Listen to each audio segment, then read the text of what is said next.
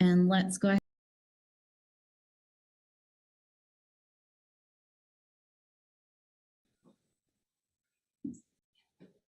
I pledge allegiance to the flag of the United States of America and to the republic for which it stands, one nation, under God, indivisible, with liberty and justice for all.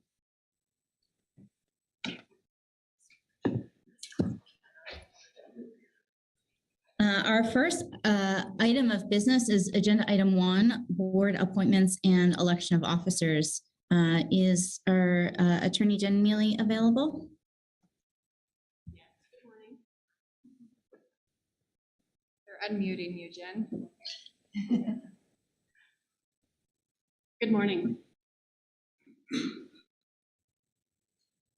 Good morning, and I understand that our newly appointed board member has not yet been confirmed. Is that correct? That is my understanding. Okay, so then I think we don't have any appointments right now. We'll move on to election of officers. Is there anything you wanted to share with us before we make nominations? Nope, thank you. Okay. Well, at this time we'll entertain nominations for our board chair position. And I would like to enthusiastically nominate Director Brown from the Yampa White for that position. Second. We need a second. You got it. Thank you. Director Dutton. Thank you, Director Dutton. Sorry, I can't see everyone very well in the room. So get my attention if I don't respond. Are there any other nominations for the board chair position?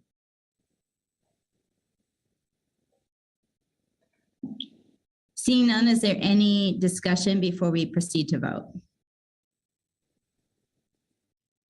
I would just like to thank you, Jessica, for the great job you've done over the last year.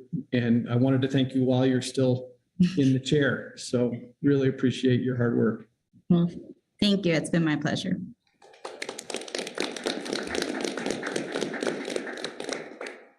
All right. Is there any further discussion on the nomination for the chair position? Seeing none, we'll proceed to vote. If you wish to object or abstain, please either indicate orally in the room or indicate in the chat.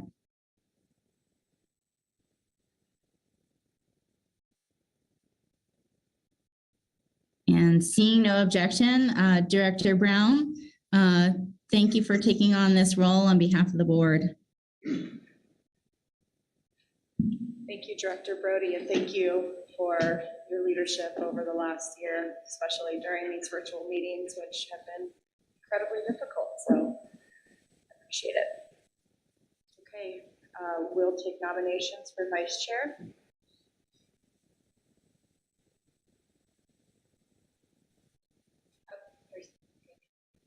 Oh, thank you, Director Brody. Director Brown, I'd like to nominate Director Greg Felt for the position of vice chair. Great, thank you. Do I have a second? I'll second. Thank you, Director Gibbs. I have a motion and a second for Greg Felt to be the vice chair. Any discussion? Anything in the chat? Seeing none, if you wish to object or abstain, you can do so in the chat or verbally now. Otherwise, we'll go back to protocol and I'll take the vote. So all those in favor of having Greg Felt be our vice chair, please signify by saying aye. Aye. Thank you. Okay, congratulations, Director Felt. Wherever you are in virtual land, I can't see you. Okay, moving along. So we have the agenda today. There is a possibility that we may need to move item 10 to the end of the day today or tomorrow, but I have not heard whether we'll do that. So let's just go ahead and do that to be safe. Okay. So I'd like to propose that we move agenda item 10, the proposed renewable temporary lease of Stagecoach Reservoir water, to behind the water plan update today. I get a motion for that? Do we get a motion? Yep. Thank you, Director Gibbs. Second. Thank you, Director Dutton. A motion and a second to move item 10 to the end of the day today after the water plan update, agenda item 19. Any discussion? Anything in the chat? Seeing and hearing none, please signify by saying aye if you wish to approve the agenda change as noted. Aye. Aye. Aye. Okay, any other changes on the agenda? Okay. Can I get a motion to approve? Do we need another motion to approve this agenda? Bear with me. All right, we'll move forward to board meeting dates. We have board. Oh, I'm sorry. Thank you. Review and approve the board meeting minutes. I skipped it. Yeah. Okay. Agenda item 3. May I have a motion or any changes to the board meeting minutes from the January 24th to 25th, 2022 meeting? Director Sakata? Thank you, Madam Chair. I'd like to confer with the board. I think there's a correction that we need to make on the minutes for agenda item 18D. I believe it was informational only. It indicates that Director Felt moved and that I seconded it. I don't think that was the case. Okay, thank you for that change. Any discussion on that? Is that a motion? So I'll make a motion to approve the minutes with that change. Thank you. I have a second from Director Anderson. Any discussion? All those in favor of making the change to the January 24th minutes, 24th, 25th minutes, please signify by saying aye. Aye. Aye. All those opposed, please signify by saying nay. Motion carries. Thank you for that catch. Okay, now we are at the consent agenda items, and I know Anna Moss has something she'd like to say about our grants, but in the meantime, we will remove item 1F and item 4C from the block of voting. Okay, go ahead, Anna. Good morning. For the record, Anna Moss, CWCB staff. I just wanted to make a quick clarifying statement on consent agenda item 4 is the water plant grants. And there was a concern brought to my attention that when you see the actual applications, the PDF versions, sometimes the total project cost versus what's on our staff recommendation and project data sheets, there might be a discrepancy. And I just wanted to let you all know that that's fine. The data sheets are the most current. There's a number of reasons why that might happen. One is those applications are very static. We take a sort of a PDF when they come in, and through the review process, sometimes we work with applicants on maybe refining scope and budgets, so that happens. Sometimes there's just been an error by an applicant. And what happened in this case and a number of things was there was a bug in the new portal. So as we launched it, we realized it was double counting some of the applicant match. That's since been fixed, and we can work behind the scenes. So I just wanted to let you know that everything is all good there. The data sheets and staff recommendations are all accurate, but happy to answer questions if you all have any. Thank you, Anna. Any questions for Anna? Okay, so we can go ahead and take a motion to approve the remaining items on the block from the consent agenda. Madam Chair. Madam Chair, if I may, I'd also like to ask that consent agenda item number 3 be pulled from the consent agenda. Okay. This has to do with capital.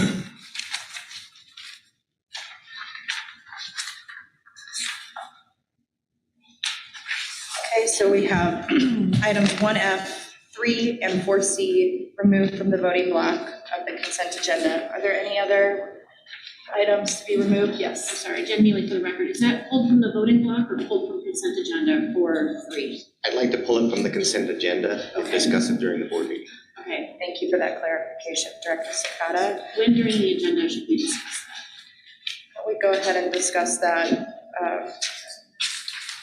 right after item 4. that? Great, thank you. Do we have the staff here for this item available? Peppo? Yep, okay.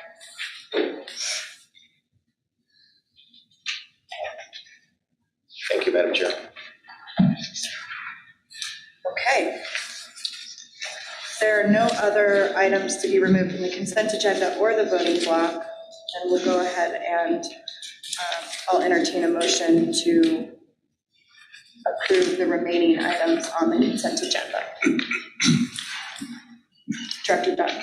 Madam Chair, I move that we approve the consent agenda with the items removed as discussed. Thank you. Do I have a second? Second. Thank you, Director Sakata. Any discussion? Anything in the chat? I see there's a red thing. Thank you. Okay, all those in favor of approving the consent agenda, please signify by saying aye. Aye. All those opposed, please signify by saying nay. Okay, the motion passes. Thank you. And Director Felt, are you still with us? I'm still with you. Are you ready to run item number 1F in my absence? 1F. Thank you. I will be recusing myself and stepping out of the room. My employer, Tri-State Generation and Transmission, owns the Elk Ridge mining subsidiary. Okay.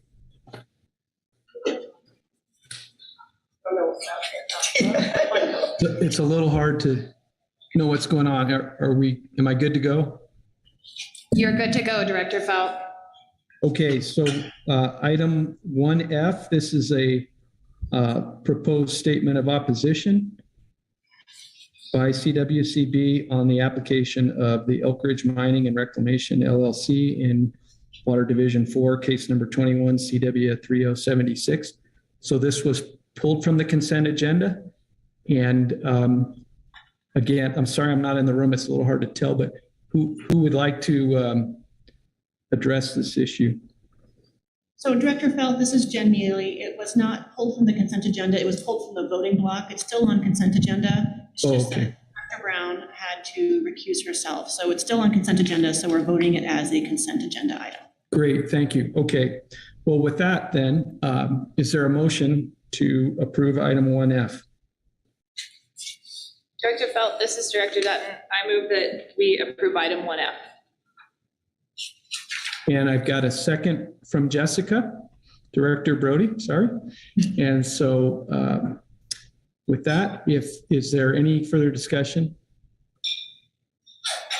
And hearing none, all those in favor of the motion, please signify by saying aye. Aye. And opposed, nay? Okay, the motion carries. I didn't know where you went. Oh, you're like, go get her. Well, staff told me I was in the good place when I went back behind that door, so. All right, thank you, Director Felt, appreciate it. All right, we will move on to item 4C. And Thank you, Madam Chair. I'll be recusing myself from this item as I'm the director on the Bright Ditch Board. thank you, Director Sakata, enjoy the good place.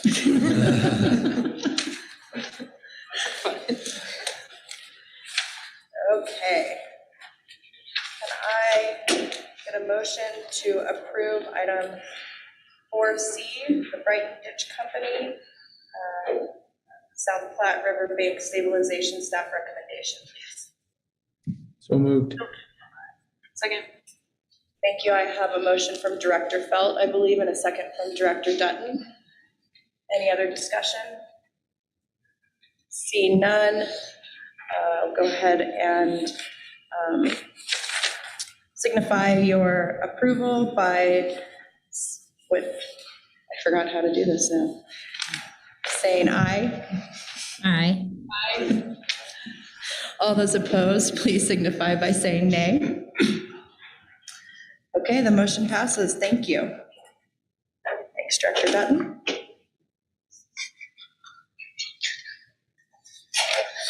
Yep, I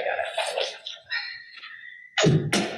Okay, thank you. And now we will discuss item from the consent agenda 3, PEPO grants. If I could have the appropriate staff member either on the video or up at the podium, that would be great.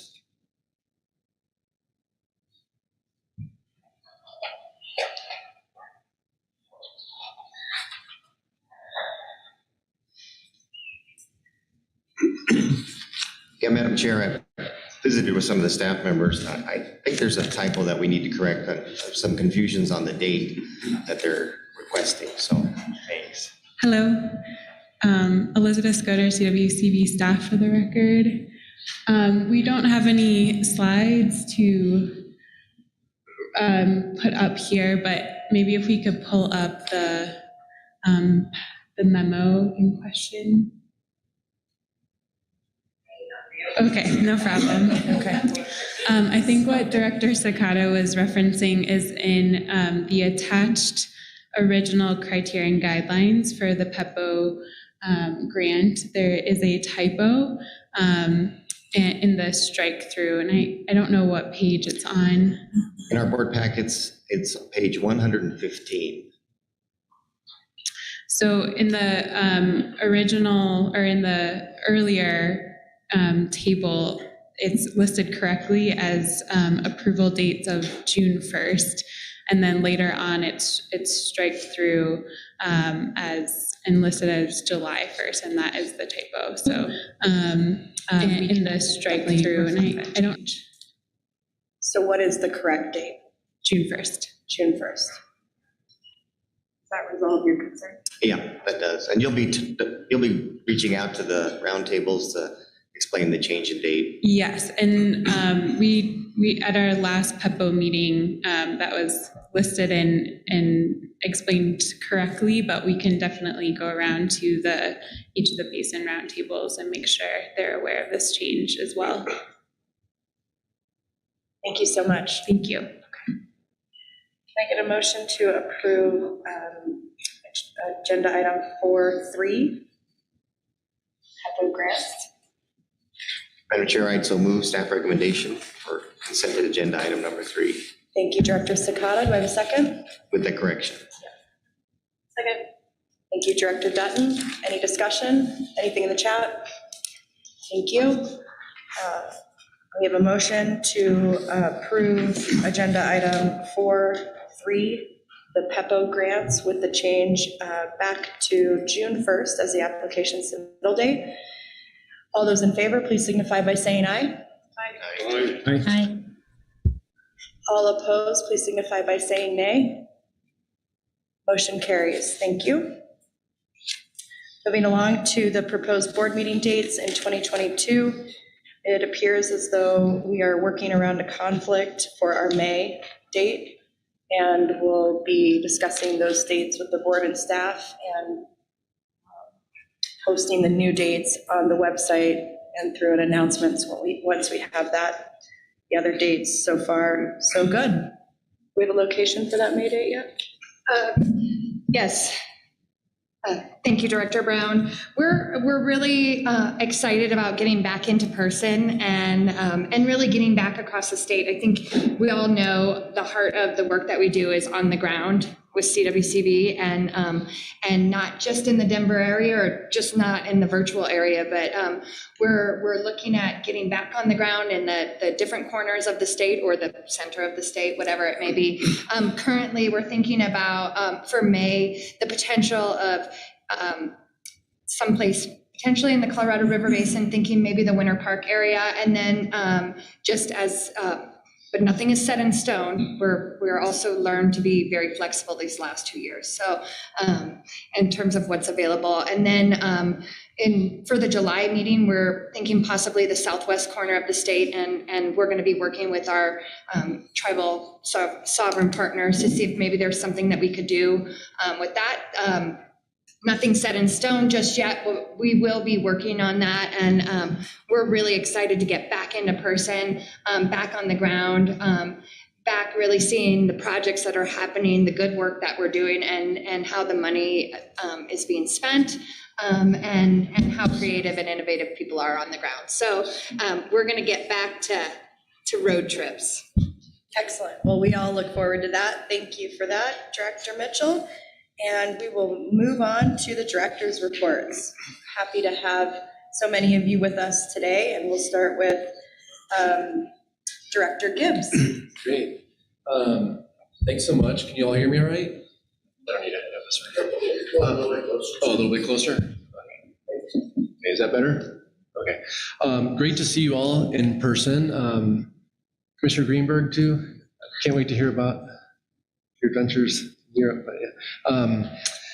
Let's see, it's hard to believe that about 2 years ago, we were just about 2 miles away from here for our March board meeting. I can't remember what hotel is at Simpson Union exit. It was Director Felt's first meeting as well. And that was, we are at that point had already had our first COVID case in Summit County and Keystone. That was a skier that was visiting from Italy, I believe. And then I remember vividly in that meeting too, I was looking at the news reports and so forth, and there were a couple more cases that sprung up in the Aspen area. So then I remember talking to Director Gail Schwartz, and everyone was really on edge, to say the least, at that meeting, kind of like, should we have this meeting or should we not? Should we go home? Fast forward, that was 2 years ago.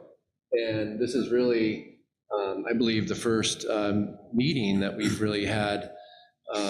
I guess we have had, some meetings in person and hybrid, but we've come a long way. COVID is still around, obviously. Many people have gotten sick, many people have died. But I'm just so grateful that the numbers right now are really reflective of where we were at last summer, where we were able to do, meetings in person and stuff, and actually see the majority of you. It's really fun. I know many of us have kind of Zoom fatigue, but it can be very efficient, obviously, for meetings. You can fit in a lot more time, but I think there's no substitute when we can sit around the table and really talk about the challenging topics that we have in front of us. So I'm excited to see the folks that are here, and also want to congratulate, Director Brown for your new chairmanship. Really excited to have you in this leading role, and Director Brophy too. Thank you so much, or Brody, excuse me, for your leadership, serving as past chair. And then also want to recognize Director Gail Schwartz's service too. She really worked hard on this board, so I really want to thank her for her service, but also recognize Paul Brochet. Thank you so much for stepping up to lead in this really important time. And then, so congratulate Paul, of course, but also to Jessica and Jackie for their reappointments as well.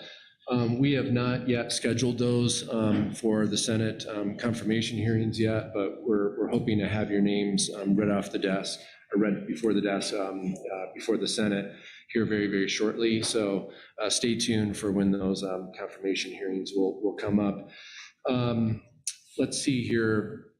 Thinking of COVID too, many of us are still kind of working in this hybrid situation where folks come to the office, a few days a week and are able to work from home. Within the Department of Natural Resources, every department is a little bit different on how they're structuring it. But the key provision moving forward is we do want to offer flex workplace agreements with staff. If you're able to do the work from home, we want to allow you to do that, but also recognizing the importance too to come around the office as well. So for example, in the executive director's office in my shop, we have cabinet meetings every Monday morning, and my expectation is that folks are able to be there on Mondays. We have our kind of 7th floor meetings and so forth. But besides that, there's a lot of flexibility. For boards and commissions, those are all, opened up now. Most of the ones within the Department of Natural Resources are still kind of hybrid, just like this. And my anticipation is probably that we'll continue this moving forward. We want to be flexible in terms of the needs that people have and recognizing that, so there are times when people just can't make every meeting in person. So just kind of moving on, thinking of the Capitol, our legislative agenda portfolio is, we have quite a few bills. I thought last year was definitely heavy lifting for our kind of legislative portfolio. We have quite a few different bills, but none of them should be controversial. Saying that, knock on wood, hopefully it doesn't turn out to be controversial, but we have a late bill status for all these. I'll rattle off here. The reauthorization of the Habitat Partnership Program. That's been a great, important program that's been administered through CPW for many years. The reauthorization of the non-game species tax checkoff. That doesn't bring in a whole lot of money, but it's still important. Protect sensitive wildlife data, our annual species conservation trust fund bill, and then annual water projects bill. And we're also working on a backcountry search and rescue bill that really is kind of taking the next steps of, there's a study bill last year that really looked at where backcountry search and rescue should live and how the partners work together and the funding streams and so forth. And then just last week, Oil and Gas Conservation Commission passed their financial assurance rulemaking as part of implementing Senate Bill 181. And with that, there was a provision in there that recommends to the General Assembly creating an enterprise status for our orphan well program. And so that's actually something that both oil and gas and the environmental community all seem to be really supportive of. Just thinking of other boards and commissions, we're hoping to get, looking at Kevin, Groundwater Commission scheduled here in the near future. Also earlier, was it last week, Parks and Wildlife approved 2 of their new members, and then State Land Board saw approval actually just yesterday of their 3 new people for their board members. We had great news on Monday. We had the Joint Budget Committee figure setting approved every one of our action items. And so this may be the first time. I'm looking at folks that have been here longer than me, Kevin and Becky, but it's pretty cool. We're really excited to have the JBC members, approve our package, which includes really important provisions that include everything from, supporting outdoor recreation and conservation initiatives, like bringing in 15.5 FTE to help implement the Future Generations Act that passed a few years ago. There's a part of the package also includes obviously helping to with our water resources and needs, the staffing for regional water plan grant coordinators within CWCB, Division of Water Resources, water accountants, State Land Board for a water resources manager. And then one that I'm super excited about as well is our DNR Tribal Liaison. When you think about everything we do in the Department of Natural Resources, everything has a nexus to our indigenous lands with all Colorado lands. And so having that approval right now, I think is really awesome to say the least. We're really paying close attention to the infrastructure bill that passed. I do have a full-time person, Nate Pearson. He'll speak to us later on today. I believe he's on schedule like right after lunchtime to talk about kind of his role. But we're really looking through a lens of considering what really works for the Department of Natural Resources in 3 major buckets: direct federal spending on federal-owned assets, number 2, formula grants for states, number 3, competitive grants for states, tribes, and locals.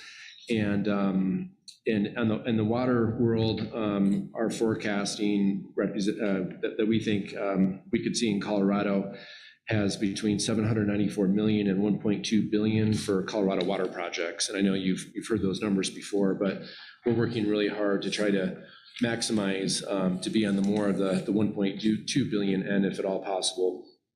I know when you all give your updates tomorrow in terms of what's going on in your basins, historically we hear, what's going on for snowpack in your area. Statewide, we're about 100%. I know In your neck of the woods, you're about, I think, about 90% in the Yampa Green.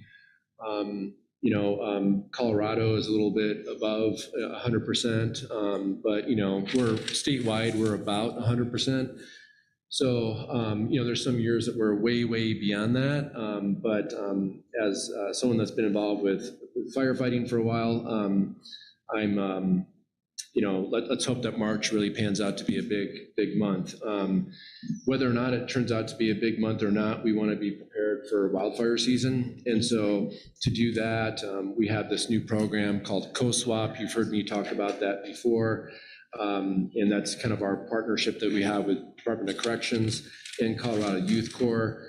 But we just sent out a notice for grants that are available statewide. So if you want to learn more about this program, look at the Department of Natural Resources. We have a co-swap kind of component linkage on there. But we're hoping to have our teams, scattered kind of throughout the state, working on high priority forest health mitigation projects. Last Monday, had a really great trip out to the lower South Platte for a field trip, and included everyone from Kelly, my AD on water, DNR comms director, Chris Aaron, our state engineer, Lane Leoniak, Scott Steinbrecher of the AG's office, Director Sakata. Is really wonderful spending some time with you out there. The trip was really designed to have, better understanding of the local impacts and really see the hydrology, on the ground, and also learn about the implications of the South Platte River Recovery Program. We were also joined by Senator Sonnenberg and Senator Donovan. We heard from former CWCB Director Jim Yon. We also heard from Joe Frank from the Lower South Platte Water Conservancy District. We heard from John Altanoff from Northern, and it was really amazing just to get out there. And we spent really the whole day. Kevin, really thank you to your team too for helping to put together. I know Corey DeAngelis was really one of the leads, but along with Brett Shanzes and Bruce Phillips, working to coordinate all that, was really huge. So more to come on that, but I thought it was really important that some of the water leaders got out there to really see on the ground what those impacts could look like.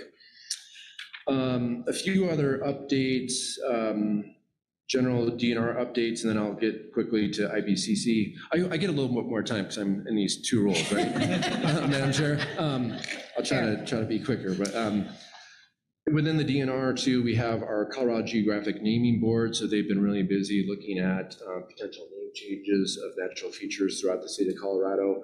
Also, the Secretary of Interior has Howland directed states to look at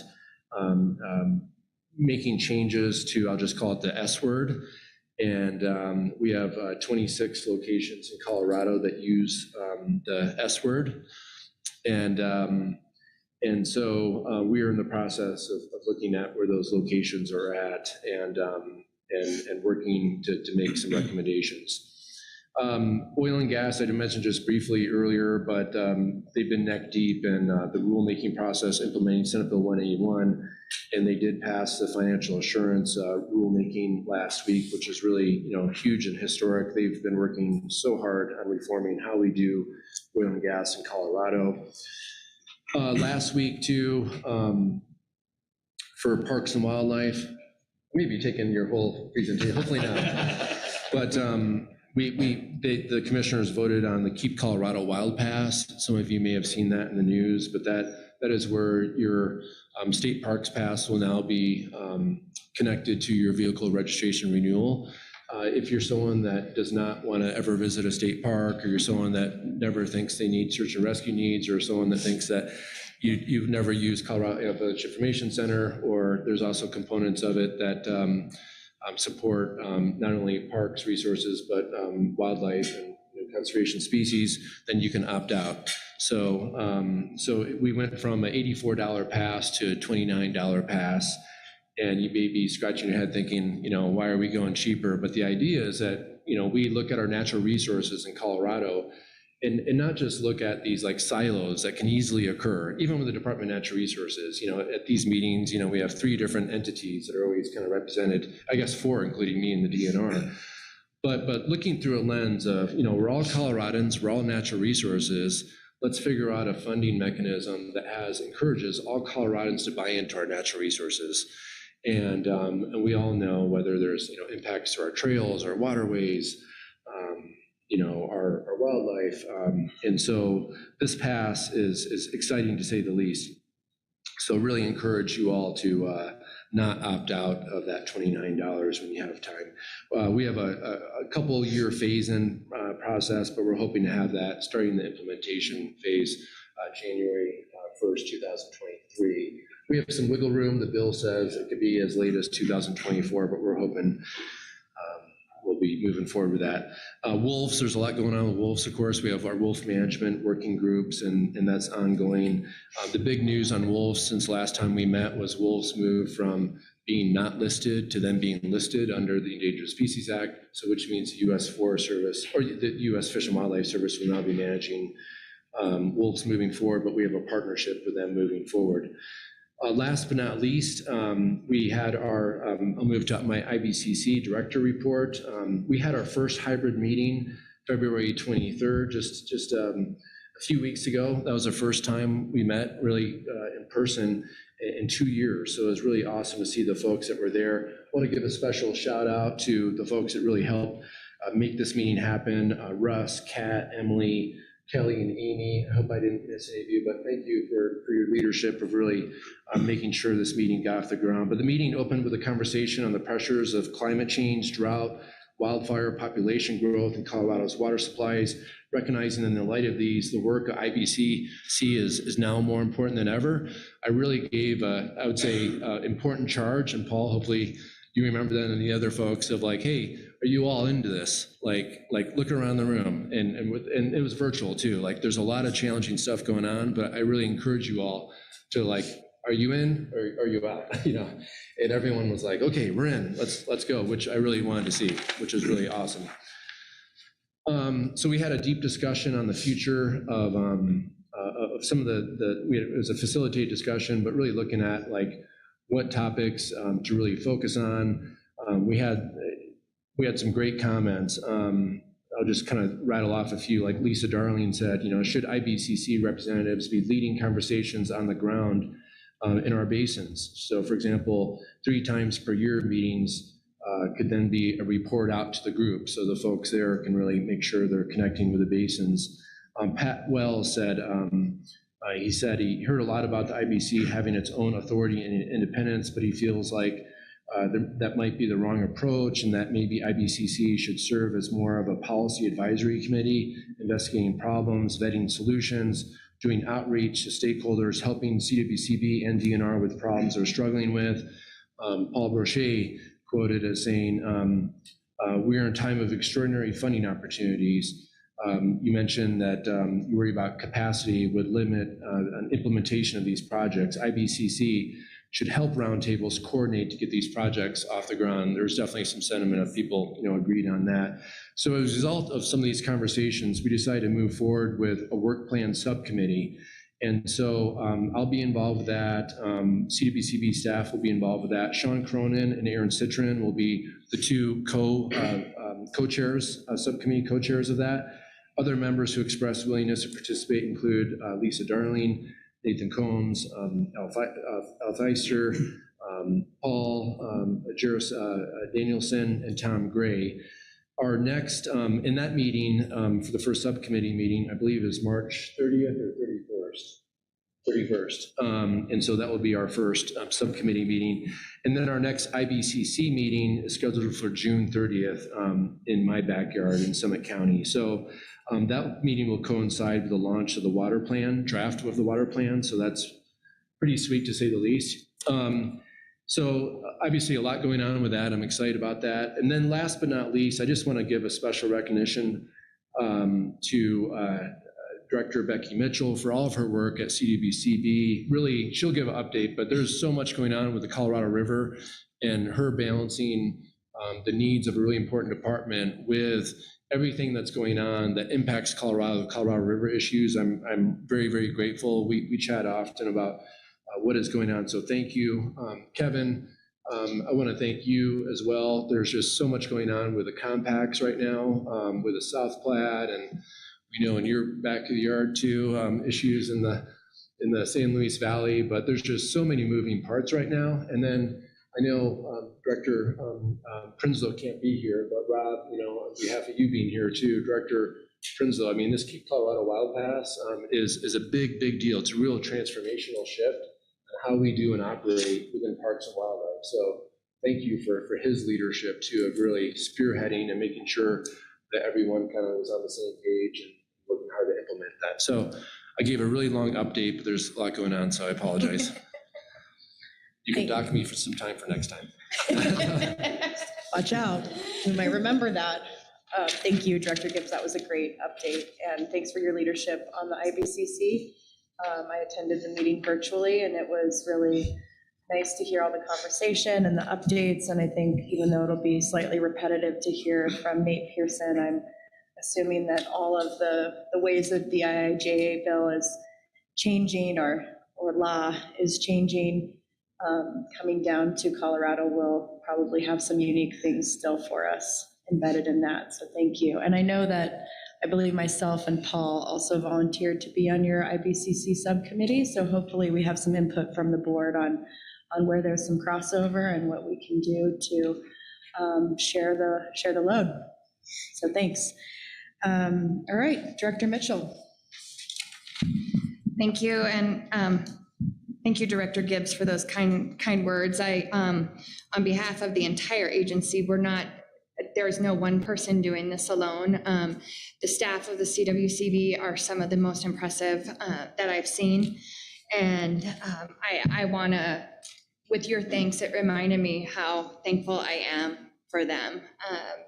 And so in the spirit of thanks, I wanted to also thank Director Schwartz for her service. I know she worked tirelessly while she was on the board, but also at the same time, welcome our new director, Paul Bruchet. And then also make sure to make note that Director Brody and Director Brown also were reappointed, and that is incredibly important and special. And I think with Greg Felt being the vice chair, there's going to be some hard work in front of us. And last night, I contemplate the nights before these board meetings. What are we embarking on? What is the goals for the next few days? And I thought about the importance of this board, the role of the board, how critical they are, and how critical this time is that we are in right now, as we're thinking about the next water plan, and it being, I thought back on that first water plan and how important it was, and the time that it came, and the time that what was happening in Colorado at the time that first water plan came out. And with this update, thinking about how critically important this board is right now, as we're looking at moving Colorado into the future. And at the same time, we're dealing with climate change, the changing hydrology, the Colorado River issues, other compact issues across the state, and thinking this is in such an important time, and the commitment of this board is incredibly influential. We're going to be hearing about the stuff that we do and are doing now for generations to come. So I want you to recognize the importance of the work that you're doing. Speaking of the water plan, a lot has been happening in regards to the water plan, and staff has been working tirelessly, but the folks on the ground have been working tirelessly too. And the Basin Roundtables finalized their basin implementation plans. This was early in February of 2022. Again, we appreciate the hard work of all the roundtables, and we're really excited as an agency. And when I say we, I mean the we of this board and the staff together, hand in hand, to build off the important work that came out of the roundtable as we develop that update. It's still ongoing. We're going to be planning for the rollout of the water plan June 30th, and we're going to be really seeking ways to get input not only from the public, but from this board as well. I also want to note something that was really important and I think is different in this water plan is that on February 2nd, 2022, so last month, I guess, that was the last meeting of the Water Equity Task Force. And it really concluded that year-long effort to consult with the group of experts to develop a set of guiding principles on diversity, equity, and inclusion that can really be focused on and used in the water plan to guide our future efforts. And so also in terms of the folks working hard, Director Gibbs mentioned that we just had a meeting with both the Interbasin Compact Committee and the Public Education Participation and Outreach groups. And I want to thank those that stepped up, specifically the board members, to work on that new subcommittee to drive the development of a clear work plan for that IBC group moving forward. So I think this is so important, and this update may be as important as the first water plan and how we move forward at this critical time, protecting all of our compacts and really honoring who we are as Colorado and who we are as Colorado water leaders is so important. So as critical a time. I want to talk a little bit about some Colorado River things, just because I feel like this is a good opportunity to use this group as my advisors, but also to get the message out of what we're dealing with when we're looking at the Colorado River Basin. Unfortunately, we often have to look at the capacity of total active storage, and that's sitting at about 36% right now. That's all of the Colorado River reservoirs, and that's not enjoyable to hear when you talk about the reserves and what happens when your reserves are down and when there's not inflow. That is incredibly concerning.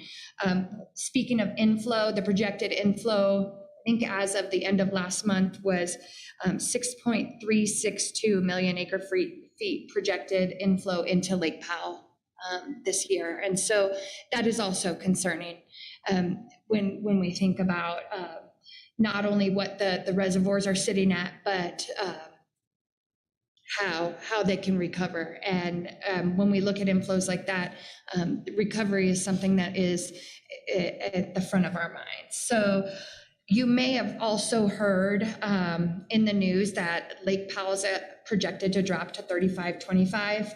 I think it may be happening today. I haven't checked specifically where we're at. You may recall that this is a target elevation in the Drought Response Operations Agreement, and it's really meant to provide a buffer for hydropower production. The decline, I have to say it, that is that buffer zone. It's 35 feet above the 3490, which was what was considered critical, but this decline is temporary. It's also anticipated, and it was spelled out because we knew there was a potential it could happen. It's expected to recover above the 35.25 mark during the spring and summer runoff. So while we are concerned, this is concerning, we also were able to see some of this coming, and we're taking it seriously. You heard a lot of our conversation last summer, you can recall, was regarding releases from some of the crisp reservoirs. Those reservoirs have already provided 161,000 acre feet of water to mitigate the situation in Powell. We're also, you'll recall, that was an imminent need emergency action by the Secretary. And one of the things that we learned from that is that we want to be even more proactive. And while we knew this was coming, we want to be a part of the plan and make sure that it's happening in a way that's best for not only Lake Powell, but the state of Colorado, the other upper basin states, the lower basin states.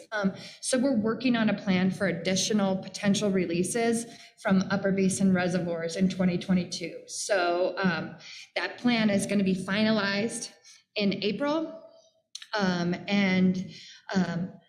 We continue to keep close contact with our other basin states, and we're monitoring the situation closely and take our role as leaders in the Colorado River Basin incredibly seriously. So that's where we are with the Colorado River at this point. And then I want to highlight something that I often go through the director's report and really pick out the high points for this board to talk about. But I urge not only this board, but the general public to read about what we're doing across the agency. Every section puts a significant amount of effort, not only into the work that they're doing between the board meetings, but making sure that you're aware of some of the things that don't come to the board that involve our daily work. And the folks in CWCB are working hard every day. And a lot of that is exemplified in that director's report. A couple of the things I want to bring up is you'll recall the Water Efficiency Grant Fund program. I believe the decision was in May of 2021 to really look at efficiency across our agency and merge that program with the Water Plan Grant Program. And I think that was a step to really focusing on customer service and how do we work better with the public? How do we make our program simpler to access? That was a start. And so just kind of want to highlight that we'll no longer be accepting applications through that program. You can go through the water plan program, but we're going to continue to spend down the rest of the funds. But I wanted to update on a couple things that were in progress. The Ducha Domestic Water Company, their drought management plan, they submitted a 50% progress report since our last board meeting. We also have the City of Inglewood, the Water Efficiency Plan update. They submitted a 50% progress report. Tri-County Water Conservancy District also did a Water Efficiency Plan update. These are the things that are happening on the ground by our partners, at the local level, that are really moving not only the work that they do forward, but the work that really implements Colorado's water plan and our goals across the state. We also, in the director's report, I want to highlight another thing that is really focused on more efficient use of our natural resources. And one of those things is the water loss initiative. This is something I'm incredibly proud of, and I'm incredibly proud of the work that we do on this. And part of the reason I am is because there's a focus on rural area and ways that we can work together. At this point, there are 68 registered participants in our water loss initiative workshops. We had just a couple of those last week. And Kevin Reedy leads that in our agency. And I speak about Kevin frequently, partly because I'm very partial to the conservation work that we do on the ground and how many people we are touching with that and the folks that we are working with. So some of the other things I'm incredibly partial to are the work that we're doing on wildfire ready watersheds, all of our wildfire recovery efforts, but also the urban wildfire recovery things that have been happening on the ground. Kevin Houck's section and the flood and drought protection section, folks have been working incredibly hard, what I would consider above and beyond, making sure that we're prepared for whatever future comes towards us, and really looking at ways that we can do better and respond quicker and be better as an agency, but also as a state. So speaking of all the great work that we do in the agency, that can't be done without great staff. And you've probably heard that CWCB had some losses, and folks had moved on. And I think that's part of what's happening across the nation right now. And we were no exception to that. That with every loss is great sadness, but also great opportunity. And I have to highlight a few of the people that we've gotten and changes that have been made to the agency. am always impressed about the kind of people that we can bring into this agency. And so it is amazing to think about folks that with such broad talent wanting to come and work. I'm humbled by it. So I want to highlight a few of the folks that have come in since our last board meeting. First of all, if you are here, I would like you to raise hand or come stand over here. But Emily Zamak started with CWCB last week, really, and kicked off. She's right in the back. I can't see when I have my glasses on, but sometimes I can see. But she kicked off last week as the Deputy Section Chief of the Interstate and Water Information Section. She took Amy O's old role. And so before joining CWCB, Emily worked for CDR Associates, where she served as a consultant to the CWCB. So she knows our work. She worked with us on demand management and other Colorado River work. So she's perfectly suited for this. I know firsthand how awesome she is, and having had the opportunity to work with her and have staff work with her, I'm completely excited. Her background is facilitation, conflict resolution, we don't know anything about that, and complex natural resources, and she's a perfect fit. Megan O'Grady, she's here. Yay. She started a couple weeks ago with CWCB as the climate specialist. Megan Holcomb's position, she's vacating at the end of the month, if you're not aware. And so Megan, replacing Megan, has been working in public policy for 20 years. The last 15 of which she's focused on climate impacts, vulnerability, adaptation. She's managed around 20 adaptation efforts for federal, state, and local clients, and has written and designed over 15 published adaptation guidebooks, toolkits, and papers. We're pretty excited. These are some amazing people. Also, Nora Flynn. Yay. Started last month as the agricultural specialist. You'll recall Alex Funk's old position. Her background is in agricultural research. She worked at the Colorado Water Center at the Colorado State University. Jennifer Gimbel's really upset with me, by the way, and the USDA in Fort Collins. So she recently finished her PhD in soil and crop science at CSU. She studied deficit irrigation. Just a little bit of fun fact on Nora, she's going on a 3-week trip down the Colorado at the end of the month. That's been delayed for 2 years. It seems like people start and then they go on these trips right away. They're better negotiators than I am. So just say that. And then we have Wendy Cheek. I think she might be back in the office, but she had been, she's in our finance section, and she was with the DNR EDO for 3 years. And prior to that, is she here?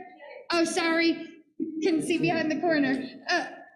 Wendy, get over here, but prior to working with DNR, she worked in various accounting roles in IT, oil and gas, and forensic accounting. I don't even know what that is. She has a BS in psychology, so that makes me a bit nervous, from Purdue, and a master's of professional accountancy from MSU Denver. She loves the outdoors and world travels. I want to say that I was talking to Director Gibbs on the way here this morning at 7 a.m. And I was kind of talking about the staff and the folks on the ground, and they love, I think people work at CWCB because they love what we do, and there's not one staff that doesn't get to the outdoors, doesn't focus on it, doesn't appreciate our natural resources. There's always bikes in our office, and crampons and snowshoes and things like that I sometimes have time to use, but not much anymore. But I think that real connection with the resource is what makes our agency so special, and the people in it. So I know I took too much time, and I'm probably not going to give it up next time. But I think this was an important thing to talk about today. And thank you all for your service on the board, but thanks to staff also for your service for the agency. Well, thank you, Director Mitchell, and I'm just floored by the new employees we have. I feel really lucky to be part of the board while you all are joining us. I am concerned. I know that the Front Range has received a lot of snow. I did not know that it required snowshoes and crampons to get to Sherman Street, but shovel it on over and bring it over to the West Slope whenever you'd like. We could use it. And with that, we'll turn it over. Oh, excuse me, Director Sakata. Thank you, Madam Chair. Yeah, thank you, Director Mitchell. I really appreciate it. I really appreciate the reports too. I want to make a comment on the Denver 1 water plan that you had in your report.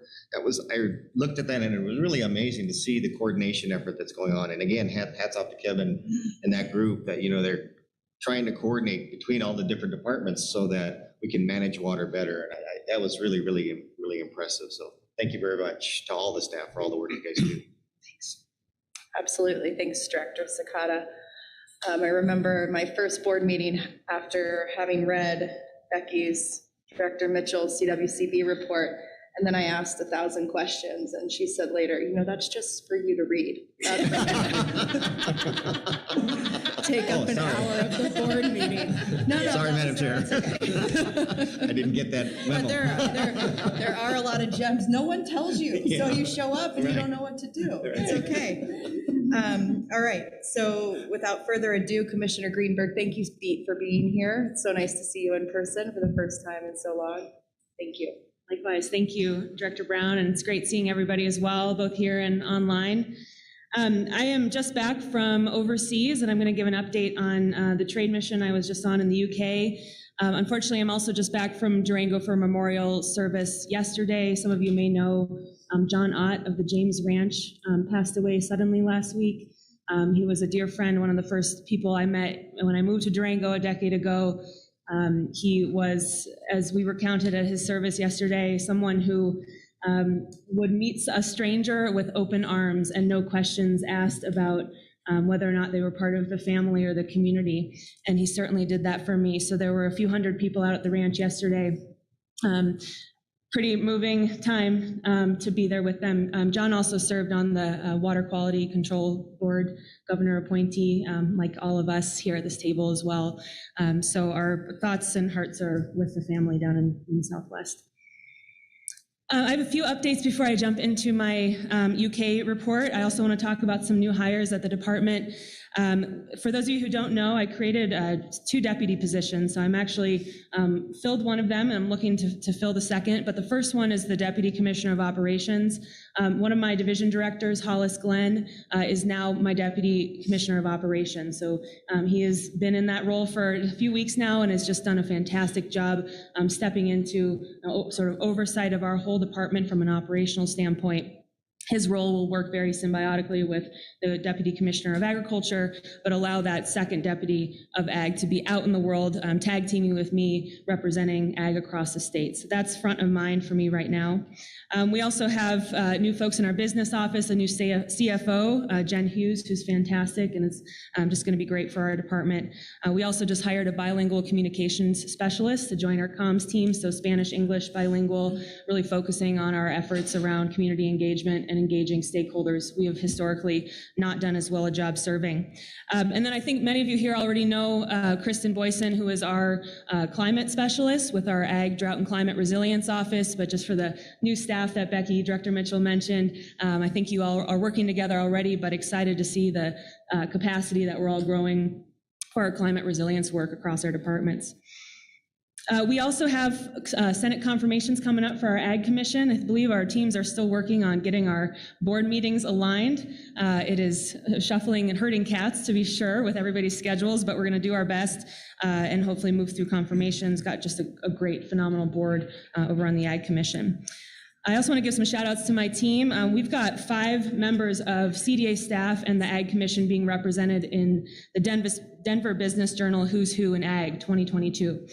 So that is Tom Lepetsky, our Director of Marketing Services, Ashley Warsh, one of our international trade specialists under Tom, Billy Sieber, my AG at the Attorney General's office, so we'll be recognizing the AG's office as well, and then 2 board members, Brant Harrison from out in Palisade area and Roberto Mesa from out in Bennett. So very excited to be celebrating the great work that they do for Ag. We've also been focusing on a new program area you may have heard about, our Bureau of Animal Protection. A lot of folks don't know that at the department we have 2 animal welfare programs. One is pet care, so we regulate all of the groomers, breeders, shelters. Anytime you adopt a pet, we have something to do with it. The other program is Bureau of Animal Protection. That's where we coordinate with local law enforcement on cases of animal neglect and cruelty. We have thousands of cases a year that most folks never hear about, and we have a budget request to scale up our capacity to really take a new approach. Our approach to date has only been responding when we get calls once something bad has happened. We are now looking to focus on education and prevention. How do we get ahead of this? How do we coordinate with local law enforcement, with the livestock community, with veterinarians to make sure that we are providing services and not just responding to cases? So a lot of the issues we deal with have mental health components. There are issues around just being able to afford to keep animals well and healthy.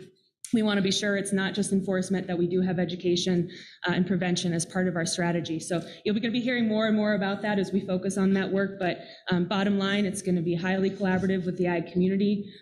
Historically, over the last 10 years, cases related to production agriculture have been less than 6% of our total cases. That's important to recognize that even though these programs are under the Department of Ag, we interface with members of Colorado, the state of Colorado, well outside of agriculture, and that's our statutory responsibility to enforce those programs. Beyond that, my team is very busy just continuing to get stimulus dollars out the door. We have distributed over $32 million across almost every single county in the state of Colorado out of our $76 million in state stimulus. We're also working on 3 big federal grants. One is for food access that we're working on with Human Services. A second is for meat processing. We're coordinating with CSU and others to get those dollars here. And third is the $1 billion Climate Smart grant that USDA put out. So we actually have 2 lines of effort there. One, we're leading a coordination across our western states with our Western Association of State Departments of Ag. I think that we have an opportunity to focus on arid lands, climate smart production, and how we sort of coordinate across state lines. But we also have a Colorado specific line of effort to scale up our STAR program, which again is Saving Tomorrow's Ag Resources. That's been part of our soil health initiative these past 2 years. We've gone from $0 to $8 million over the next 4 years for that program through state, federal, and private dollars. So big coordination there. We have some new exciting partnerships on the marketing side. My vision is we are seed funding, we establish the framework of the program, and then we bring in market drivers and supply chain partners to show there is market opportunity and premium from our supply chain partners for producers to do this stewardship work. So a lot emerging there that connects back to our AdCro, our Drought and Climate Resilience Office, and a lot of our stimulus work as well. And then lastly on this point, our WIGs, our big 3 are diversifying and building resilience and economic opportunity and supply chains, advancing voluntary stewardship, much of what I talked about with soil health and climate. Of course, water is in there as well. And then supporting the next generation. So that's a lot of work building out in all those 3 areas, both with stimulus and just other focus areas of the department. But in addition to all of that work that we're doing daily, I had the opportunity this past week to spend 7 days in the UK with a delegation of 4 other states. So Colorado is one of 5 states representing American agriculture abroad. We were invited by the UK embassy. So I call this a diplomatic trade mission. We weren't selling products like we normally do, although my team is headed there in a few days to sell Colorado products abroad. But this is really a relationship building. The UK, ever since Brexit, has been keenly interested on a free trade agreement with the US. The US is, to put it mildly, a little less interested at the moment. And I think the folks from the embassy as well as the government over in the UK are looking to expand sort of their relationships and see where states might be able to play a role in expanding opportunity across the pond. So I have a few photos here. You'll see on this, the first photo was taken at the US Embassy in London, recently opened just about 1.5 years ago. Just an absolutely phenomenal building, as well as I think LEED Platinum at least, and they also represent different regions of the US in different parts of the building. One photo I was not able to add, outside, so the whole area outside the embassy has been redeveloped into pretty high-end, high-rise apartment buildings. And there's, between two buildings, there's actually a swimming pool that's about 10 stories high, and it's encased in a glass box. So you can, as you're swimming, you see down to the sidewalk and vice versa. And apparently, a Colorado company exported that swimming pool to London. I did ask about the water in the swimming pool, and they assured me it was not from Colorado. So that box is checked. In addition to meeting with the embassy, we met with a number of government entities. We met with the chief negotiator for trade at the Department of International Trade, Graham Floater. We actually got to have that meeting in the Churchill room in the DIT building that had the Churchill map cases from World War II. He also fought World War I from that room, so pretty historic place to have a meeting. We got to talk about, the issues that we see and hear about the issues that they see as a country, a lot of alignment. I think one key distinction is that the UK, much like the EU, is really pushing forward with a strong regulatory framework for what they're trying to achieve. And what they're trying to achieve really does orbit around sustainability, climate change, animal welfare, food safety. Those are issues on consumers' minds across the country and are really shaping how negotiators as well as government officials are thinking about trade policy and ag policy, both domestically and abroad. Next slide, please. So this is our delegation. We have, let's see, on that picture at the Department of Environment, Food and Rural Affairs, that's DEFRA, it's the USDA of the UK.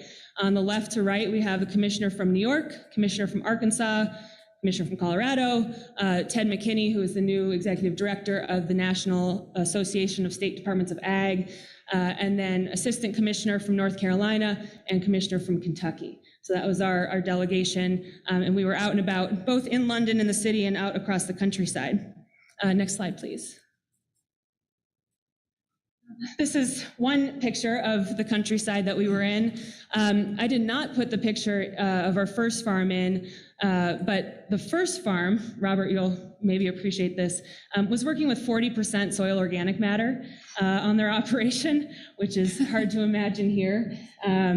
But the first farm was G's Farm. You might see some of their brands. They do the Love Beets brand, so they grow beets. And grow in about 6 countries, export around the world, and are keenly focused on regenerative ag. Same is true at this cattle operation, same was true at the sheep operation we visited. Everyone, of course, has a different definition of what that means, but they're focused on it nonetheless. And part of what is driving that, again, is the regulatory framework. There's a program called ELMS, the Environmental Land Management Scheme. They use scheme kind of like we use program over there.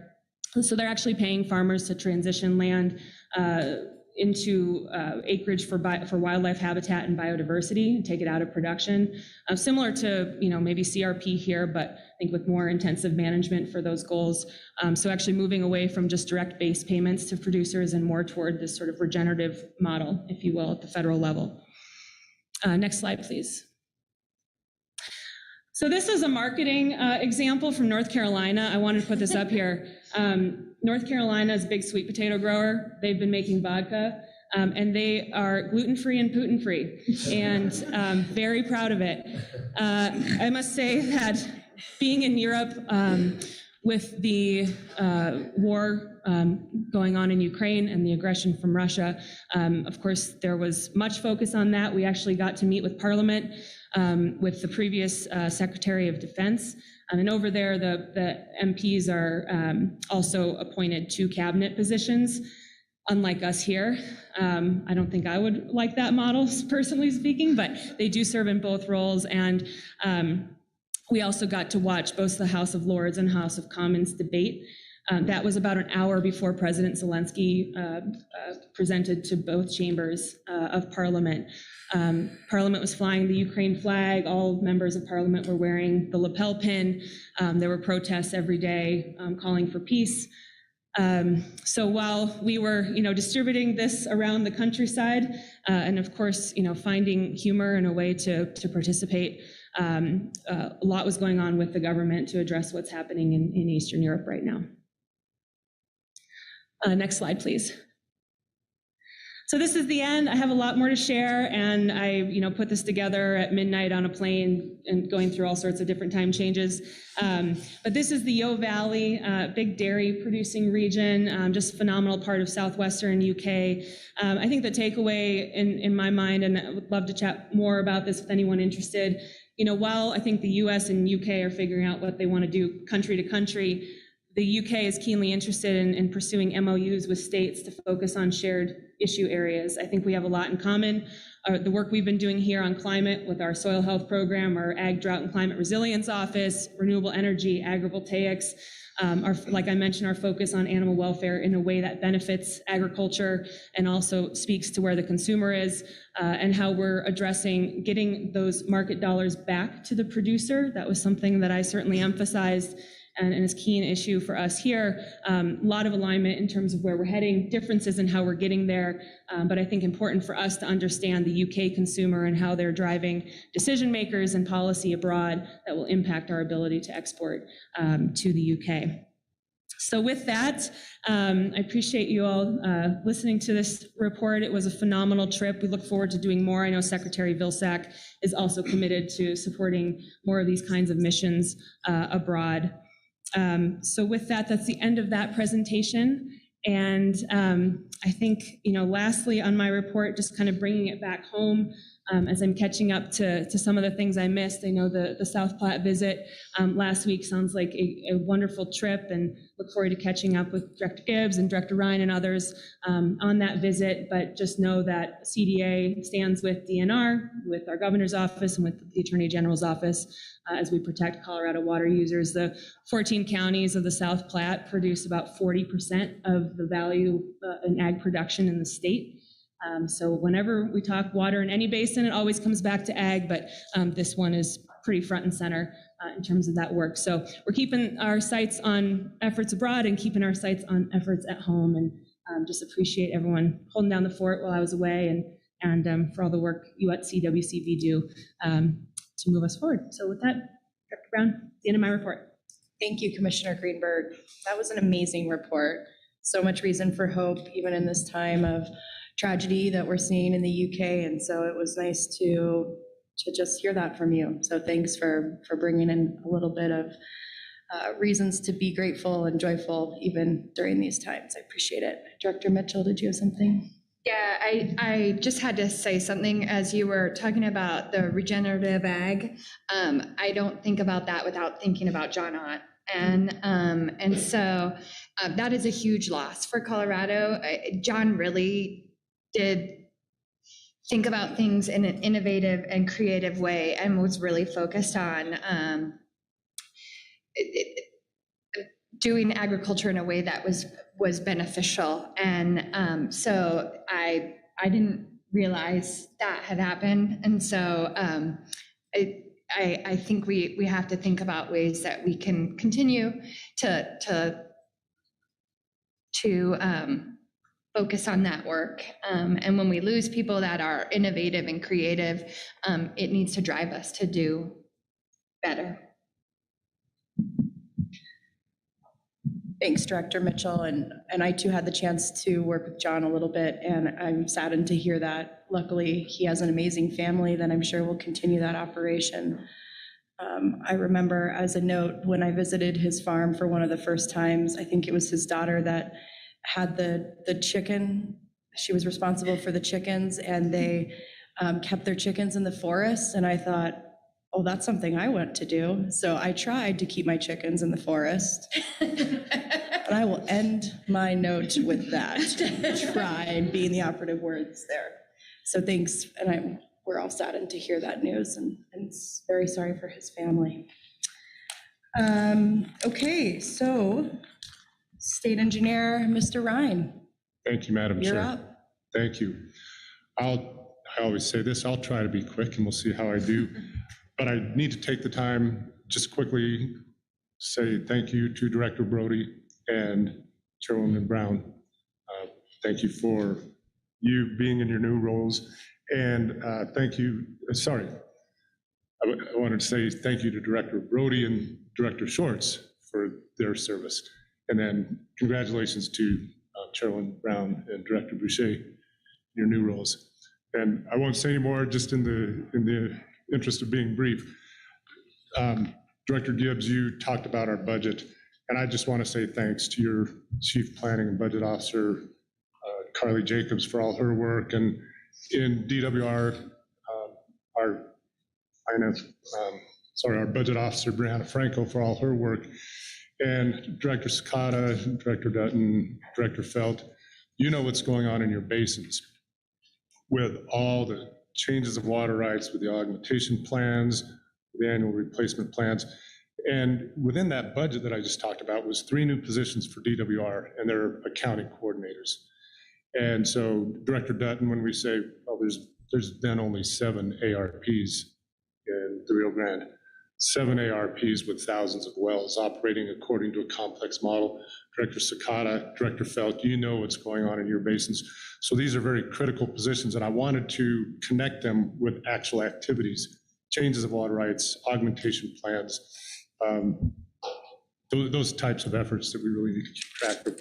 So enough said as far as thanks to our DNR and DWR people that have helped with that. I'm going to make a couple comments about the South Platte Compact and Nebraska's decision to construct a canal, but I'm going to take just a few minutes of your time to give you some context, because we talk about the Colorado River Compact so much in this group, but I just want to go through all of our compacts, and I think I can do this quickly, so don't worry. When we look at the 9 compacts that we have in the Colorado River, or in Colorado, we focus on the Colorado, the La Plata, the South Platte, the Rio Grande Republican, Castillo Creek, the Upper Colorado Compact, and the Arkansas Compact. The Animas La Plata Project Compact is a little bit differently, but those are the compacts we're looking at. And well, I'm doing this. There we go.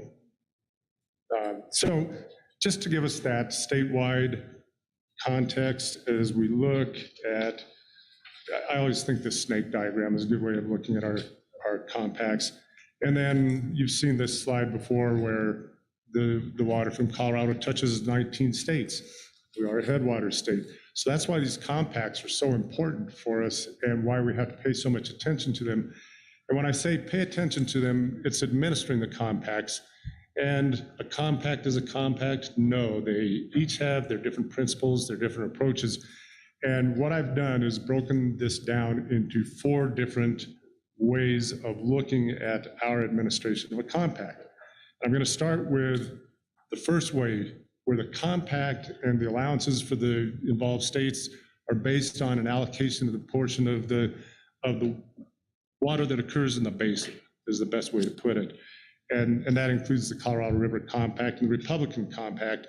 And they are just a little bit differently, but they both give the states an allocation based on the water that naturally occurs in the basin and how that's going to be allocated. And as we look at the Colorado River Basin, and there are too many Colorado River experts in this room for me to say too much about it, but we both know it starts with that 7.5 million and 7.5 million acre feet for the lower basin and the upper basin. Now it gets very complicated from there, but that's the way we allocate water in the Colorado River. And of course, that leads to our 75 million over 10 years, which is the real compliance measure. But then we have the Upper Colorado River Compact that decides how the upper basin states are going to implement that. But then we'll look at the Republican River Compact, and it's the same way. The virgin water supply in the Republican River Basin allocated, and that's a little more flexible because that allocation, that calculation of water supply is done every year. So they don't get stuck with a 7.5 million or 15 million acre foot consideration. Moving to the next would be compacts where the delivery is a portion of an index supply of water that has to go to the state line. And the Rio Grande Compact is a good example of that, as Heather knows. Our division engineer, Craig Cotton, pays Director Dutton knows our division engineer, Craig Cotton, pays a lot of attention to gauges in Colorado every day and determines at what level he's going to curtail water rights in Colorado to ensure we don't get too far ahead or too far behind what we need to deliver to the New Mexico state line every year. And the La Plata River Compact is somewhat the same, where we measure the flow at the Hesperus gauge every day, and the next day we need to deliver half that amount at the New Mexico state line. And so our division engineer, Rob Genualdi, in Division 7 does a good job with that. And then we need to look at the application of the Doctrine of Prior Appropriation across the state line, and that would be our Castilla Creek Compact and our South Platte River Compact. And I'll get into the South Platte a little more in a minute. South Platte. And lastly, a post-compact development consideration. So that's the Arkansas River. So the compact is from 1949, and so we can't impact water rights either state from before that time through our implementation of the compact. That's your quick look. There's the Arkansas. That's your quick look at compacts. Now I want to just say a few words about the South Platte and Nebraska's announcement. And we got an announcement in early January. We touched on this in our January meeting, and I just want to circle back with a little more detail and just remind us that yes, Colorado does an expert job. Our staff does an expert job of administering the compact and staying in compliance with the compact every year. And that consideration, that obligation is that either we are delivering 120 cubic feet per second at the state line between April 1st and October 15th, or we're curtailing certain water rights in the lower end of the river. We do that, we do it well. And there is really no other obligation for Colorado right now, despite what you may hear in the media. There's not something we're failing on during the non-irrigation season. So we're doing a good job of that. But we have got that information from Nebraska that they are going to construct a canal. They haven't said they might or they're thinking about it. They said they are ready to start constructing a canal. And so what is our reaction to that? We've got a lot of information here in Colorado in my office about water rights on that lower end of the river and the way we administer them. But remember, we heard about this about the same time you all and the rest of the world did, one January morning. So we are working through trying to get our best understanding of what Nebraska is doing and how they intend to go to the compact and use this canal to take water. And we're comparing that to our water rights. And that takes a little time. And we're doing our best with that, with the information we got, but we are playing catch up, of course. But I just want to let you know, we've got a commitment. Director Gibbs and Assistant Director Romero-Heaney and the rest of us in DNR and DWR are really working on this with evaluating those water rights, evaluating what we think Nebraska is doing. We're working with the Attorney General's office. We're very focused on this, but like I said, playing catch up. And so that's where we're headed. We're getting information from Nebraska, but it's really along the lines, not here's how we intend to do this and here are the details, but just that we intend to do this according to Article 6 of the compact, and we're moving ahead. Colorado, how would you like to participate is basically where we're at right now. And so we're working through that, and we'll continue to communicate with Nebraska on those points. And that is my quick update, Madam Chair, and I'll take any questions. I'm speechless that you did that so quickly. Really good thing we're headed into a break so we can all process that information, but thank you. I'm speechless that I did something quickly too, because sometimes it doesn't happen that way. Former Director Jan sent me a photograph of a Ford F-150 in his ditch recently, and I said, will it go to Nebraska?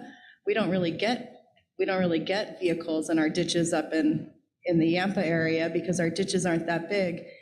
And he said, how do you know? You don't measure them. So that is a water burn if I've ever heard one before.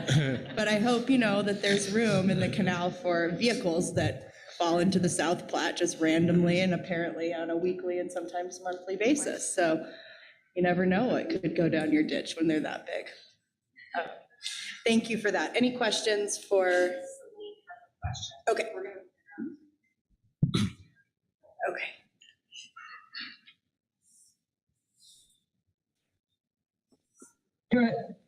Director Hawkins. Thank you. I wasn't sure if I had been called on.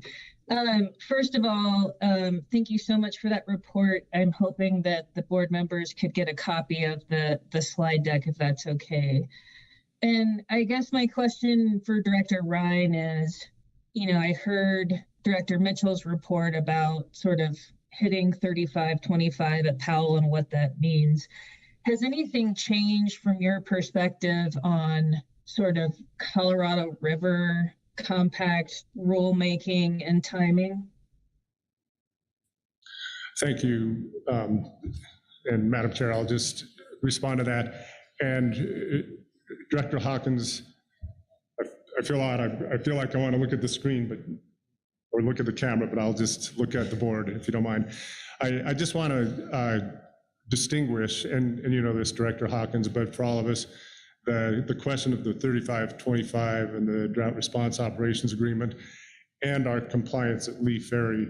So we've got a situation of urgency that I don't need to tell Director Mitchell about. I'm glad she's the Colorado River expert in the room. And I see her in the Attorney General's office working through that issue.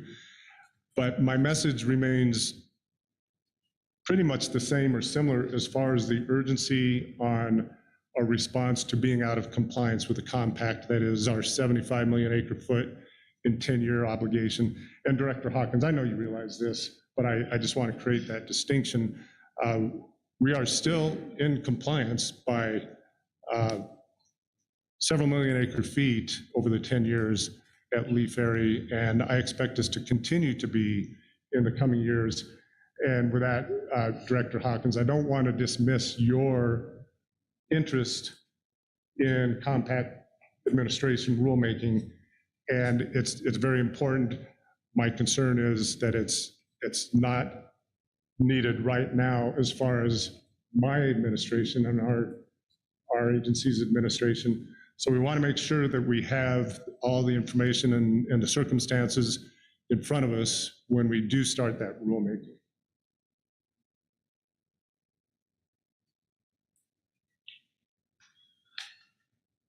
Well, thank you for that.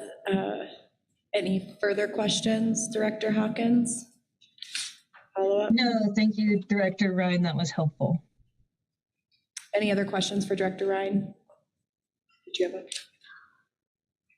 Well, thank you. Then we'll move on to Robert Harris sitting in for Director Prenslow. So thanks for being here. All right, thank you, Madam Chair. That's right, yeah, I'm Rob Harris. I'm the Water Resources Section Manager at Colorado Parks and Wildlife. Director Prenslow sends his regrets. He's at the North American Wildlife Conference in Spokane, Washington today. So hopefully he'll be able to join us next time. And yeah, I'd just like to echo Director Ryan's thanks to Director Schwartz, and also congratulations to Directors Brown, Brody, and Boucher on your appointments.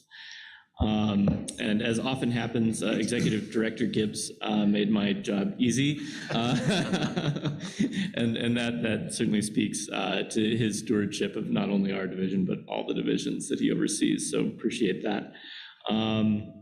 I will touch really briefly on Keep Colorado Wild, because it is such an important initiative for Parks and Wildlife.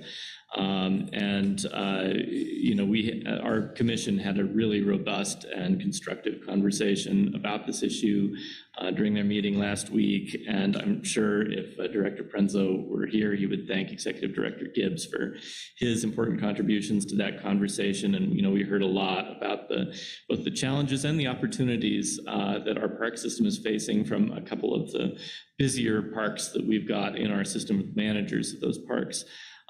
So it's exciting, and we're entering into a kind of a bold new world, and just really interested to see how this plays out. And but we thank everybody who's been involved and all the leadership that's been shown on that initiative.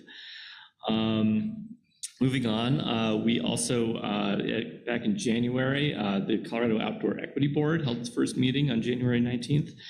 This board was created by the passage of HB 21-1318.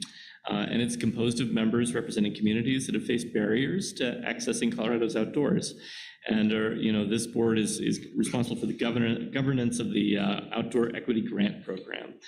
So we're looking forward to seeing what this board accomplishes in its new work. Next, CPW was also recently at the Colorado Farm Show in Greeley, and CPW is really excited to be there because we really celebrate and embrace our shared stewardship of wildlife resources with Colorado's farmers and ranchers and landowners.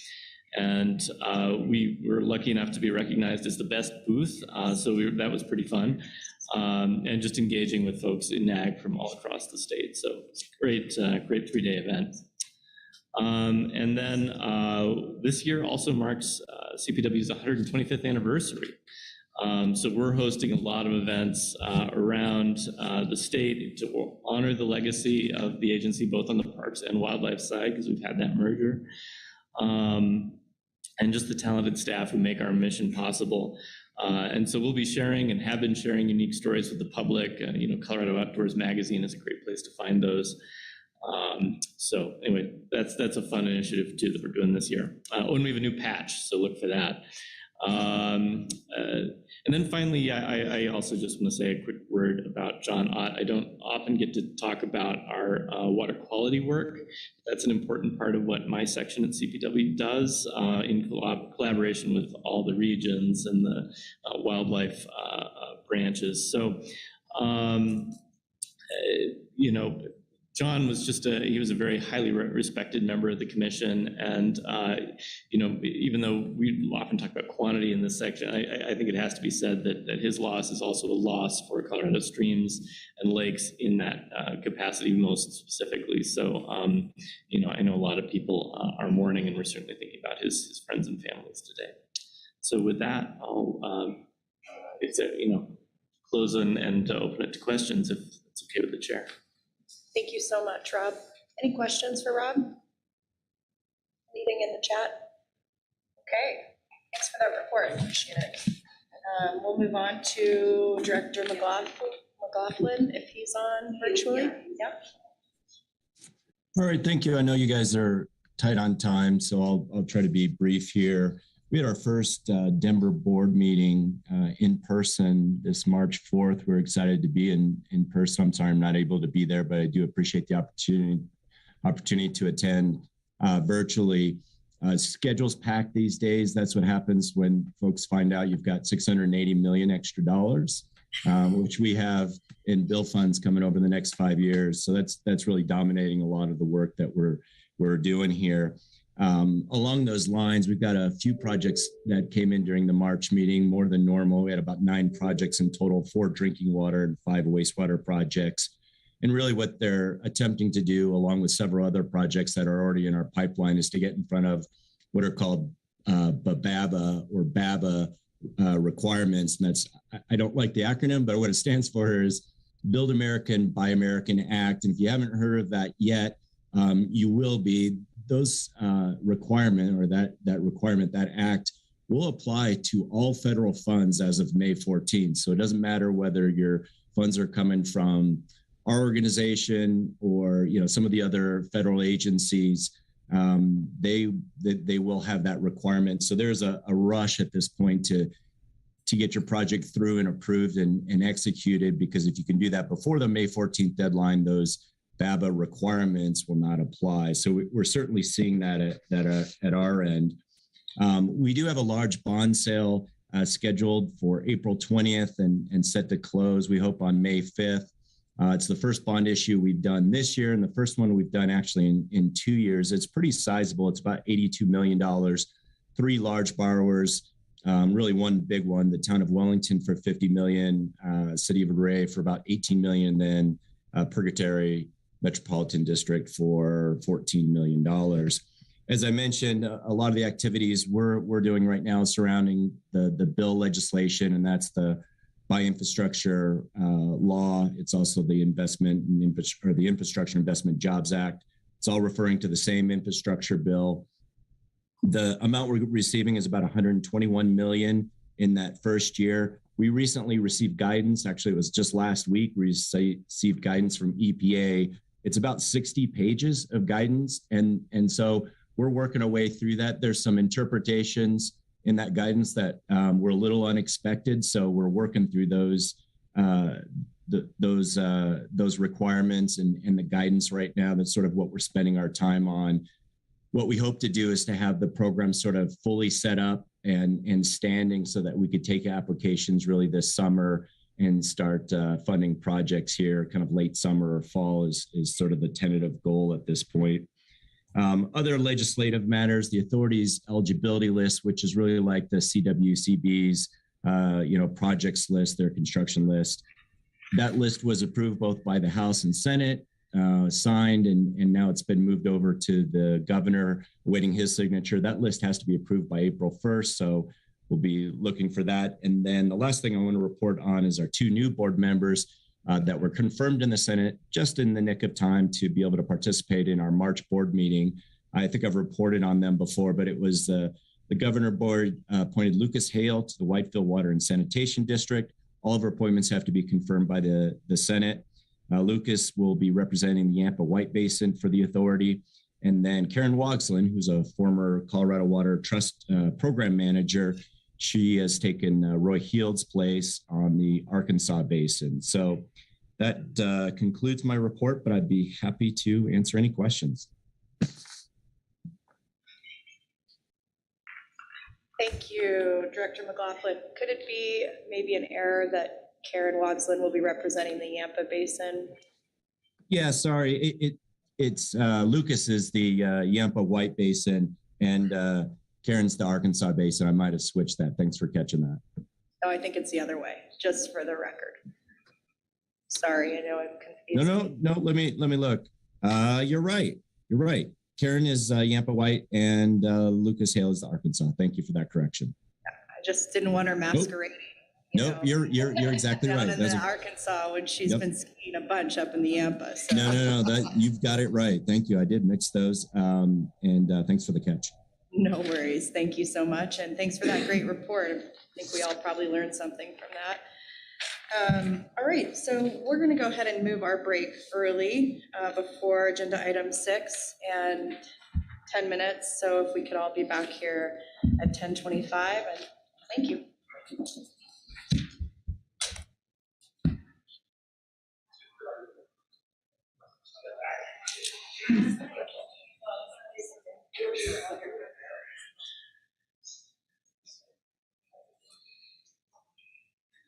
Recording stopped.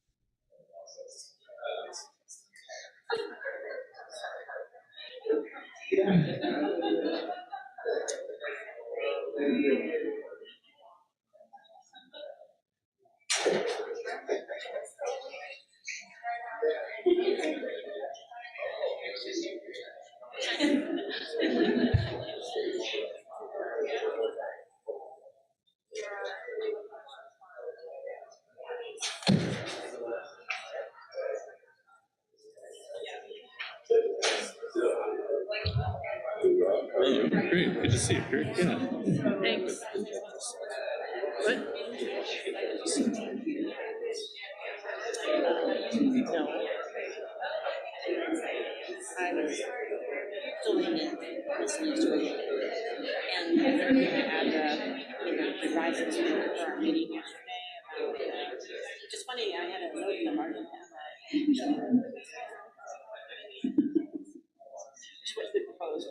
she'll make it. I'll check in there.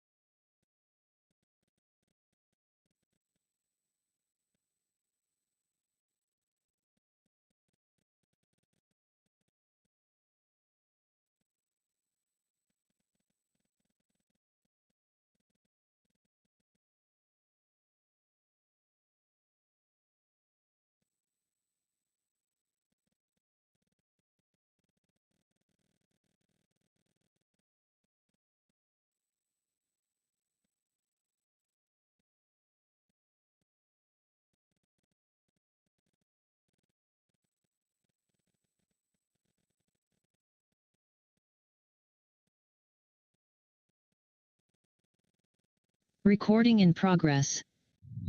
Welcome back, everyone, and thank you for enjoying your break. We will come back to business now, starting with agenda item 6. But before we do that, I'm going to ask that we adjust the agenda and move item 10 back to its original position behind number 9 and not behind 19, because we've had some resolution to one of the questions, which I will explain when we get to that agenda item. So I'm looking for a motion to return item 10 back to its numerical order between 9 and 11, if possible. So moved. Thank you, Director Anderson. Do you have a second? Second. Thank you, Director Sakata. Any discussion? Hearing none, I will go ahead and take a vote on that. All those in favor, please signify by saying aye. Aye. Aye. All opposed, please signify by saying nay. All right, motion passes. Thank you so much. All right, you are up. Thank you, Madam Chair. Kirk Russell, Finance Section Chief. It's good to see you all in person. The item that I put on your computer, it's probably been a while since you've seen the paper version of this. We've been doing it online during the virtual sessions, but this is the routine pre-pandemic, and I expect to continue to do that in this fashion. It'll probably be a little more difficult to point out where I'm talking like I was able to do on the screen, but I'll try to navigate through here. But before I do, I wanted to echo Director Mitchell's introduction to with Wendy Cheek of our finance section. Lauren Miramont took a position over at Jefferson County, and I can't tell this board how thankful I am for Wendy's patience as she's learned what we do and how we do it, and for this board and to thank Wendy. The language that the accounting system speaks at the state does not line up real well with a loan program, and so there's a lot of barriers between those two, and she has worked her way through that, and I am much appreciative, and hopefully you'll get to meet her at this board meeting or maybe future meetings. The other thing I wanted to announce, Rachel Pittenger, the project manager who primarily focuses in the Arkansas Basin and then a scatter around the state type projects, has taken a position at Right Water, and anytime we lose staff, this is a family at CWCB, and so we struggle when we lose these important people as friends, and so I wanted to thank Rachel in front of you all. She's just a dynamite person, and we wish her the best at Right Water. She'll do a great job, and I'm sure she'll be involved in what the board does in that position. And then before I jump into the money, an update: the water projects bill is in drafting right now and should be introduced here in the next couple weeks or so. It will go through the House Ag, I believe, and Representative McCormick, I think, will be sponsoring it. So that should move through pretty well. Okay, to the numbers on the money side. So the first stapled document is the construction fund, and there's not a lot to update the board on, and I just try to bounce through some of the highlights that might be of note as things transition throughout the fiscal year. And those of you that are new to the finance setup here, we start in July of our fiscal year, and we have our projections. We have an idea how much loan funds we have available that's unreserved for any other purpose. And that portfolio generates the revenue needed to operate CWCB and provide grants and a lot of the other things we do.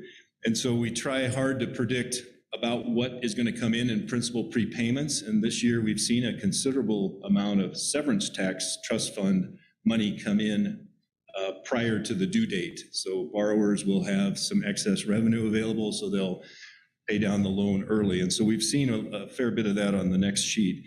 The construction fund has seen about $3 million in excess prepayments, but things are moving through pretty well. We've got about $20 million in new loans throughout this fiscal year, which is a little bit lower than normal.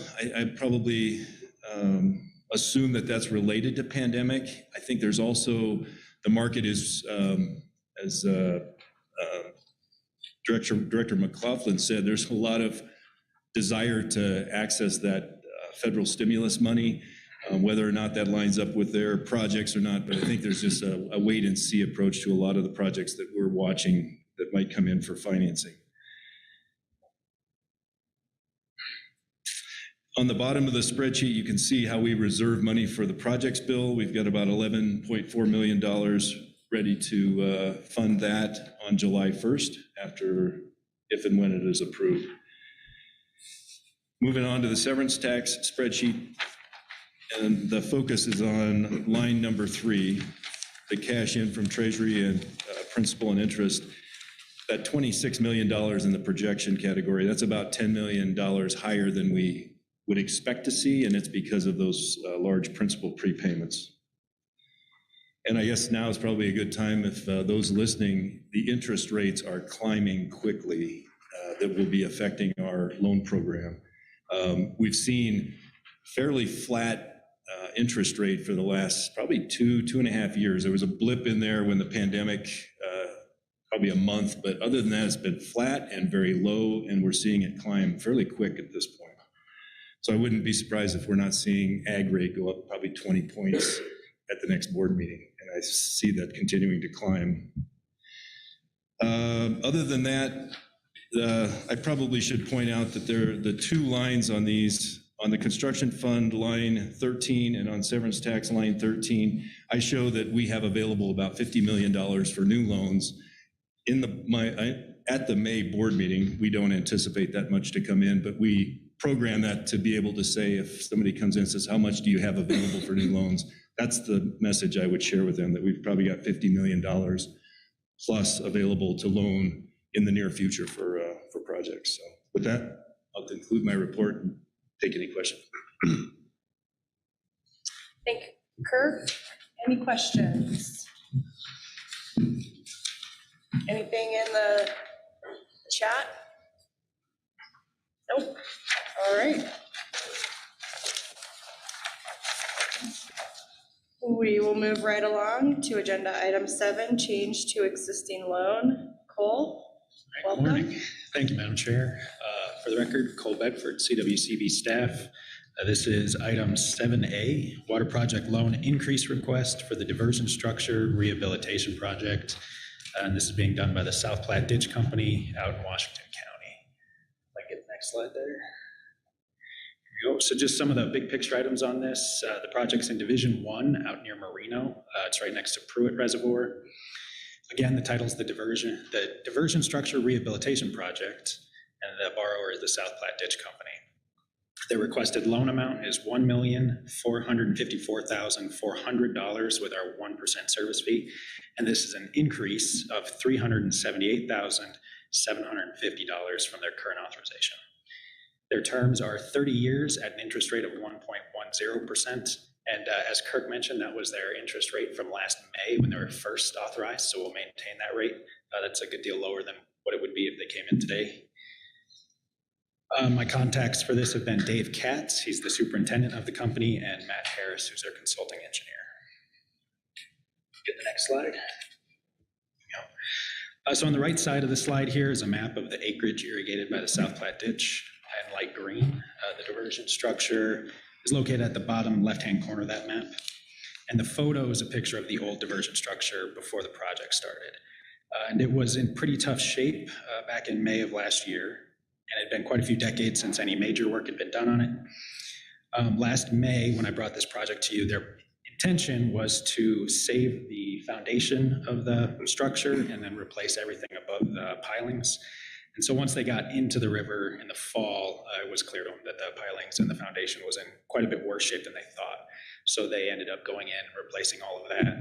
And they communicated that to me pretty early on, and we knew things were going to go over budget, but we decided to hold off on this request to be sure that we knew exactly what the increase amount was going to be. So we're now comfortable that the requested increase is going to cover the remaining project costs, and we're also comfortable that the companies can be able to make payments on the larger loan amounts. Next slide, please. Here are the project financials. The entire project cost is currently estimated at $1,540,000. They secured a $1 $100,000 drought assistance grant. So the loan that we're looking at with the 1% service fee is $1,454,400, maintaining the term and interest rate. The financial ratios indicate that they're an average borrower, and collateral will consist of assessment revenues and the project itself. On the next slide. This is staff recommendation. It is as stated on the front page of the board memo, and I can take any questions you might have. Any questions for Cole? Director Dutton? Thanks, Madam Chair.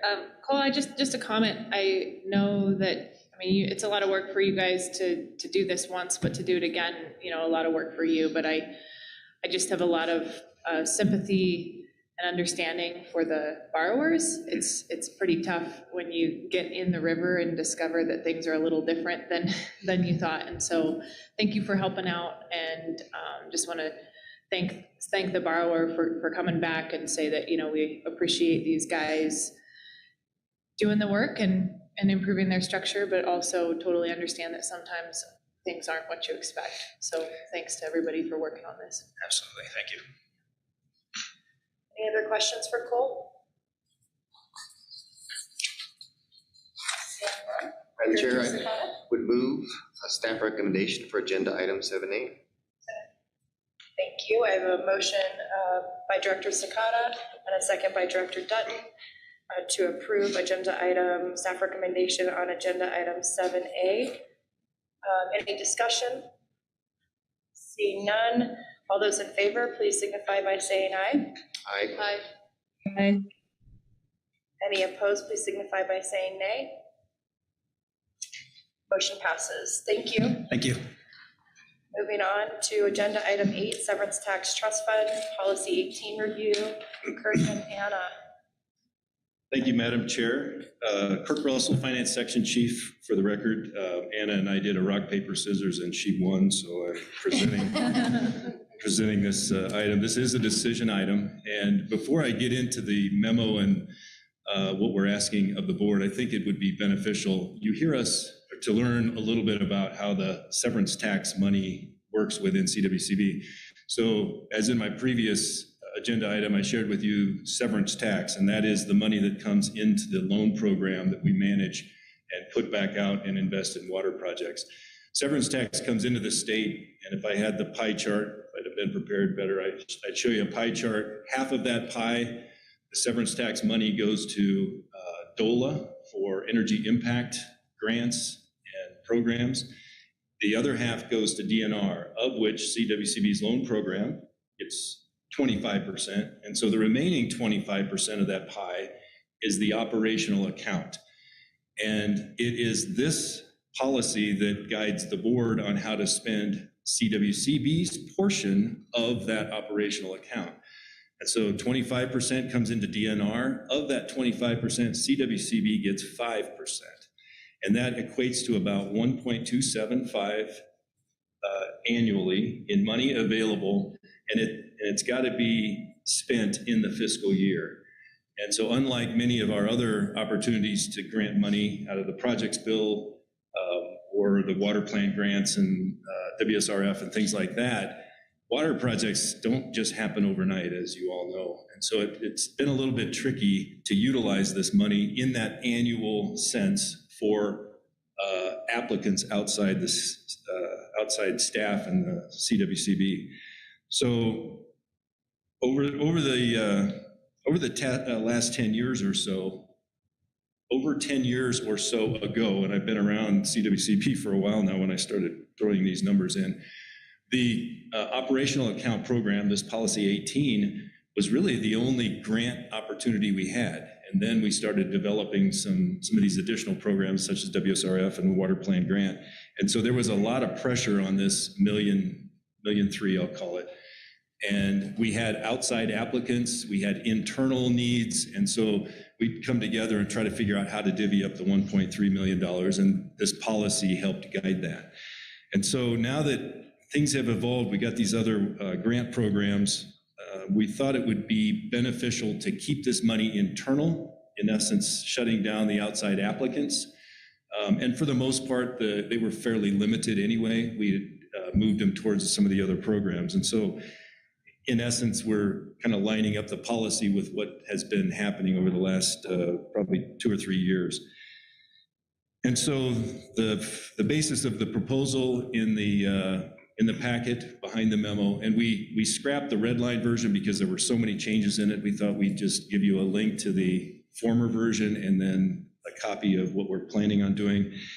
But the main difference between the two policies is the internal only use of this funding, and then the process that we go through to bring it to the board. And what we're asking is to allow Director Mitchell, and the process will include the Finance Committee. We always like to keep the board apprised of kind of what the plan is going forward. Obviously, it's going to be 9 months out by the time we meet at the Finance Committee, but the idea is we would share the framework, and a lot of it will be repetitive stuff because it'll be on an annual kind of program funded process. And then in May of each year, we would like to have Director Mitchell's report include the list of planned expenditures for that $1.3 million. One note, we currently have in the policy, as it exists today as well, about $300,000 to $350,000 that we try to get out to the higher education programs around the state to provide research efforts. They come to the staff at CWCB and they ask, what could we do? What ideas are out there that could be put through some research to see if we can improve Colorado's use of its water efficiencies and things like that. So they will continue to utilize about a third, or actually it's about a quarter of that dollar amount. So we'll continue to utilize that. Then the remainder will be presented by the director at the May board meeting. And I want to note that in September of each year, in the director's report, we summarize what we did the prior year. So there's always going to be a way to track that. It'll be memorialized in the director's report. So with that, I would be happy to take any questions. Thank you, Kirk. I have a question, I guess. So policy 18, as I have it here, the strikeout, the only strikeout that I see is the phrase grant applications from the subject line. Is that correct? Yeah, sorry, I should have pointed that out. So when we went through the red line and it was just a mess and it was going to be hard to follow the track changes, one thing that I wanted to note was to this board that we are striking grant applications. So it's kind of it's a hybrid. I'm using this strikeout just to show you all that we're getting rid of the word grant application from the title because it wouldn't apply to the outside. So is there a red line version of this? Not of the entire document, no. So fundamentally, I appreciate what you're doing, but having received this on Friday and not having the public have an opportunity to look at this or for this board to see the red line and discuss it at length, I have a bit of an issue approving this at this board meeting. Can you tell me about a plan for approval and how that might impact this suggested change if we don't take action today or if we table it? So if we were to table this to allow more processing of the information, we need to have decisions to spend at the next board meeting. We need to start contracting right away. We run out of time I don't think it would be disastrous, but it would be preferred to have everything in place by July 1. So if you were to want to revisit this after a couple months, we would probably bring forth let me share with the board that because of the pandemic and the limited amount of revenue that came into this fund, we actually hit pause 2 years ago. The revenues tanked so bad that this program took a majority of the hit. There wasn't any money available for grants. Then as the economy changed and revenue started coming back fairly quickly, we scrambled to get projects underway this current fiscal year. So we were a little bit behind the 8 ball there just to try to recover. And so this idea of, we weren't sure we were even going to have severance tax operational account money available, so we're just kind of scrambling to get things back in order. So that kind of jammed this together towards the end of this fiscal year. We don't currently have available to the outside applications because we weren't sure if we had money available. So at this time, there really isn't a way to get this money to the outside applicants because of the way the timing of severance tax availability was. So I guess my point is, we're going to need to do something with internal funding this go around. If the board chose to go a different direction and say, you know, we'd like to open this up to the public again, it would need to be next year at this time. And the money would be spent internally this time, given the time constraints. Correct. This upcoming fiscal year. Okay, I'm going to think about that and let the other directors weigh in on their questions. And I see that Director Hawkins is queued up on the screen.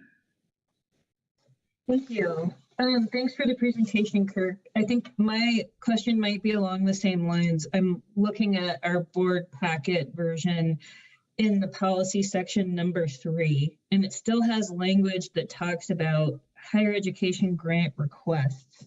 So that still, to me, indicates that there would be a process for grant applications. Could you explain how it would actually work for the higher education institutions to come to us and how exactly the money would flow and approvals would happen?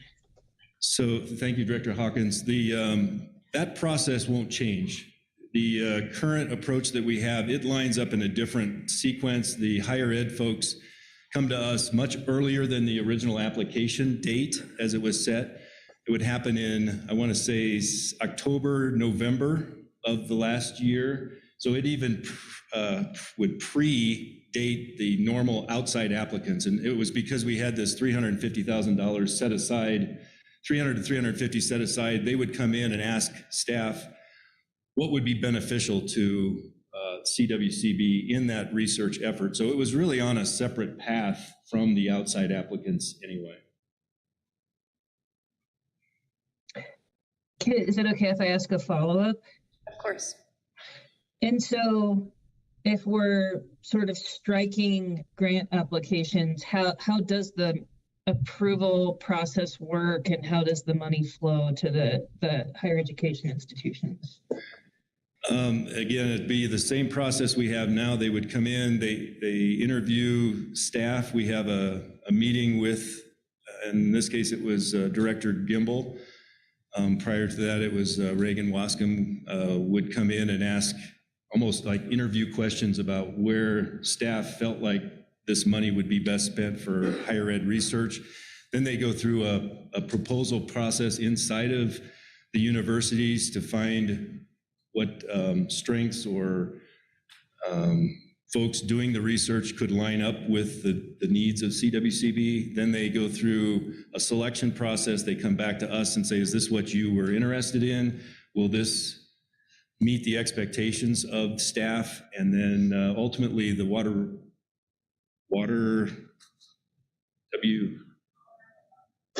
center. Yeah, the water center group gathers and makes a final approval of those. And then that becomes part of the package.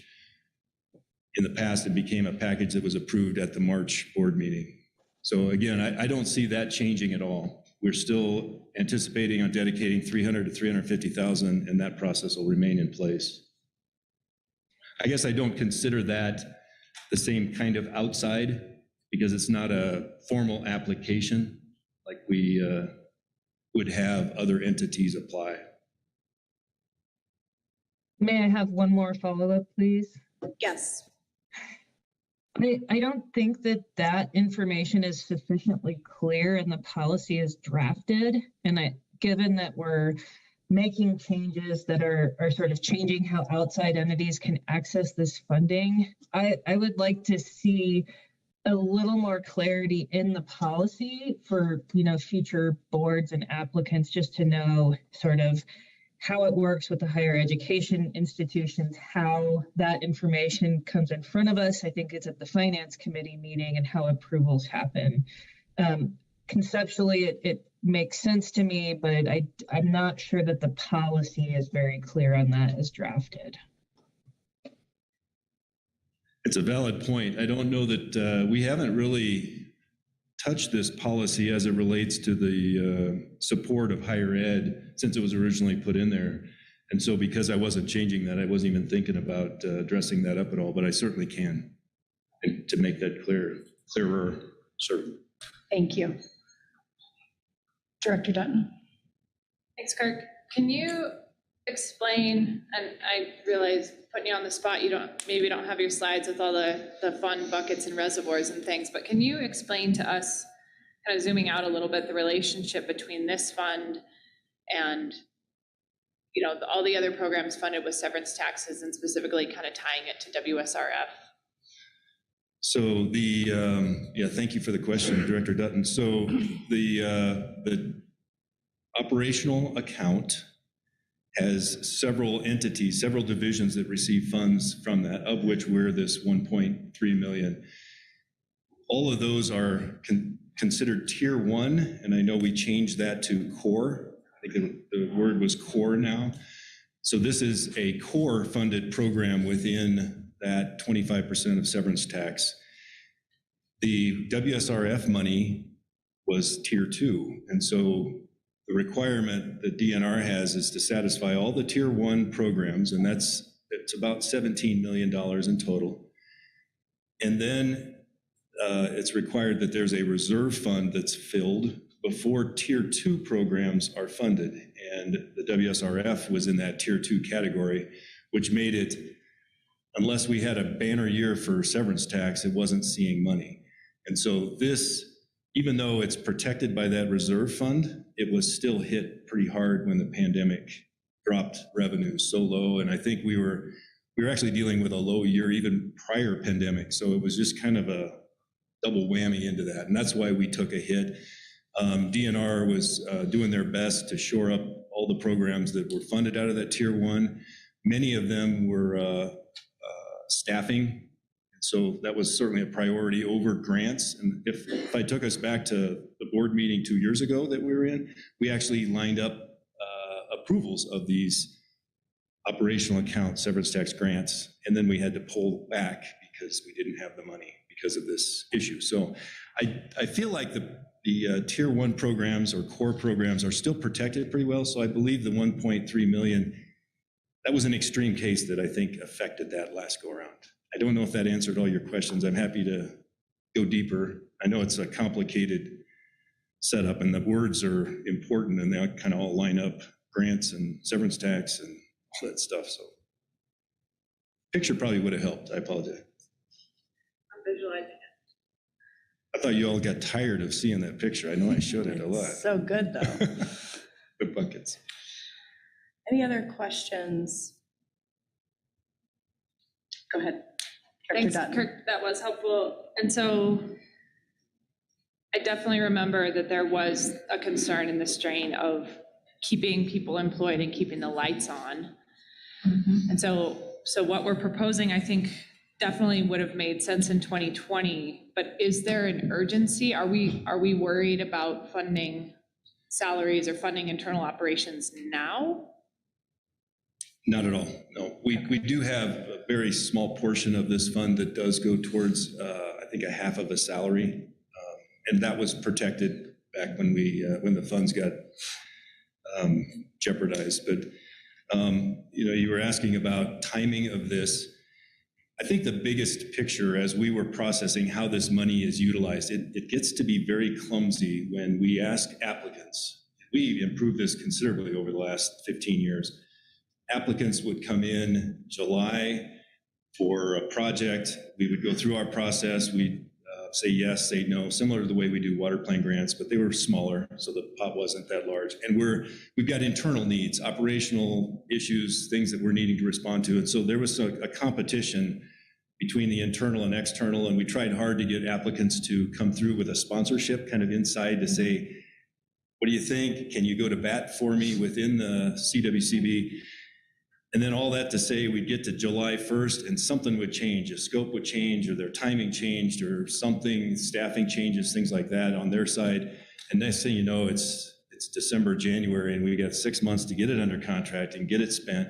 And it became a little bit problematic from a grant standpoint. I can't say that it doesn't work, but we found that unless your project is in that $25,000 to $50,000 range, we really struggled to get it underway and spent in the fiscal year. And so we've all talked about how if we start controlling it internal, we can program that money to make sure it gets contracted and spent within that 12-month period. I know that seems silly. You should be able to do that in 12 months, but you get 15, 20 of these projects stacked up, there's going to be some clumsy pieces in it. So again, we feel like the water plant grant, WSRF, and the other programs that we have set up, the funds can take care of everything that the outside folks are looking for from an application standpoint. Thank you, Kurt. Do we have any other questions? Go ahead, Director Gibbs. Yeah, Madam Chair, I'll just add, I think it's important to note too, when you think of severance funds, how dependent, I would say CDBCB and our grant programs and so forth are dependent on it, but it's part of the whole DNR, we have about 155 FTE. Those positions are associated with severance tax dollars too. So just a lot of the CDBCB, but also a lot of other programs as well, just FYI. Thank you. Any other questions from the directors? So what I'm hearing, and you can tell me what your thoughts are on this, is that maybe we could take a look at the red line to better understand what the changes are. And to Director Hawkins' point about maybe revising the third point under the requests may include, maybe we can take a look at that and try to build that out a little bit so that it's more clear to our partners in the higher education institutions. Do you have any suggestions? I know we're putting you on the spot of how we can sort of meet in the middle and not make you all scramble, but still honor the fact that we are setting policy and we would like to do it in a way that it maybe is a little bit more robust.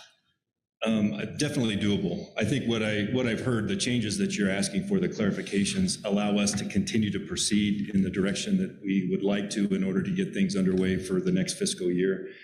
And then we'll just bring this back. I'll get a red line to the board.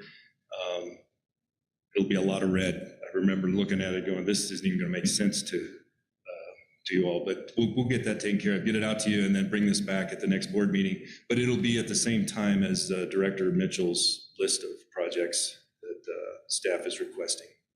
And then I think that sounds good. Thank you. And can you help us understand what the opportunity for the public to review or weigh in on this proposed change has been or will be, can be in the coming months between the meetings? I guess all I could... are people aware that this change was potentially being made? The fact that we haven't had an application available for 2 years, I would think that would be part of the answer to what you're looking for, that we haven't had a lot of requests like, when is the money going to be available? We need this, we need that. I think a lot of the non-CWCB push or promoted projects have probably gone to some of the other grant programs. I don't know that 100%, but and I suppose now that it's going to be back on the agenda for next board meeting, maybe that also provides a little bit of notice. Okay, great. Anything else for discussion? Yes, Director Sakata? Thank you, Madam Chair.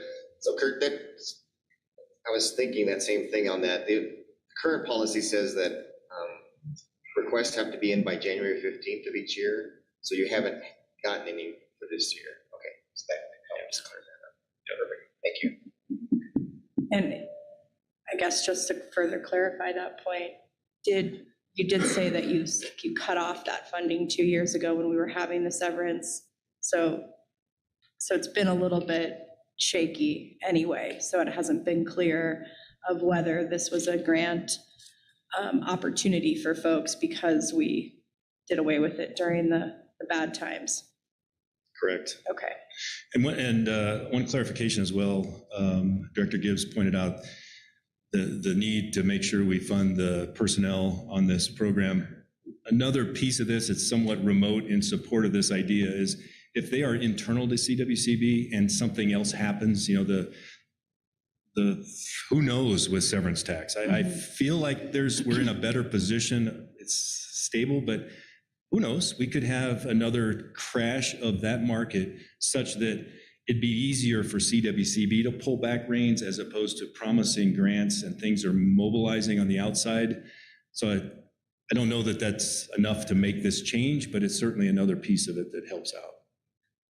I think that's a great point. And I'm not hearing from any of the directors that this isn't the right direction to go in, but just better understanding it as policymakers for the state, I think is what we're asking for. So I really appreciate you accommodating that.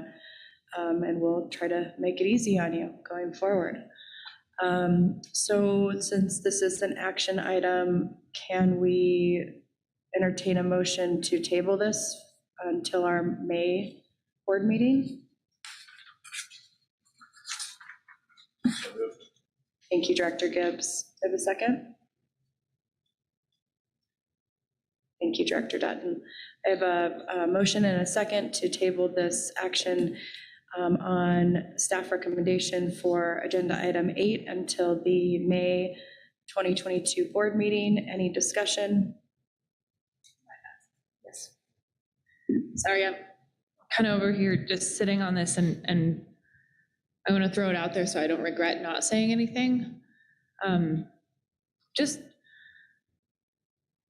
thinking through, you know, we made some pretty big changes last year to WSRF and recognizing that we had a need to, and steering people towards water plan grants and reading the memo on this too, it identifies that given the use of WSRF and water plan grants, you know, there's a need to evolve this program as well.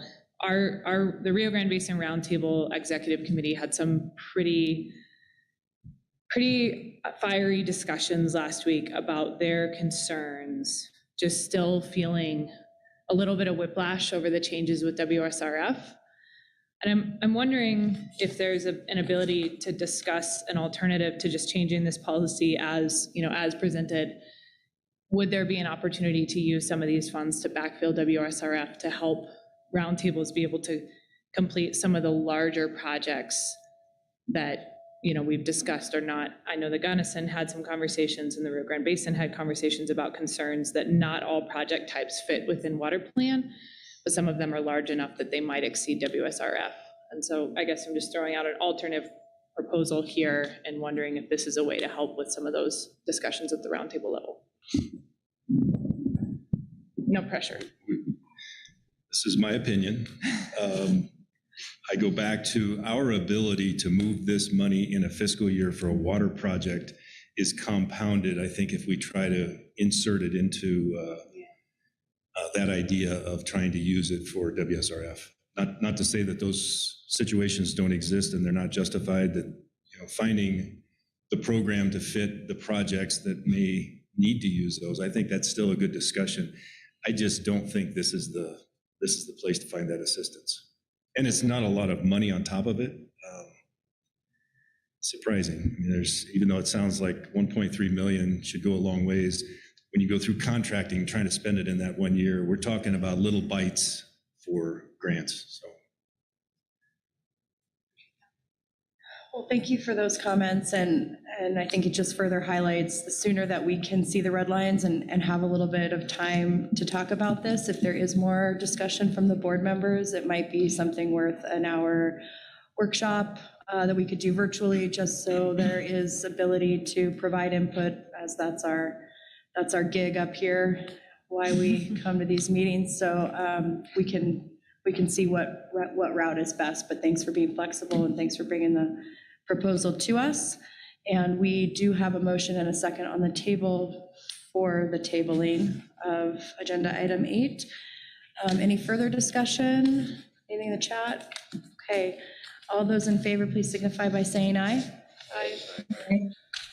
Opposed, please signify by saying aye, nay.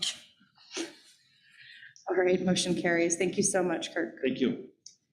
All right, moving on to agenda item 9, request for authorization to proceed to trials in stipulated opposition cases. Welcome, Colin Watson. Thank you, Madam Chair. For the record, Colin Watson, CWCB staff. And today, this is an action item. I'm presenting items 9A through C, request for authorizations to proceed to trial for stipulated water court cases. And just a little background, this is kind of an interesting agenda item. I kind of view, so essentially if there's a trial that will be coming up with before the next board meeting, CWCB staff is coming to the board to request authorization to proceed to trial. I kind of view these as two categories. One category being authorization to proceed to trial for a case that CWCB has not yet stipulated in, and there's likely a solid chance that we may need to go to trial. And for presentations of that type, I would expect we would be giving a pretty detailed description of everything going on with the case and try to really inform the board. And then the other type in my mind is this type, which is these are situations where CWCB has already stipulated with all of these applicants, and we are preparing for the rare situation, essentially covering our bases, just in case something were to happen where CWCB's stipulation wasn't honored and we needed to participate at trial, kind of a just in case, if something happened at the last second.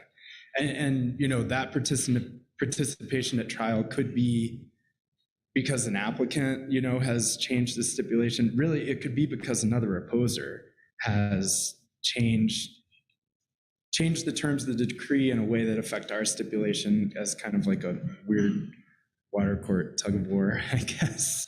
And so today we are, like I said, mentioning that second situation that deals with all stipulated cases. So there were 3 cases today that I'm requesting board authorization for. The first is the City of Aurora, and the second is Division of Parks and Wildlife for their Mueller Park case, and finally Highland Investment Company. Just to give a really quick update of the status of these cases, because it changes so fast, I had to check it literally 5 minutes before I presented. So in the Aurora case, most motions have been filed to approve stipulations with all remaining opposers, and a motion has been filed to vacate that trial. The court has not yet acted on either of those motions, which is why I'm still presenting it today. For CPW, all the parties have stipulated, and the court has approved all stipulations. I think where we're at right now with this case is it seems like maybe this week or next, there will probably be a final decree circulated and a motion to vacate trial. But didn't happen today. So, and finally for Highland Investment Company in Division 5, I believe there is still one opposer remaining in that case. And I'm not sure what the status is with that, but we're monitoring that one, and it is set for trial May 2nd. And so, next slide, please. I'll give if anyone has any questions and wants me to go into more detail for these cases, please let me know. Otherwise, I might kind of just fly through them. So for Aurora, it's a change of water rights in Division 1. And I already gave the update on the court status. And CWCB, has stipulated out. And does anyone have any questions about this case? Okay, we can skip to, thank you. And so And one more. Yeah. Oh, okay. So I shouldn't be whispering. And so for the Colorado Parks and Wildlife case in Mueller State Park, CWCB, we worked with CPW and reached a stipulation, and the application was for a change of water rights, for some new water rights, and an augmentation plan in exchange up to the state park for some of the amenities up there. And yeah, this case is, we're hoping to see a final decree and motion to vacate trial soon in this one. Were there any questions on this case? Okay, we can skip ahead 2 more slides. And the last one, Highland Investment, conditional absolute water rights, right for exchange and augmentation plan. And this is up on the Fraser River, kind of by the town of Tabernash. And were there any questions on this case? Okay, great. So we can proceed to the staff recommendation. I have combined all the agenda items in this recommendation. If there's any reason they can't be acted on together, I'd be happy to separate them out. Otherwise, I'll just proceed with this recommendation. Thank you, Colin. Do any of the directors want to remove any of these 3 cases from the voting block? I think we can go ahead then and entertain a motion for staff recommendation on agenda item 9. Madam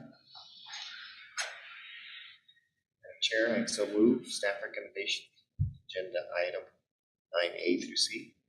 Thank you, Director Sakata. Do I have a second? Thank you, Director Anderson. Any discussion on the motion? Seeing none.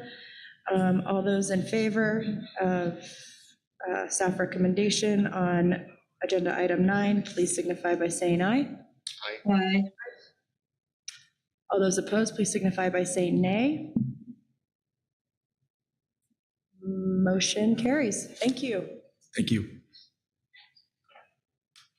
Okay, here we find ourselves back at agenda item 10, and I'd just like, for transparency's sake, to describe why I had asked to move this to the end of today.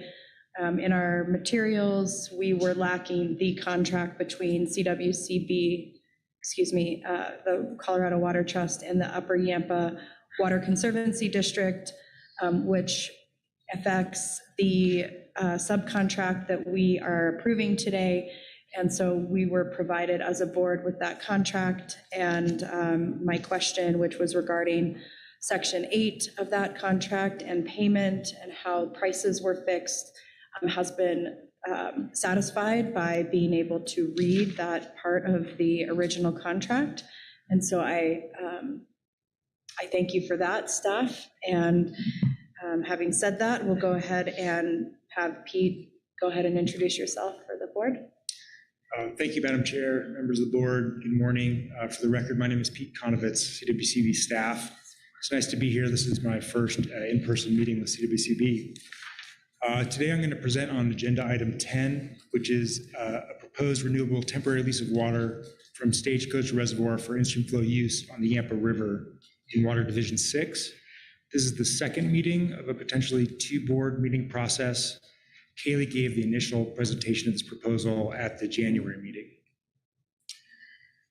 So today, staff will recommend that the board take action on this item. This is a temporary renewable lease offered by the Upper Yampa Water Conservancy District and the Colorado Water Trust involving water stored in Stagecoach Reservoir that would be released for instant flow use to preserve and improve the natural environment to a reasonable degree. The proposal is being offered as a 5 and 10 lease, meaning it could be implemented for up to 5 years of use within a 10-year period. It could not be exercised more than 3 consecutive years, and it cannot be used for more than 120 days within any single calendar year. And just note that CWCB did implement a similar lease in 2012 under a prior statute, under a 3 and 10 lease. That lease had been executed for 3 years and is now expired. Next slide, please.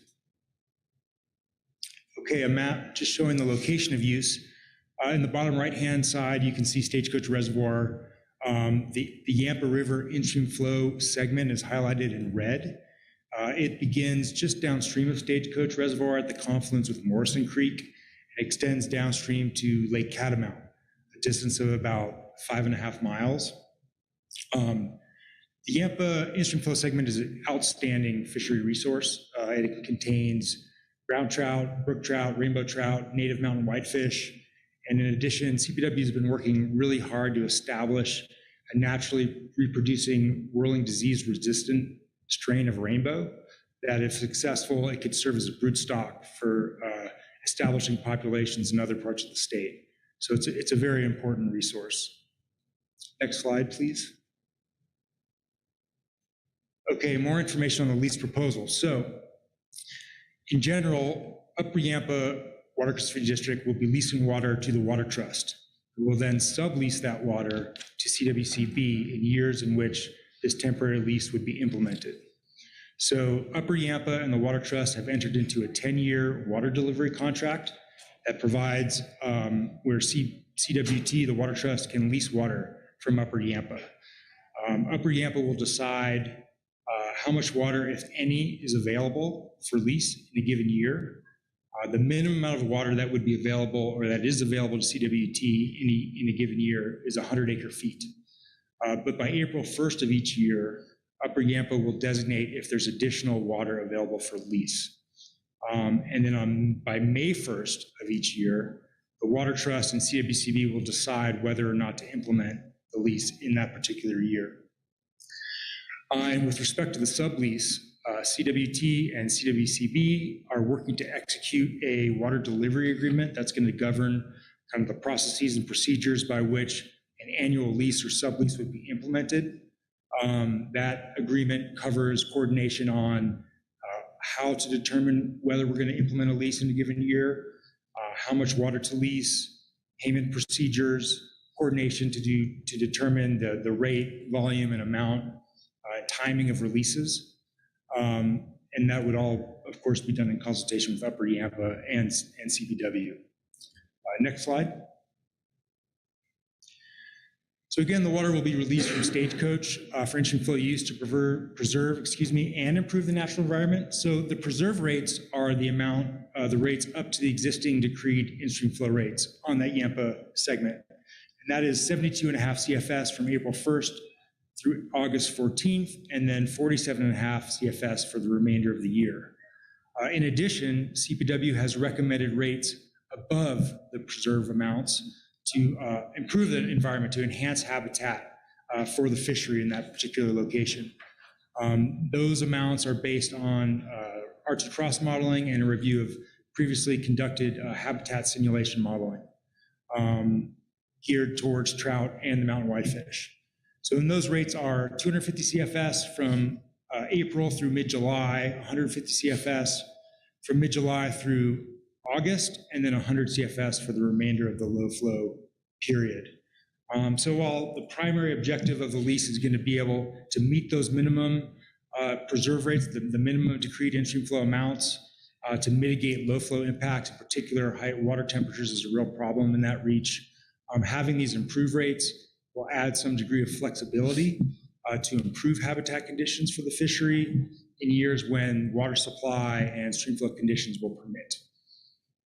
Next slide, please. So here's a hydrograph just showing the preserve and improve rates. The preserve rates are in blue. The improved rates are shown in orange, and those are both superimposed on a hydrograph of the mean monthly flows in the Yampa River as measured above Lake Catamount. So you can see that the improved rates do a better job of correlating to the natural hydrograph pattern. They're broken up into a peak flow season, a late summer flow season, and a low flow season, as opposed to the preserve rates where just are segmented into a kind of a winter and summer segmentation. Next slide, please. Okay, there are factors that the board needs to consider to evaluate the appropriateness of a proposed lease, and these are pursuant to the entry flow rules. And first is historical use. So historical use from Stagecoach, in addition to in-reservoir uses, has primarily been limited to hydropower releases, in addition to occasional contract releases for augmentation. And because this is a reservoir lease arrangement, the evaluation of historic return flow patterns is not really applicable in this case. There are several other water rights in the intervening reach within the in-stream flow reach below Stagecoach. We do not believe that the operation of lease will cause any injury to those rights. Division of Water Resources must review and approve this lease proposal, and they have to make a finding of no injury in order for this lease to move forward. And I'll note that exercise of that 2012 3 and 10 lease did not raise any injury issues at that time. There won't be any effect on any interstate compacts, and we believe that the lease is consistent with maximum utilization of waters of the state by being beneficially used for in-stream flow uses and also being available for downstream use below the in-stream flow reach. And along those lines, I know the Water Trust is actively seeking to remarket that water downstream of Lake Catamount for additional downstream uses.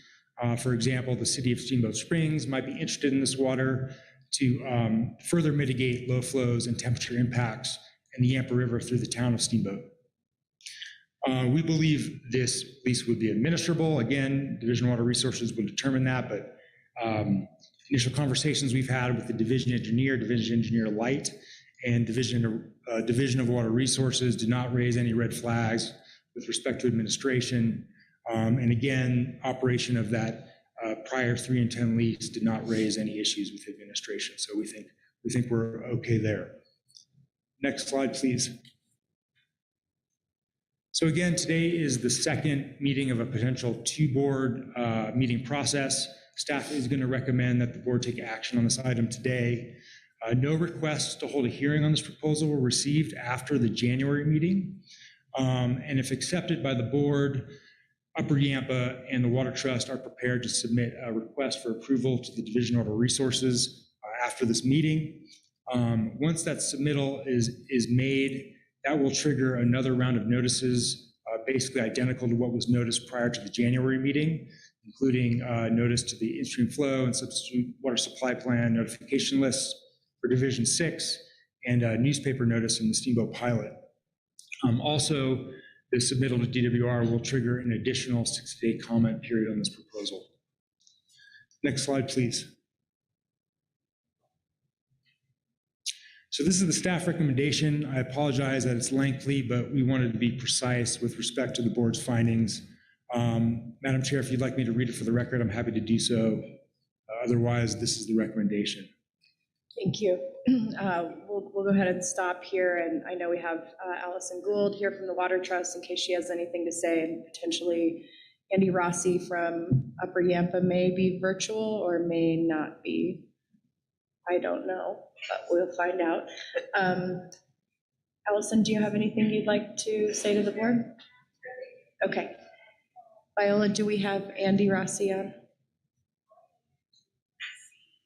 Okay, great. Any questions for Pete? Director Sakata? Madam Chair, thanks.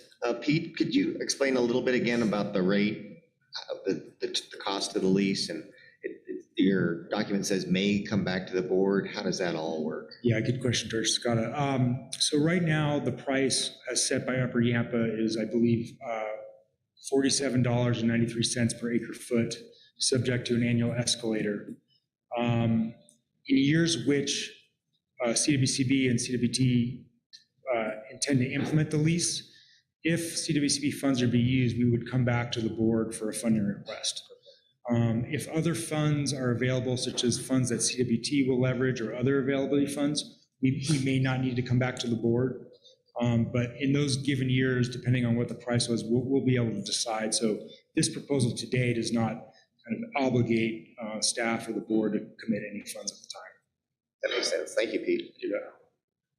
Any other questions for Pete? Excellent. Doesn't look like we're going to change staff recommendations, so I don't see a need to read that, but thank you for the offer. Do I have a motion to approve staff recommend? Oh, yes. Thank you, Madam Chair. Director Boucher.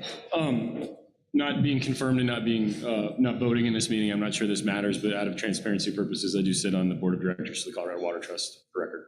Thank you, appreciate that. Is there a motion to approve agenda item 10, staff recommendation? Thank you, Director Dutton. Madam Chair, I move we approve staff recommendation on agenda item 10. Is there a second? Director Anderson, thank you. We have a motion and a second for approval of agenda item 10. Is there any discussion? Seeing none, all those in favor, please signify by saying aye. Aye. Aye.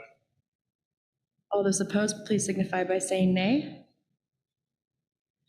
Motion passes. Thank you so much. Thank you. Moving on to agenda item 11, Kasha-Laputer in-stream flow augmentation plan, case number 21 CW 3056 in Water Division 1. Welcome, Kaylee. Good morning, Kaylee White, staff, CWCB staff. So this is agenda item 11 is actually to correct a clerical error from a board meeting from last year. So this is the streamflow augmentation plan on the Kasha-Laputer. We have filed the water court application in case number 11 CW 3056. That was filed towards the end of last year. So this project is several years in the making, and you probably all know at least something about it. So over the years, it included legislation in the year 2020, and that legislation is codified in 3792-102, I believe 4.5 is the subsection, for streamflow augmentation plans by CWCB. So this is the first implementation of that statute. We had a pretty extensive public review process and workshop back in January of 2021, where we had different presenters. We had kind of trying to update the flow rates and the recommendations, but we missed one thing. There was one error in some of the tables. So, so as you can see on this, the slide of the map, so on the map with the table and the flow rates in the map, these are all the recommended flow rates that we were looking for. Next slide, please. So as you'll see for segment D, there was one error in one of the tables for the winter flow rate, the maximum winter flow rate for improvement in segment D of the stream that got on this table is 35, and that had been changed to 40 CFS. And that was correctly presented on the maps, on the attachments, but actually in the board's recommendation, it was the table that we referred to had 35 CFS rather than 40 CFS. So what we are asking for is for the board to correct that clerical error. The determination during the January 2021 board meeting, and the correction is to the maximum winter in-stream flow improve rate for segment D from 35 CFS to 40 CFS for this augmentation plan. And then staff recommendation B is to direct staff to go ahead and correct this flow rate on all the necessary documents related to the acquisition and the augmentation plan. Thank you, Kaylee. Are there any questions from the directors? Anything online? Okay, seeing none, we have staff recommendation on agenda item 11. Is there a motion? Director Anderson? I'll move to accept staff recommendations on item 11. Thank you, Director Anderson. Second? Second. Thank you, Director Sakata. I have a motion and a second to move staff recommendation on agenda item 11. Any discussion? Seeing none. All those in favor, please signify by saying aye. Oh, wait.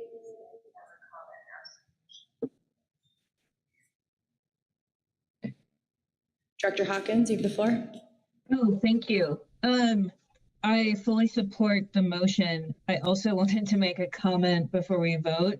I would be perfectly comfortable with clerical errors being corrected on the consent agenda in the future. That's just my perspective. Thank you, Director Hawkins. Going back to the vote, and unless there's any further discussion, please signify by saying aye. Aye. All those opposed, please signify by saying nay. And the motion carries. Thank you so much, Kaylee. Thank you. Agenda item 12, public comment on 2022 ISF appropriations in water divisions 4, 5, and 6. Welcome, Rob. Good morning. For the record, Rob Veal, CWCB staff. This is agenda item number 12, the public comment on the 2022 in-stream flow appropriations in water divisions 4, 5, and 6. You're lucky this is an informational item only. No decision has been made today. On January 24th, the board did have a vote and formed its intent to appropriate 7 in-stream flow water rights: Kinney Creek, Spruce Creek in Division 5, Italian Creek, Lotus Creek, and Spring Creek in Division 4, and Deep Creek and Watson Creek in Division 6. So pursuant to the ISF rules, notice was sent to the ISF subscription mailing list on January 31st. This notice provided all parties with the deadline to file a notice to contest if they so chose, which is no later than March 31st. So we're coming up within 2 weeks of that timeframe. Just to give you an update, staff is continuing to work with some entities on some terms and conditions that we'll be bringing forward at final action for some of these appropriations, but we have no information as of today that any of these will be contested. So unless Viola has anyone online or in the audience that wants to speak about it, I can answer any questions about this item as well. Thank you. Is there anyone here today in the audience who would like to speak on the 2022 ISF recommendations? Okay. Thank you very much. Since there's no action, we'll go ahead and move on to agenda item 13, public notice of the 2023 ISF recommendations. Welcome back, Rob. Yeah, it's been a long time. Good to see you all again. Once again, Rob Veal, CWCB staff. This is agenda item number 13. So this is an informational item as well, so we can coast until lunch without having to make big decisions. I just want to provide you an update on these 2023 recommendations. We had the in-stream flow workshop a couple weeks ago on February 15th. We had about 100 people participate online. It was a virtual meeting, so there was good participation there. And at this event, staff was presented with recommendations for new in-stream flow recommendations from Bureau of Land Management, High Country Conservation Advocates, and Carlo Parks and Wildlife. If we can go to the next slide. So in total, there is 56 recommendations total that the CWCB staff is working on. And on the next slide, well, you'll have to imagine a map that's out there. And this map is going to be available. It's already available on the CWCB. Oh, okay. There is the CWCB map viewer, and we have a Google Earth extension as well that show all the existing recommendations from previous years that staff hasn't gotten to, and new recommendations as well for this current year. And you can search through all those geographically to look at them. All told, we have 56 recommendations that we're working through. They're in divisions 1, 2, 4, 5, and 6. We currently don't have any recommendations in 3 and 7 that we're working on processing. So staff has already started commencing its outreach on these recommendations. We put out a notice to the ISF subscription mailing list on March 11th. Outreach will continue throughout this year with meetings and notices in newspapers, letters to adjacent landowners, and just want to let the public know that they can stay up to date on the status of each of these recommendations, and we'll be periodically posting information as we process it to the website as well, so that people can keep up to date with that as well. And also on the website,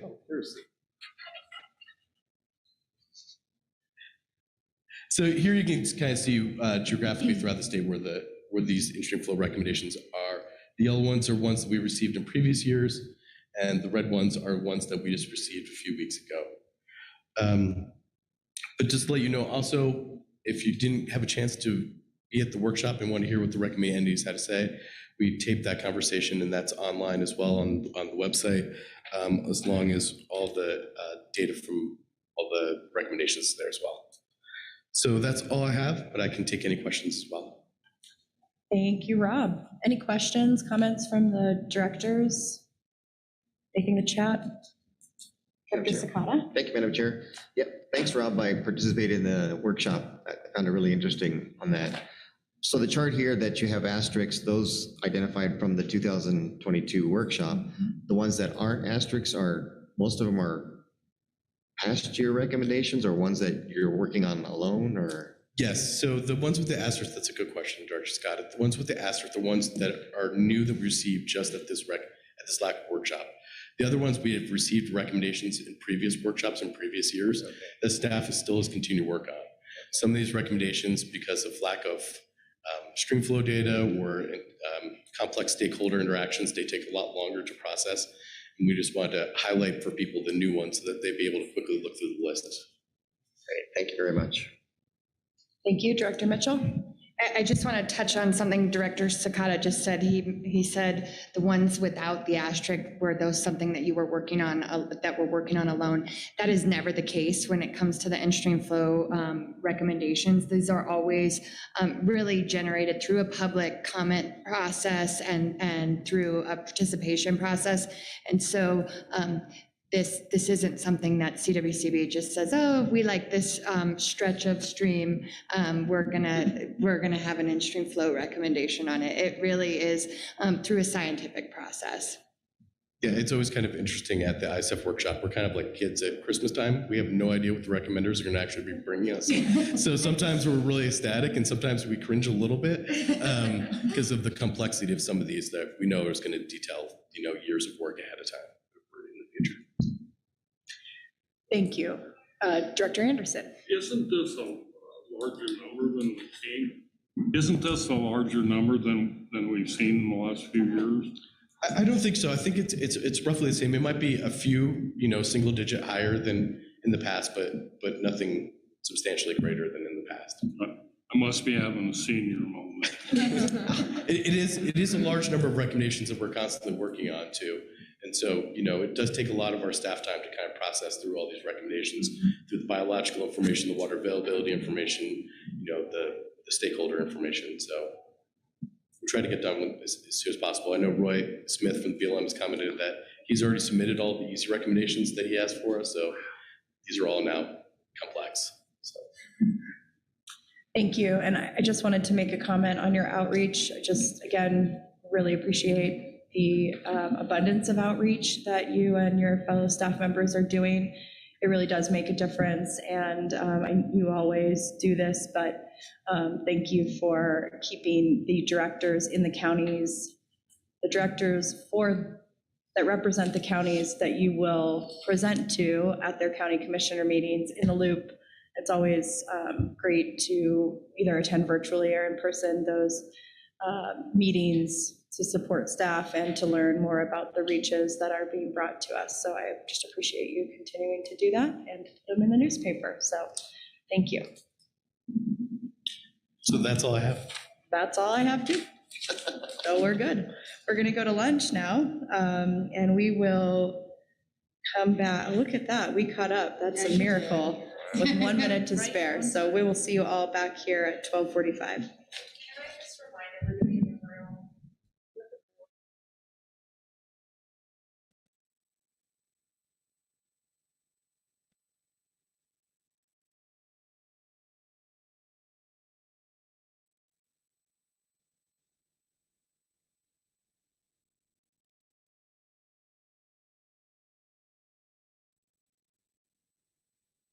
Recording stopped.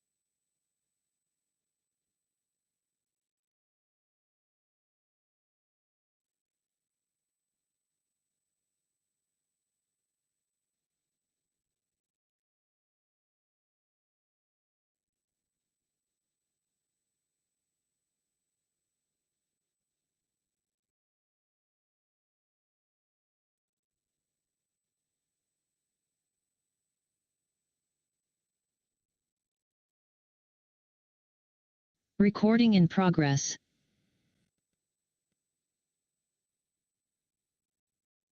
All right, I'm going to ask everybody back there to sit down and cut off your conversations. Whoa. Things are gonna get serious now. I'm not playing. Do you need me to take this away from you?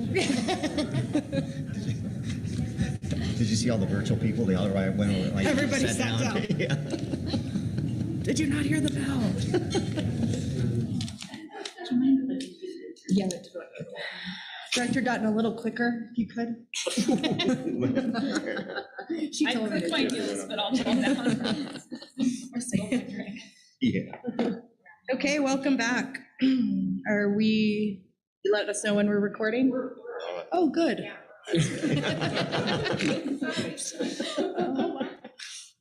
Hello out there. We'll start with agenda item 14, update on federal funding. Welcome, Nate Pearson. Thank you very much. Excited to be here. And many of you, or I'm here to give an update to you all on primarily federal funds related to water infrastructure, but also just a brief update and sort of context around those funds as it relates to state funding that was appropriated last year. And so I've got a few slides, which many of you may have already seen before, but really primarily looking forward to conversation and hearing from the board on the role you'd all like to play as it relates to coordinating infrastructure funding and sort of positioning Colorado to really seize on the opportunity that this once in a generation investment presents. So yeah, please feel free to interrupt me for questions or start taking questions at the end. This slide is really just meant to sort of contextualize all of the recent investments in water. And so the first box on the left there is state stimulus. So last legislative session, 2 bills mainly impacted CWCB, $20 million for water projects, 15 of that through the Water Plan Grant Program, and another 5 through the Water Supply Reserve Fund, and then $34 million for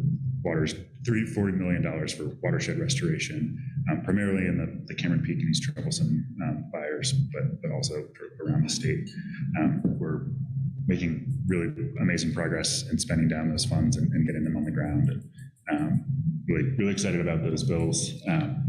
As of this moment, the department does not have requests for further general fund investments from the state, but it's possible that the legislature may come to an agreement on something along those lines over the next 2 months of session. So we're keeping our eyes out and really engaged with the General Assembly on that.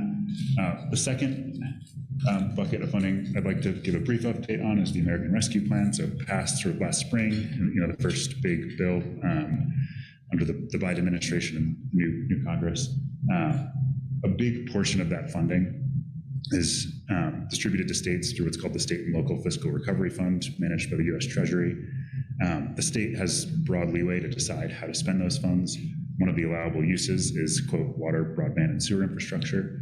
The department, in concert with the Department of Agriculture, has requested from the General Assembly, who is appropriating those funds, $15 million for groundwater recovery in the Rio Grande and Republican River basins. And we continue to work with legislative sponsors to move that forward. And we're really hopeful for the impact that investment may have. Again, similar to the general fund, it's possible that the General Assembly chooses to invest in sort of other water projects or areas, and we're sort of closely engaged on that. And we'll keep the board apprised of any updates there. The third and sort of biggest bucket, and the main one I'm here to talk to you all about, is the Infrastructure Investment and Jobs Act, which was passed in November of 2021. I won't go into a ton of detail here on this slide because I've got more slides further down, but huge investments in water resources and drought resiliency, forest health, watershed health, really exciting investments across a number of different federal agencies. The fourth bucket, and this one's maybe more pie in the sky, and there's a lot of uncertainty around it, but I guess I shouldn't be calling it Build Back Better anymore. I think that name has been scrapped by the proponents, but an additional potential federal investment, unlikely to include significant additional water funding, but a lot of climate investments that would have a lot of overlaps in the water world. So again, we'll keep the board apprised of any updates there, but primarily here to talk about infrastructure. And next slide, please. Next slide. Already covered that. Actually, she used to do it every vote. Just say. Next slide, please. Thank you.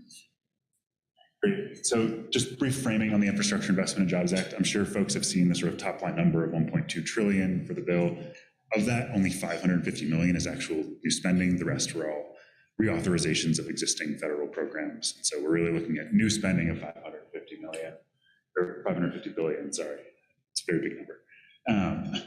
The bill gives federal agencies broad leeway in most cases to establish either new programs or integrate that spending into existing programs. Some federal agencies are moving more quickly than others in implementing. I'd say in general, the sort of mindset across federal agencies is taking it slow, getting this right. I think there was a big emphasis over the last 2 years through the pandemic of getting federal money out the door really, really quickly to stimulate the economy. This is definitely being approached as a long-term investment in the health of our nation's infrastructure, and most agencies are approaching it that way. As I said, there are new programs being established. There are also sort of new guidelines for existing programs being established, and we certainly have opportunities to influence those program structures in advance to help to see programs established that sort of align with our goals and vision. A significant portion of funds will flow, especially for water, directly to local governments, districts, and other entities. We're doing a lot of work to determine what we as a department can do to support those entities. And one of the discussion points I really hope we can talk about here, and I'd love to hear the board's thoughts, is how the board both thinks the department should be working to support those entities, and what role the board wants to play in supporting those entities as well. As you all know, we have a pretty decentralized system of funding water projects across the state. And I'll get a little bit more into this, but I think it's really critical that we sort of build a system that allows us to outcompete other states that are going after mostly competitive funds here. Next slide, please.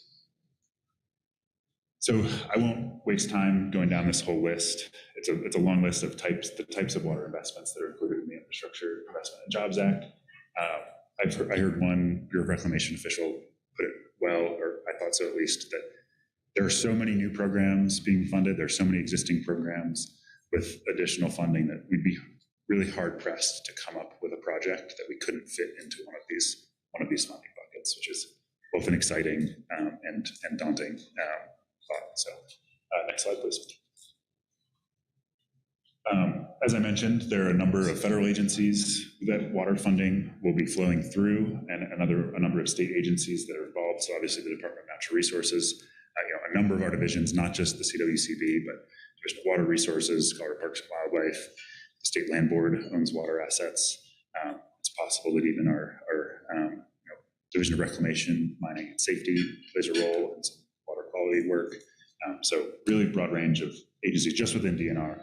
And then Department of Public Health and Environment, Department of Agriculture, Department of Local Affairs will all play a role here at the state level. And then at the federal level, USDA, DOI, and Department of Defense are all managing funds that are specifically intended to be invested in water infrastructure. Next slide, please. So the process for funds to flow from the IIJA, I would generally categorize in three different buckets. First, direct federal spending on federally owned assets. Sort of best example that I think of for those types of investments is the Bureau of Reclamation's aging infrastructure account. So they were given, I think, $3.2 billion to address aging BOR infrastructure. Those are for either reserved, so owned by still, or transferred BOR assets. They will be doing that work or contracting for that work directly. That money won't pass through the states or locals. It may pass through to project owners that have been transferred assets by BOR, but that will be directly administered by the department or by the Bureau. The second big sort of bucket of funding is formula grants. This, again, is, I'd say, primarily exemplified by the Clean Water and Drinking Water State Revolving Funds, which are managed collaboratively by CDPHE, DOLA, and the Water and Power Authority. They already have a great degree of clarity, as Keith mentioned on the phone earlier, and the amount that they'll be getting. They will then make decisions on how those funds are allocated. And then the final bucket, and this is both the most exciting, but also the most sort of daunting bucket is competitive grants. And this is where most of the funding that aligns with sort of water supply planning, water efficiency, watershed health fall is competitive grants. And these are grants that either the state or local governments or water irrigation districts or even NGOs will need to go after and compete for against other entities across the nation. And this is where we've been devoting most of our thought and how we best position Colorado to outcompete other states. Next slide, please. So DNR has been and will continue to engage with the board and our stakeholders, federal agencies, the governor's office, our partner agencies at the state, the General Assembly, to think through and implement a structure that, again, best positions us to seize on this opportunity across Colorado. We have been giving a lot of thought to the types of values we want to see reflected in new federal programs, the types of projects, even specific projects we'd like to see get done through this process. And would just really love to hear from all of you on the role you see the board playing and the role you hope CWCB and the department can play in making this all come together. So that's all I've got as far as prepared slides and remarks. And happy to take questions and facilitate conversation. Thank you. Thank you so much, Nate. Any questions, comments from the directors? I think everyone's still processing, so while they are, I have a couple. Yeah. So do you know where WaterSmart is going to fit into one of those three buckets? Would it be in the first? So I would say WaterSmart is largely in the third bucket of competitive grants. And there is a very specific amount dedicated in the bill on top of existing WaterSmart appropriations of $400 million, I believe. But then they are choosing to route a number of new sort of grant programs or opportunities that were funded in the bill through the WaterSmart process. And so more than just that $400 million specifically dedicated for WaterSmart will be coming through the WaterSmart grant process that they already have established. So there will be, I think, specific announcements of grant rounds for specific types of projects that come through over the next. I should mention that BOR has this funding for the next 5 years, and they are planning to spend it evenly over those 5 years. Okay, thanks. I know there was some confusion over where WaterSmart would fit into this, so that's super helpful. When you talk about the structure here on the slide that we're on, what is the goal date to have built this structure by Colorado? When are you hoping to have something where we can begin being competitive with other states for this money? That's a great question. Thank you. I don't know if I can put a specific date on that structure. I think we are at the point where we are trying to use all of the resources that we currently have. And, I was brought on 4 months ago. I've added new capacity, but using all of the resources we currently have to help educate stakeholders around the state on what is out there and how they can apply.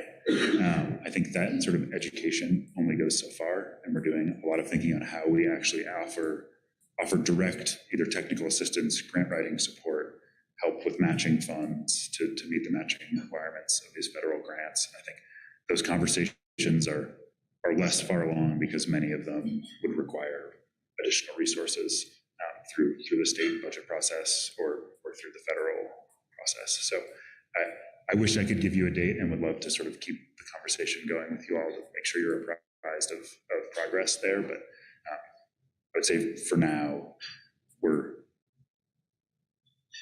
still determining how constrained by our sort of existing resources we are. Sure. I mean, I think this board has a lot of experience individually and as a board with staff on, how we have streamlined the grant processes that we're in charge of, and,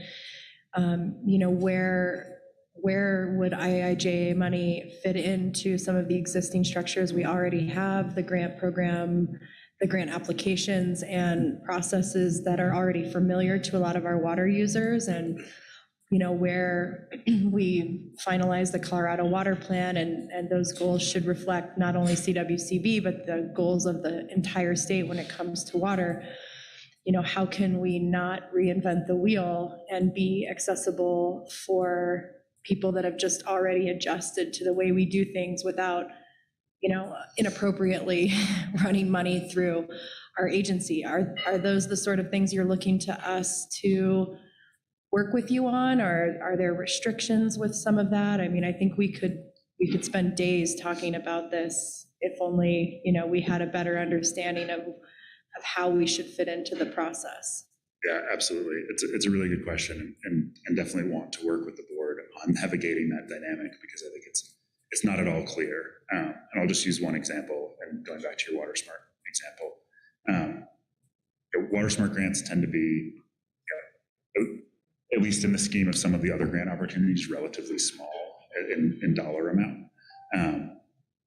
And so say of the $400 million that are available nationwide, Colorado has amazing success, and we are able to secure, say, $30 million across the state. That's likely to be 50 different projects. I think as a state, we've been advised by BOR that we could help serve as, say, a fiscal agent for projects on an individual basis, which obviously adds a significant workload. I think what we're still trying to determine is whether we could receive sort of I don't want to say a bulk allocation, but a single allocation that is then sub-granted out. Mm-hmm. I think it's possible. It's the way I just described it, I think, is not, but we've been advised that a rebate program may be possible. And I think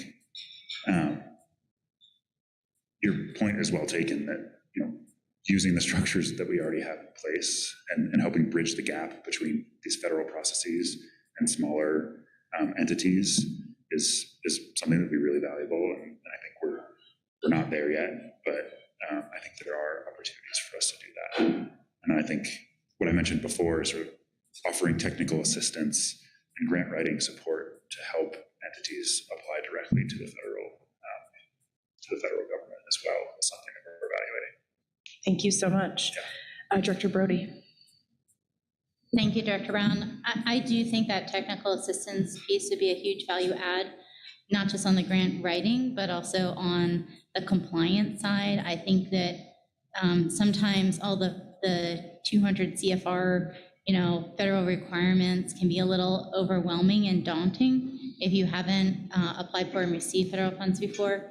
So if the state can play a role in helping potential applicants understand those requirements and what it takes, or potentially even, like you suggested, serve as a fiscal agent and then disperse some of those funds as sub-recipient awards, I think that would be a huge value add and make these programs more accessible to some of those smaller entities that otherwise might not bother. Yeah, absolutely agree. And I'll just add that we're not the only state agency working through this dynamic right now. And there's a great team that's been stood up at the Office of Economic Development and International Trade. They're helping coordinate these sort of conversations across the state. So we've got a lot of bright minds thinking through how we best support all of our local and smaller entities across the state. Are there any questions online? Director Sakata. Thank you, Madam Chair. Nate, I think another thing from my perspective would be really important to keep in mind is too, if there's any barriers, that the state is putting up, that you let us know or let people know this so that we can work through those as well. And as I was thinking about it too, it's, I would be like a small grant request probably, but any pressure we can take off of state resources, that's going to maybe even help me access state resources later. So I almost think, keep in mind how much dollars we can get into Colorado. It's going to help everybody indirectly as well. Yeah, does that make sense? Absolutely agree.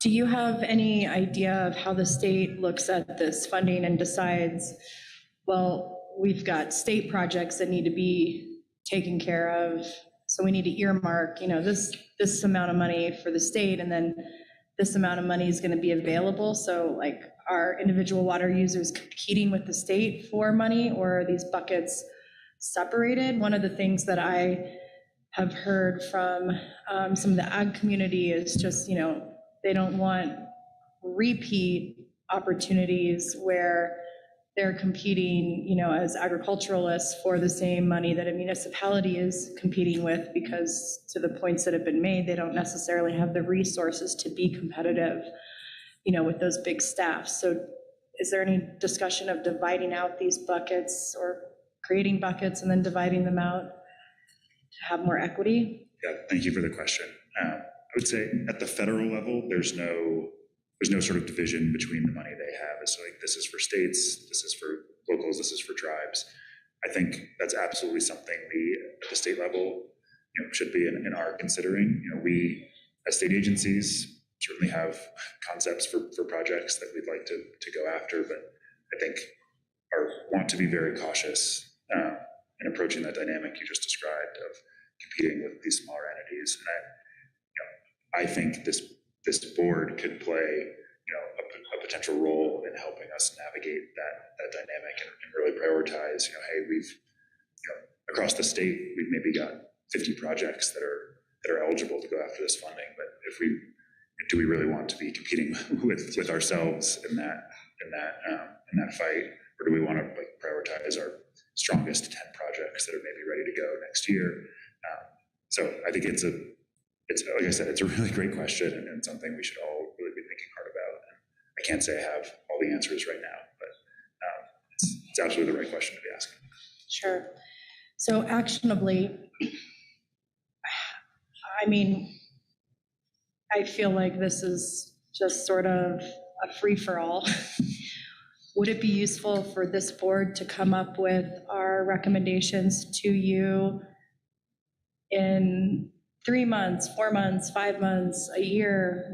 Can you walk us through, because I think everybody at this table has, and I'm sure staff has great ideas too, but representing not only our basins, but the state, I think we are all more than willing to put some things down on paper and compile them and send them to you, but we don't want to miss a deadline or be too early if there's something we can respond to, but I'm not seeing a lot to respond to yet.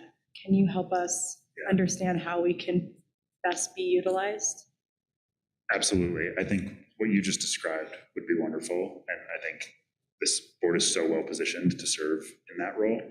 I think as far as timelines, there are certain grant opportunities that have already been released, and happy to share the information on those. Otherwise, I think especially the Bureau of Reclamation is really thinking how they can build these into their sort of existing timelines of grant rounds. So that I think they've opened some new ones just based on this new funding, but I do think they'll be planning to work it into sort of their more annual existing cycle.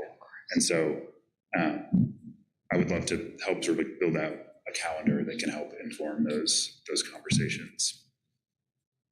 Director Mitchell? But there will be sort of this, just a slow drip of new information. We have clarity on the ones that are announced now. We don't quite know when the next ones will open. Well, and thank you, Nate, for all of those caveats. I think it's important as we talk about recommendations. There are timelines with these funds, like must be spent by, and what types of projects and those sort of things. I just want to urge a bit of caution. Because we are such a high-level policy board, we have had such an amazing grounds-up local-level process that we want to represent leadership, but also honor that grounds-up process at the same time of approval of projects. And so that I only say that because it is a delicate dance as we look towards these funds of not being pre-decisional or anything like that. So I think it's important that we get behind good projects. I think that's what we're trying to do with the water plan, the basin implementation plans. And we have the foundation to really determine what good projects are out there. But we have to remember we have to be impartial. It's not our pet projects. It is really the projects that move Colorado forward. So I just urge that as we have these discussions. Well said. And I just add to that too, that even to the extent that we have certain priority projects, we at the state or as the board may not have, a large enough measure of control over manage that project to go out and secure those funds. And so I think the way our sort of water world is structured in Colorado and the way these funds are flowing, I think makes this, as like you said, this dance a little more complex than a lot of the other funding areas that we're looking at across the agency. Commissioner Greenberg, is the Department of Ag involved with any of these funds, or do you have any? I don't want to put you on the spot, sorry, Nick. Happy to address that. Well, Nate and I were actually just catching up prior to this, just to touch base on how our teams are coordinating. As you know, it's a priority for both of our departments to work very closely on all kinds of things. Water plan's a great example. We've been doing a lot more together. This is another one. So when it comes to, I think a lot of the funding is flowing through different channels. It's, as an agency, we're not taking on a whole lot of these federal funds. We're mainly in that third category of competitive grants. I mentioned those earlier: food access, climate, and processing, most of which don't quite overlap with, I think, what Nate is focused on. But our teams are very well connected. And then when it comes to sort of influencing where the dollars go and how we support our communities in accessing those dollars, that's also where our heads are at. We've had a lot of requests for grant support from local communities. I think that's a role that we're trying to figure out how exactly to play. But it's one thing to have all this money, it's another to manage it over time. And a lot of our smaller communities or projects don't have that capacity. So we're trying to understand how we can play that role as a support, and as part of the conversation, we'll certainly be continuing DNR as well. That's really great to hear, and it does seem like maybe that is a role for us as we could work together.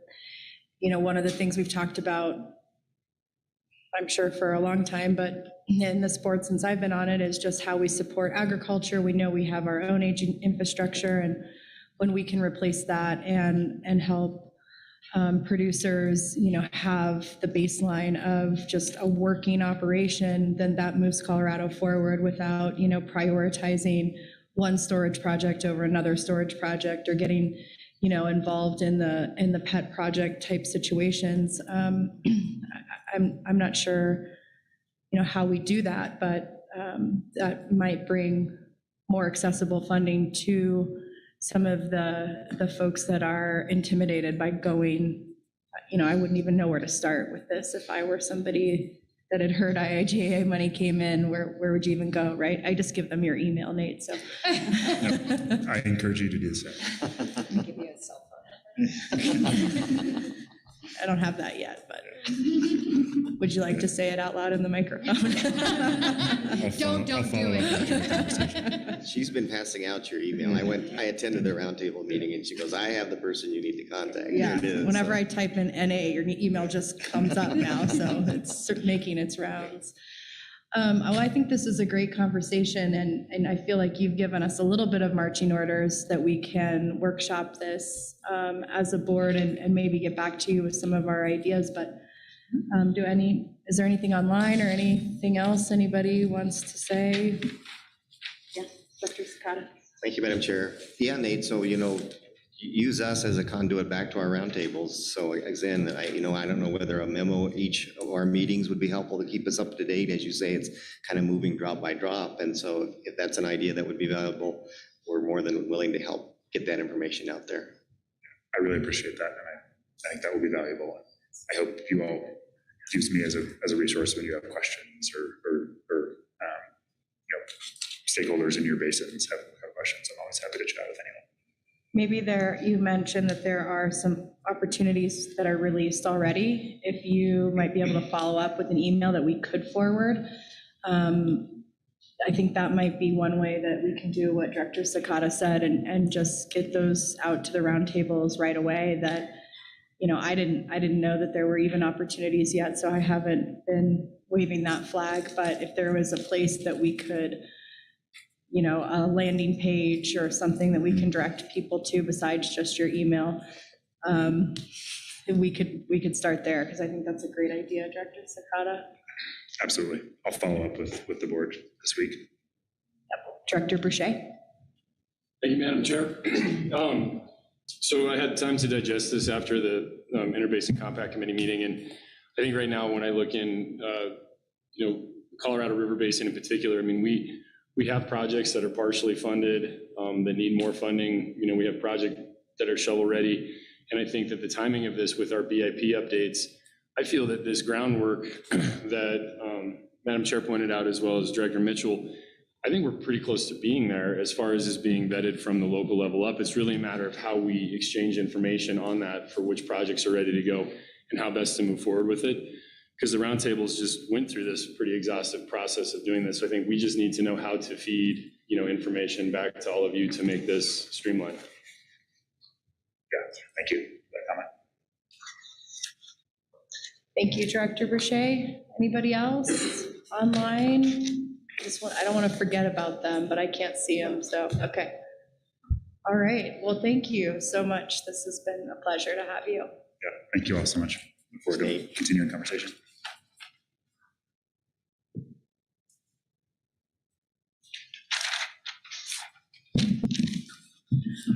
Welcome, Lauren. Agenda item 15, legislation update. Yeah, hi everyone. Lauren Riss with CWCB staff. I have to have my computer screen in front of me just because I'm used to it. It's like a security blanket. Yeah. So about this time of year, we like to come and just give this board an update of various legislative proposals that have been introduced that directly impact the agency. DNR, in close consultation with the governor's office, will sometimes take positions on bills. Not always, but there are times when, you know, we do that and we'll testify on behalf of DNR. But this today is not an action item, just informational, just an update. For those of you who don't follow the Gold Dome as closely as we do, and as I know a couple of you at least do by your participation in Monday Morning Water Congress. So there are really just three bills I was going to cover today. There are a couple of other water bills out there, but they don't have the same direct impact on CWCB. So I was going to stick to these for today, and then we'll come back in May and give you kind of a summary wrap-up update of kind of where things landed. Everything this time of year is just kind of a moving target, and things are, you know, have the potential to be amended or not pass out of committees or off of the floor. So with all of that caveat, I'm going to start with Senate Bill 28, which is the Groundwater Compact Compliance Fund bill. This was an interim Water Resources Review Committee bill, and really just creates the bucket for potential funding for the Republican and Rio Grande. The interim committee talked about this, and it has now passed through the Senate and has been introduced in the House. It would, funding that would go into this bucket would help with the requirements in Nebraska and Kansas for retiring irrigated acreage in both the Republican and the Rio Grande. The governor put forward a high impact funding proposal as part of his budget earlier this year that included a $15 million proposal that would go to the same purpose. We are still awaiting action from the legislature on that funding. So we expect that there will likely be bills introduced related to the ARPA funding that would potentially include this $15 million or more. Or less, I guess, at the legislature's discretion. Theoretically, that funding could then go to this compact compliance fund if it passes. So, as I said, it's been through the Senate and is introduced in the House and has yet to be heard in committee. But this is one bill that DNR did take a supportive position on and testified committee. Next is the Senate Bill 126, which is to prioritize water storage projects in the South Platte Basin. This, as introduced, included language that seemed to suggest that the CWCB prioritize its use of construction fund dollars, which existing legislative language in statute says that we should prioritize projects that go towards beneficial consumptive use of Colorado's undeveloped compact entitled waters. And this, as introduced, seemed to create a specific priority for the South Platte Basin. An amendment was introduced in the first committee in the Senate that clarified that that existing language in statute would just include the South Platte, and also added some language in the legislative declaration that emphasized the importance of all of Colorado's compacts and the work that's done in the basins. But legislative declaration language goes into session law but not into statute. So the importance of that language arguably is not as significant as what is actually part of the bill that would go into statute. So that did pass unanimously out of committee. And as far as I know, unless I heard it today, it's scheduled for second reading in the Senate, but has been laid over for the past few days with no action yet. So we'll see what happens to that one. And then the last one there, House Bill 1151, is a big one for the CWCB. So this bill would create a turf replacement program in the agency, and has, the way it's written now, has basically two parts. One would allow the CWCB to provide grants to existing entities that currently have or are planning to have turf replacement programs. It would require a 50% match. Eligible applicants could be local governments, special districts, tribes, nonprofit organizations, utilities, that either have or plan to have a turf replacement program. And so that money would then be used as a rebate program for local customers that are currently serviced by those programs. The second part of this bill would allow the CWCB to contract with a third-party entity that would then set up grant programs for areas of the state that would not be covered by an existing program, if that makes sense. So the goal there, I think, was just to provide some equity across the state so that you could participate in a program even if you lived in an area that did not currently provide one through its local government or utility. So this has been heard in the first committee and was referred to at the Appropriations Committee, where it is currently waiting to be scheduled for a hearing. In the first committee, the Ag Committee, it was amended to include a $4 million general fund appropriation, which is a big deal, that it potentially would go through with that significant amount of one-time funding.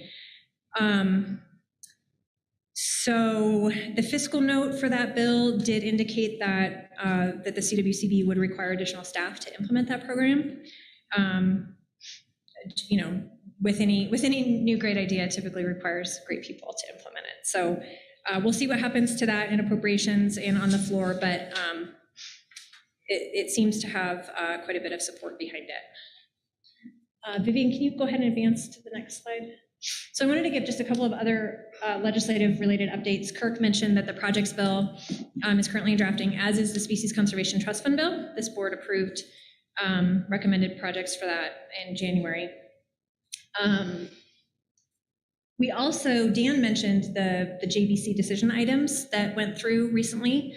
This includes the 5 new FTE that CWCB would get to help implement the water plan grant program.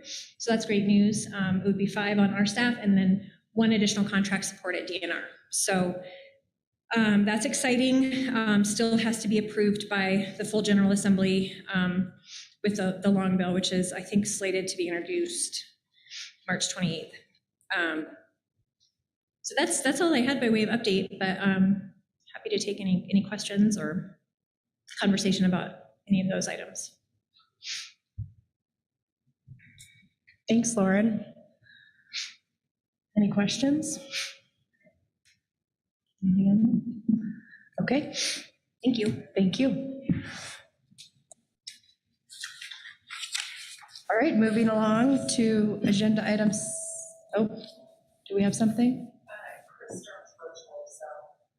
Okay, got it. There he is. Welcome, Chris. Agenda item 16, Water Plan Grant, Environment and Recreation Category, Criteria Update. Good afternoon, everyone. Chris Sturm, CWCB staff for the record. I'm very sorry not to be there in person, but I picked up a little cold this weekend and thought it wise to just participate virtually. So today we've got a criteria update for the Environment and Rec category of the Water Plan Grant Program. The board might remember that in May of 2021, the Environment and Rec category and the Colorado Watershed Restoration Program were merged together, and that was to take place officially in the July Water Plan grant cycle this year in 2022. So the next step to get ready for that grant cycle this summer is to put together some criteria that honors both those grant programs, both the Watershed Restoration Program and the Environment and Rec category of the Water Plan Grant Program. So I have that criteria drafted for the boards to look at today. It's just an informational item, hoping to get some feedback from the board so that we can then bring this in for a decision item in May and have it ready for any potential applicants that'll be putting their applications together for the July deadline. So I've started by changing the category title. Instead of Environment and Recreation category, we've gone to Watershed Health and Recreation. This draft guidance has been reviewed internally by staff, although I did make some last minute changes and inadvertently deleted Watershed Health from the very first sentence in the criteria. So profound apologies for that to the board, but it should read the Colorado Water Plan defines watershed health as a measure of ecosystem structure and function. And that just comes directly out of our 2015 plan. And then I've in this intro further discussed a little bit about resiliency, how that applies to ecosystems, and how important they are to society and both the environment. With the intent that as applicants read this, that they're hopefully getting an idea of what watershed health is as it relates to ecosystem services. I'm planning that some of the language that we'll update the water plan with for the latest update will be contiguous with this. Madam Chair, should I stop at each section or just continue to the end and see if there's any questions or input? You can stop and we'll see. And okay. We're casual. Before we jump into the grant types, I'll just see if there's any feedback on the intro or the title. Okay, we're good. Continue, please. Okay, so having done this for quite a while, reviewing different grants and grant applications, it kind of made sense to me to divide them up into three major types, because that's generally what we see in the Watershed Restoration Program and the Environment and Rec Program.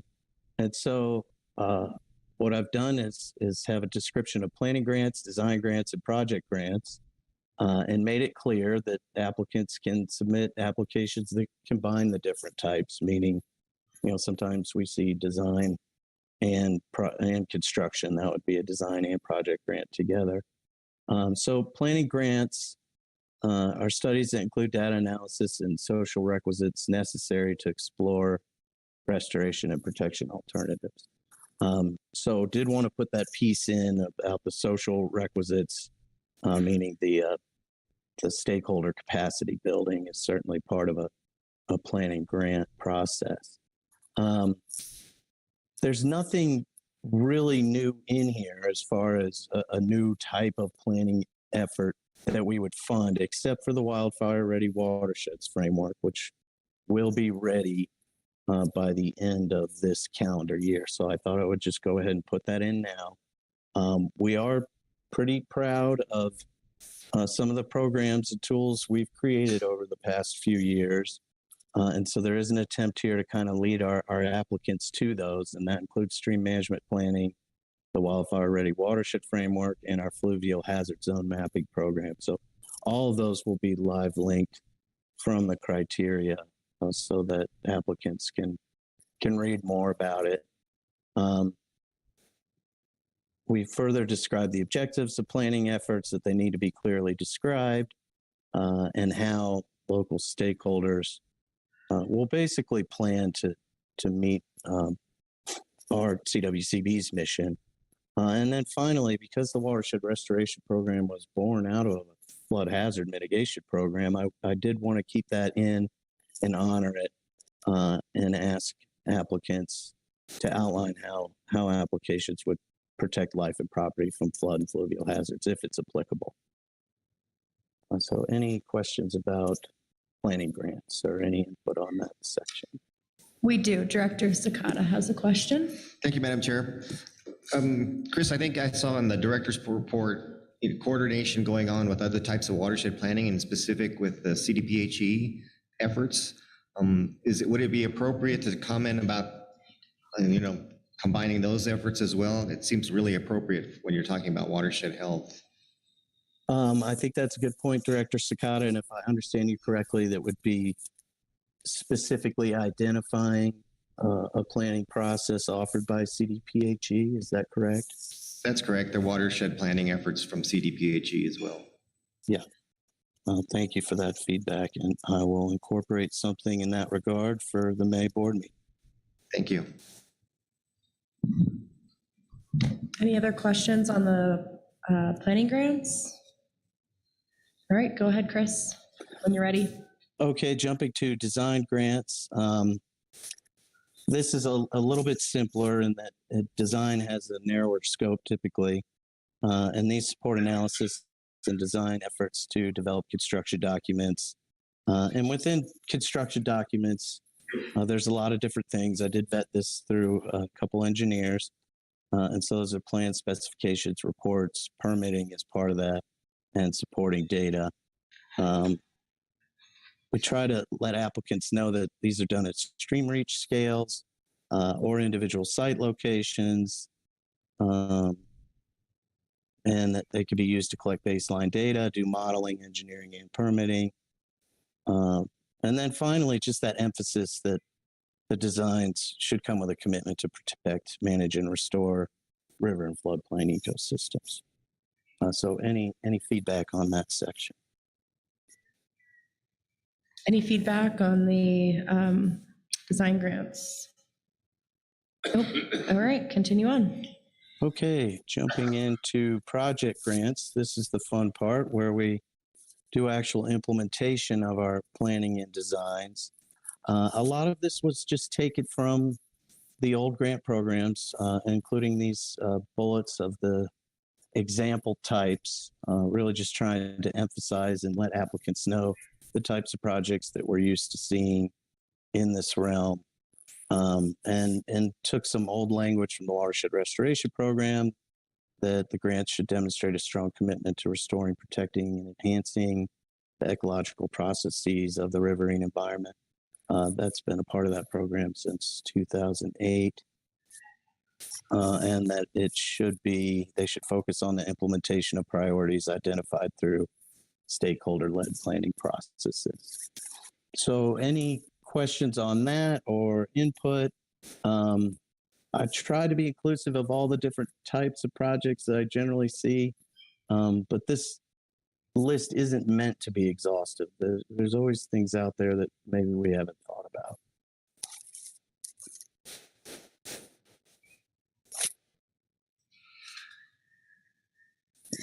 I was just curious if you'll weight when you do the criteria, or if you have a matrix or something, on the project grants, if you'll weigh, if the applicant has done a stream management plan of some sort, or as long as they have done a planning process, it seems like you're putting an emphasis on that, as long as I'm reading that correctly.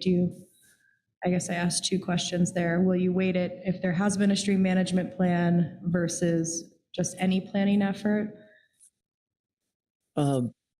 That's a good question, Madam Chair. Thank you for that. And let me just back up and say one of the most substantive changes that I've added to this criteria is that we want to see design and project grant applications that have been informed through a planning process. We've never specifically stated that in the past, but we have weighted applications more heavily if they meet that criteria. And what that does is get us away from what I call the Band-Aid type projects. I get applications that say, well, we have a eroding meander bend and we want to stabilize it. And I would come back and say, okay, why? Well, it's eroding and there's a reservoir 300 yards away. And again, I'll come back and say, okay, why? Is this important for watershed health? Has it been through some planning effort that lets us know there's danger afoot or something like that? And typically those applicants can't answer that question.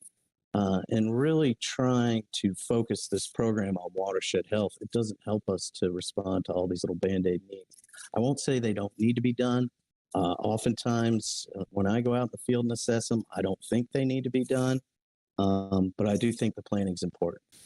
So to get into the answer to that question a little bit deeper, we haven't specifically stated that we would weigh a priority out of a stream management plan more than a priority out of a different plan. Although in reality, when we haven't had enough funding for all the applications we've seen, the projects that are informed through planning efforts like stream management planning tend to rise up to the surface more readily than, say, some communities' master plan that identifies a project that they'd like to implement. So I hope that answers the question. Absolutely. Answers my question. Any other questions from other directors? Anything online? No? Okay. This was not an action item today, correct? This is for May. So thank you so much for your time. Okay. I'm happy to end it here, or if the board wants me to continue on with the basic applicant qualifications, the last little section, I can cover that before I sign off. Sure, go ahead. Sorry about that.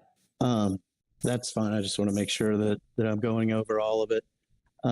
This last section really helps us as the grant managers and the committee that's reviewing the grants to make the call on what really qualifies and what we should move forward to have a deeper look at. And most of these basic qualifications come from the two pre-existing programs. The commitment to collaborative approaches, of course, has always been there. Commitment to restoring and protecting ecological processes that connect land and water. Broad-based involvement and support from the appropriate levels of government. That it's technically feasible. These last two have not been in the grant programs before.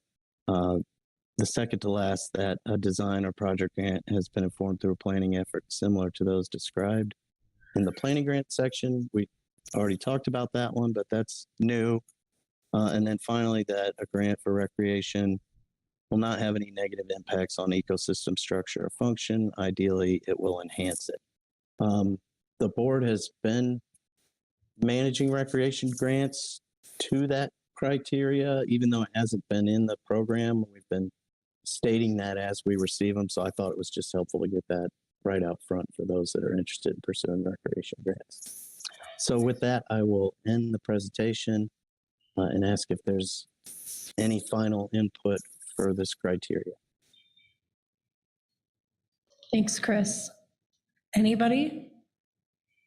Anyone at all? No? All right, we'll move along. Thanks for your time. Okay, thank you. Moving to agenda item 17, South Platte River dish easement discussion. Welcome, Andrea.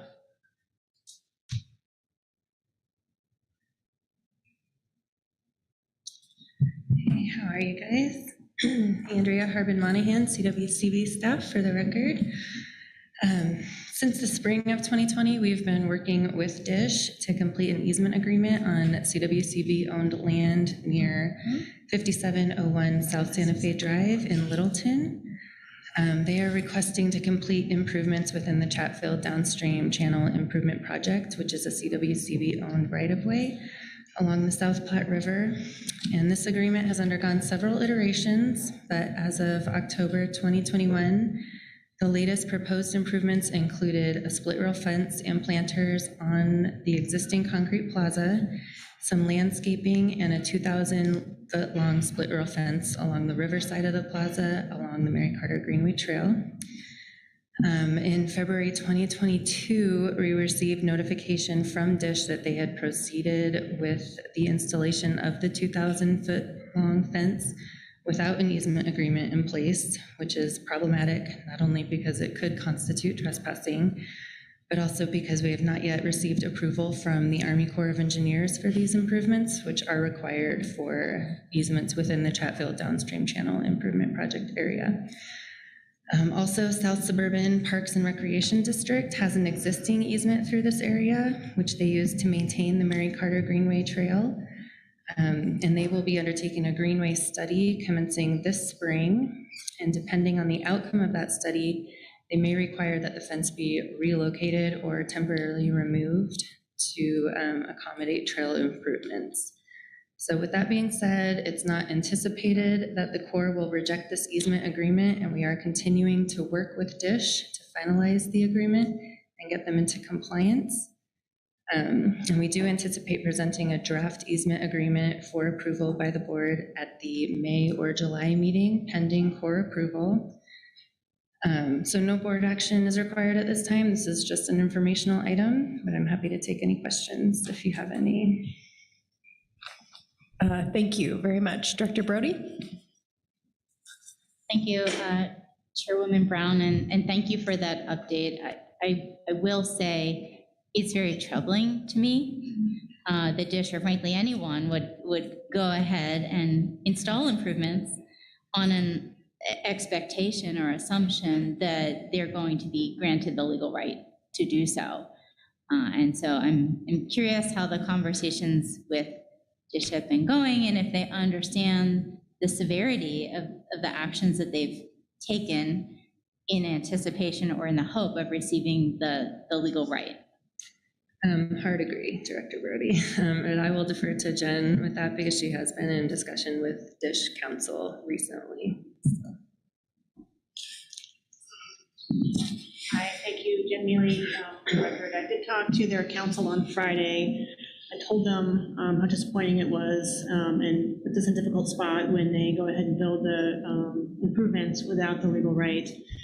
We're really close on the agreement. There are a couple of points we're trying to work through. He was reasonable. The concerns he raised were reasonable. They're not raising outlandish things. So I feel like we can work through these last two issues pretty quickly and hopefully get on the same page and get a document that we still have to run by Department of Personnel Administration because it is an easement. But I do feel like we're close. So although it is frustrating, I do think that that's the path forward at this point is to get the thing documented, signed, finalized, and move forward. Thank you. Any other questions or comments? Will we see this again? Yes, I'm anticipating having a draft easement agreement at either the next board meeting or the July board meeting for your review. Okay, thank you. All right, thanks, folks. Thanks so much. Do we need an afternoon break? We just got back and we're flying through this.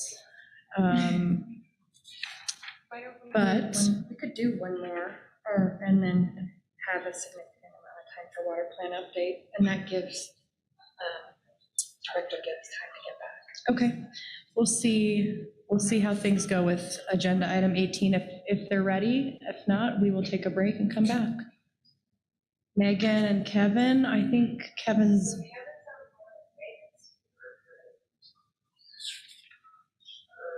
That's okay. I'm here and I'm ready. So if you guys are ready, I'm available. All right, we'll take you up on it then.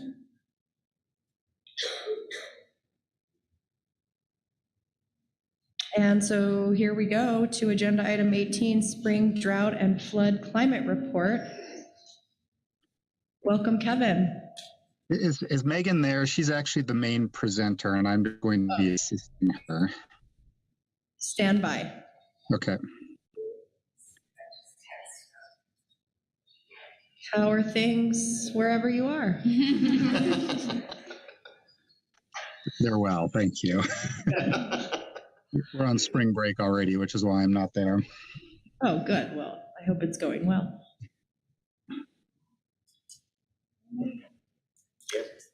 So we might take a break. Sorry to. We're just so fast. People aren't, used to this. We get back in person and we're just flying through. So we'll go ahead and take a 15-minute break. Sorry, Kevin, to get y'all ready. And we'll come back here at 2:02. Perfect. Not a penny more.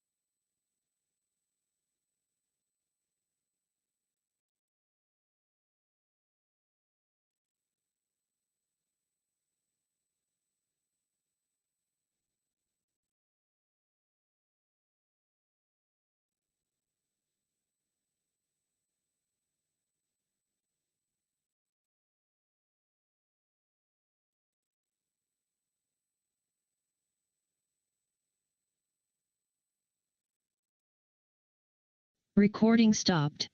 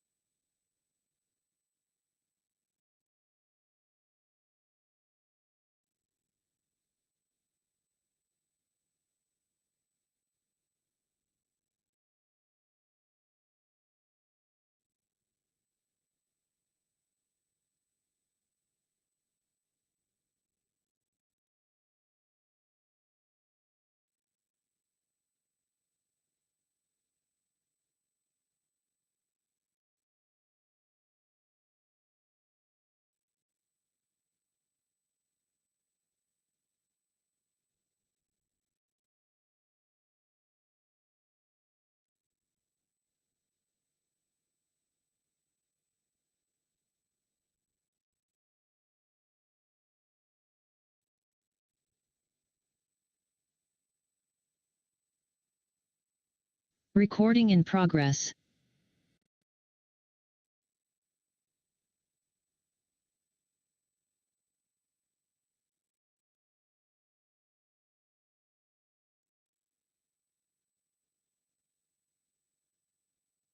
All right, we're on.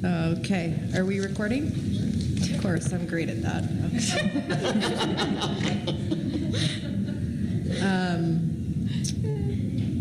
Okay, so here we are on agenda item 18, Spring Drought and Flood Climate Report.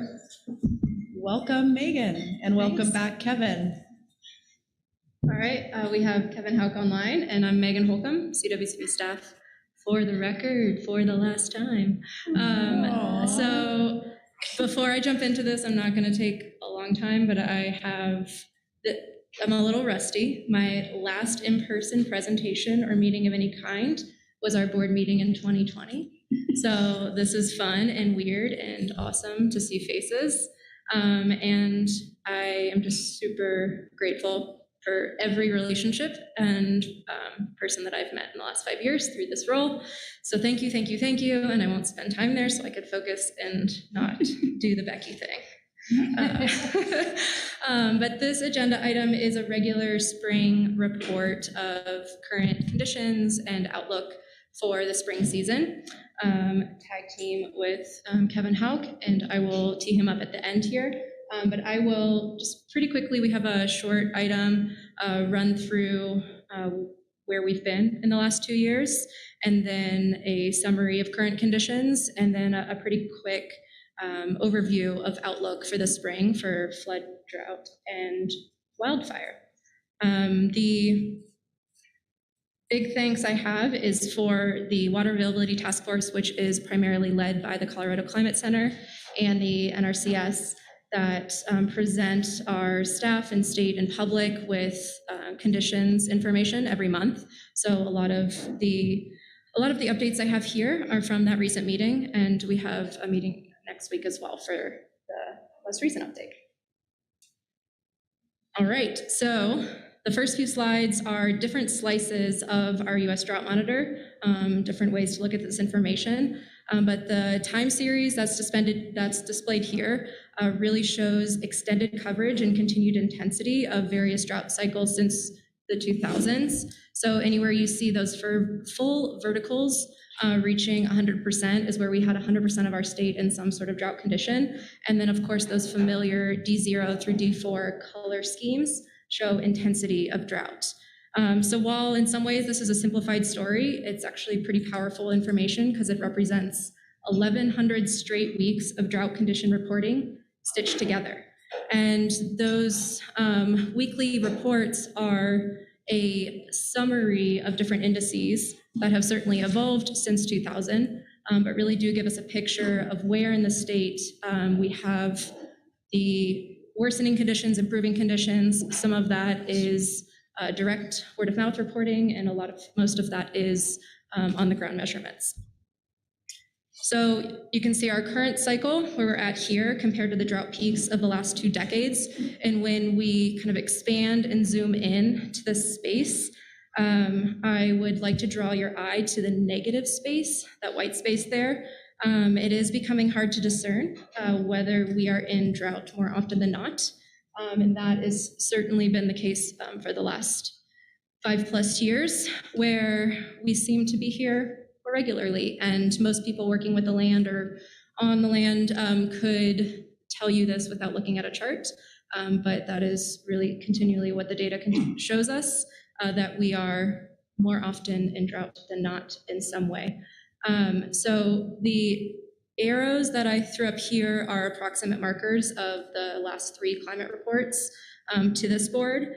And while today is just a snapshot, and any weekly monitor is just a snapshot, it can show us that spring can look different depending on our winter conditions. And it is hard to say exactly whether we are, getting into more concerning space or there is improvement to come. But unfortunately, there are very few indicators that I have today that through the global or regional models that show us there is drought relief around the corner.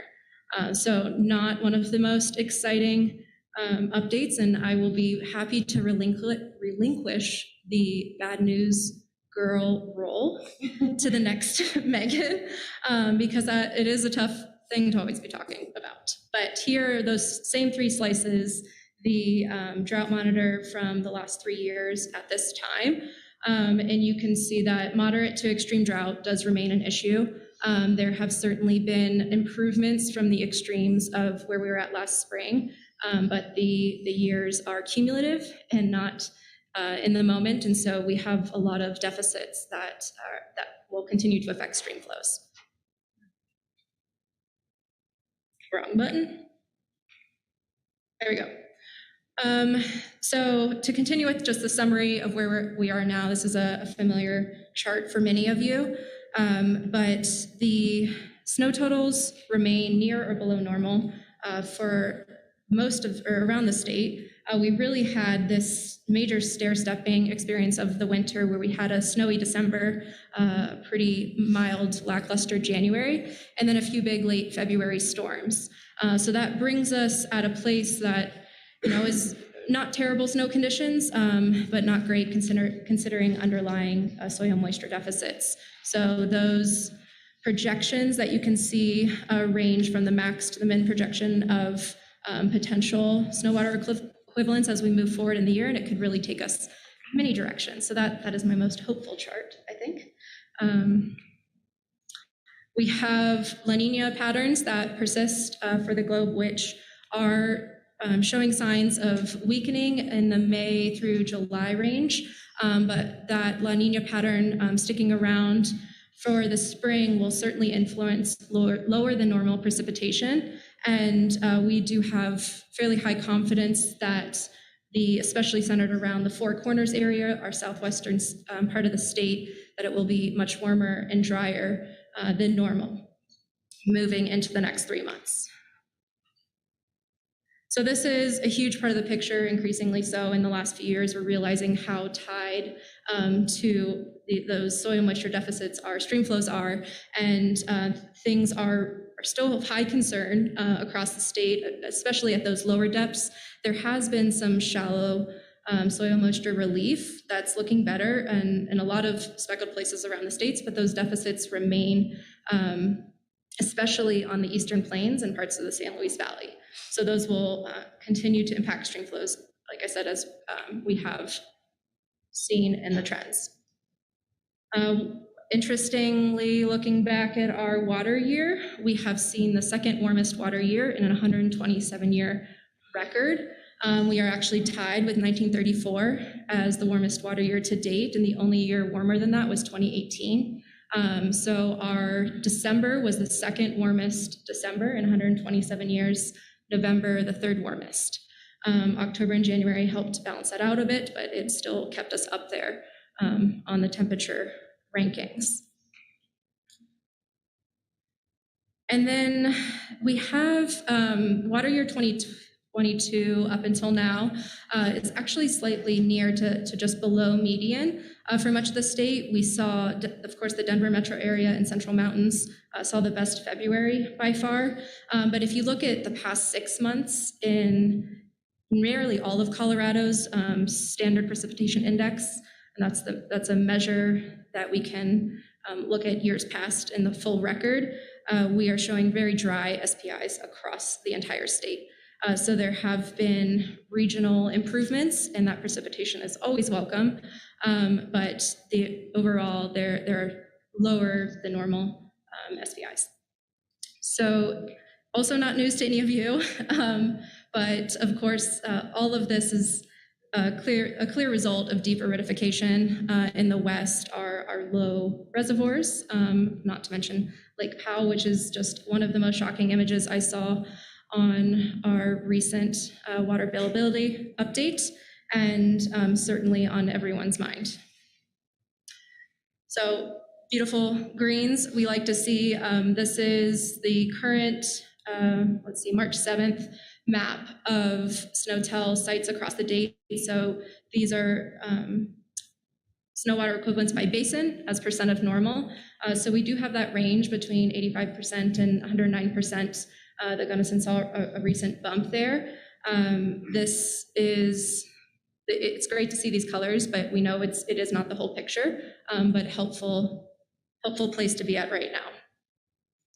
When we look at our reservoirs, the NRCS has changed their mapping a bit, so I don't have this for the entire state, but you can see some of our major basins there and a range between that red 0 and the over 200% blue. We do have a very speckled range of where our basins sit out across, or our reservoirs sit out across the state, but overall, that southwestern corner, of course, is at a concerning place as far as overall reservoir storage. So if we move into general drought outlooks, this image is a good reminder that this is not Colorado alone. We are in this with the over 55% of our country, including increasingly the southeast corner of the country, which is experiencing some acute drought this year. NOAA's long lead temperature and precipitation forecasts, which go up to about 14 months out, indicate there's no immediate relief in sight. Temperatures will likely remain above average for the country, and precipitation largely below normal. This is where we've really seen the map sit at for the last 3+ years. That expansion of drought outlook, as far as drought persisting, that's the brown color, has just filled in some white gaps, but really continued to expand and encompassed more than half of our country. So pulling this from national maps, this is the wildfire potential outlook for April. These maps shift a bit as you look from month to month, but what this is highlighting is the real epicenter of the current deepening drought is in this Southern Plains region. That's like northwest Texas, Kansas, and of course our southeastern corner is of high concern. The USD outlooks point to increased potential for grass fires this spring, especially if we don't get good rains on the plains. That will certainly remain a region of elevated concern. Let's see. I think I have my next slide. Kevin, are you on?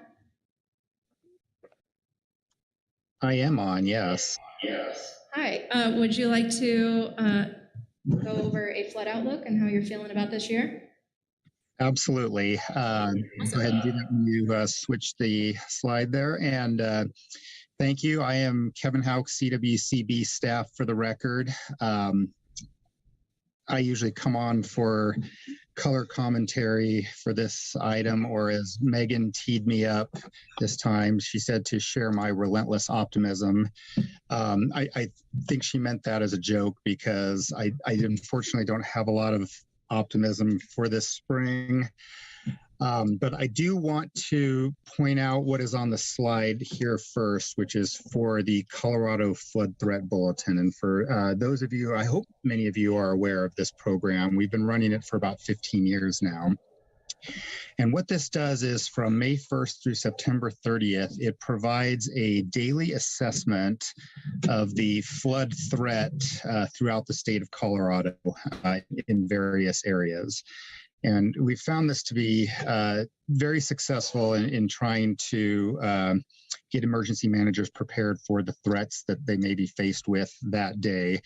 We also provide a summary the next day of what fell the day prior. So if you're ever curious how much rain was received around the state, you can always look at that the following day. I do want to report that this is awarded on a 5-year cycle to a consultant to provide these services for us. And just last week, we concluded the selection for our consultant for the next 5 years, and it will be Dewberry, who provided the last 5 years as well. So I think there's going to be a lot of continuity between what you've seen prior and what you're going to see looking forward. So I'm looking forward to being able to have this provided on starting May 1st. Megan, do you want me to continue to talk, or do you want me to kind of close after you're done? Because I know you've got some forecast slides coming up. I'm happy to do whatever you like. Go for it. I have one final update whenever you're finished, and it's just about the Colorado Climate Report. So I wanted to make sure you had time to cover what you want to. Perfect. So I'll just kind of say a few things here. I want to start out by saying this is the second year of a La Nina cycle, and I'm not a meteorologist, so I can't explain mechanism as to why that is generally not favorable for Colorado. But what I will tell you is going back to the year 2000, 3 of our worst 4 drought years that we experienced in Colorado were all second year La Nina years, which is what we have this year as well. So I have to say that going into this water year, I was expecting this to be just a horrific bad water year for us. And I'm really happy with where we're sitting right now. You know, Megan showed the snowpack slides earlier, and we're close to 100% for much of the state. And that is just a wonderful surprise that I would never have predicted just a few months ago. I do, however, want to just really emphasize something that Megan said earlier, which is we went into the fall season with some pretty low soil moisture statewide.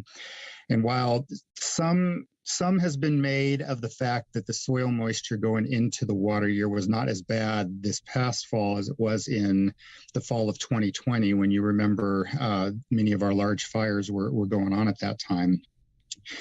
It still remains a fact that the soil moisture is not good. And so therefore, when spring runoff starts, a lot of this water is going to soak into the ground before it even makes it into the stream. So when you look at these kind of numbers here, you know, ranging from, what do we have, 85 to 109%, you know, let's just say if the number was 100% for a particular basin, I just think given the soil conditions that we're going to be facing right now, a 100% snowpack value is not going to result in a 100% stream flow come runoff season. So I think that the volumetric stream flows we're going to see out of runoff season are going to be lower than all the numbers that you're seeing on the screen right there. So keep that in mind.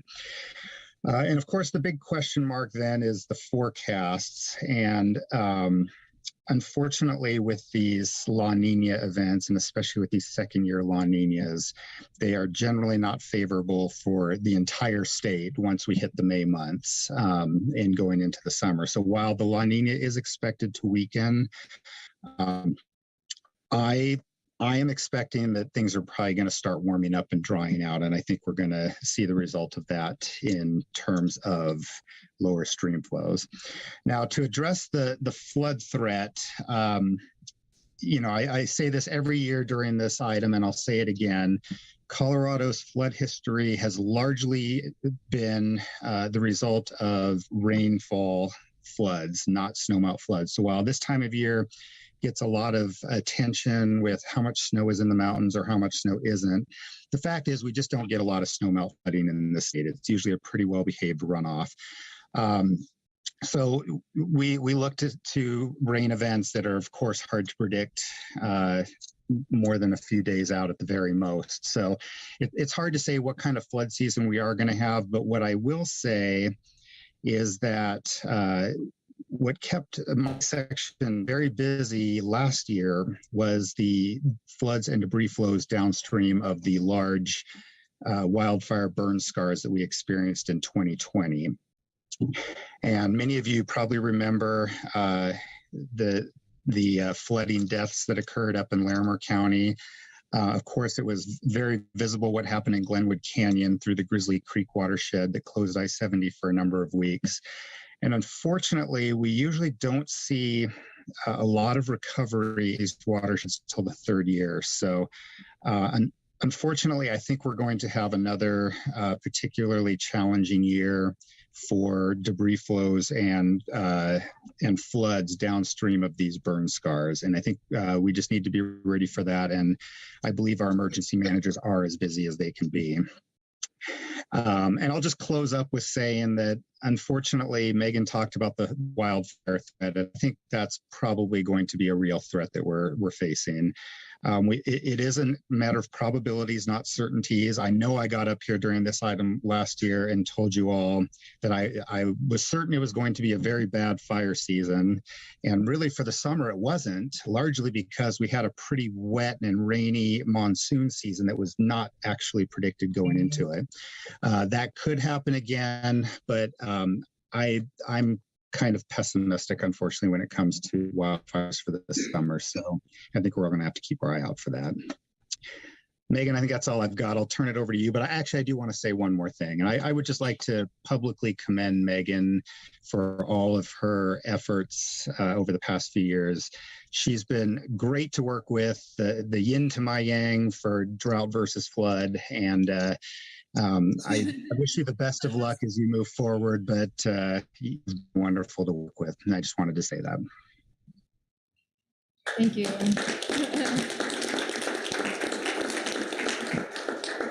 Thanks, Kevin.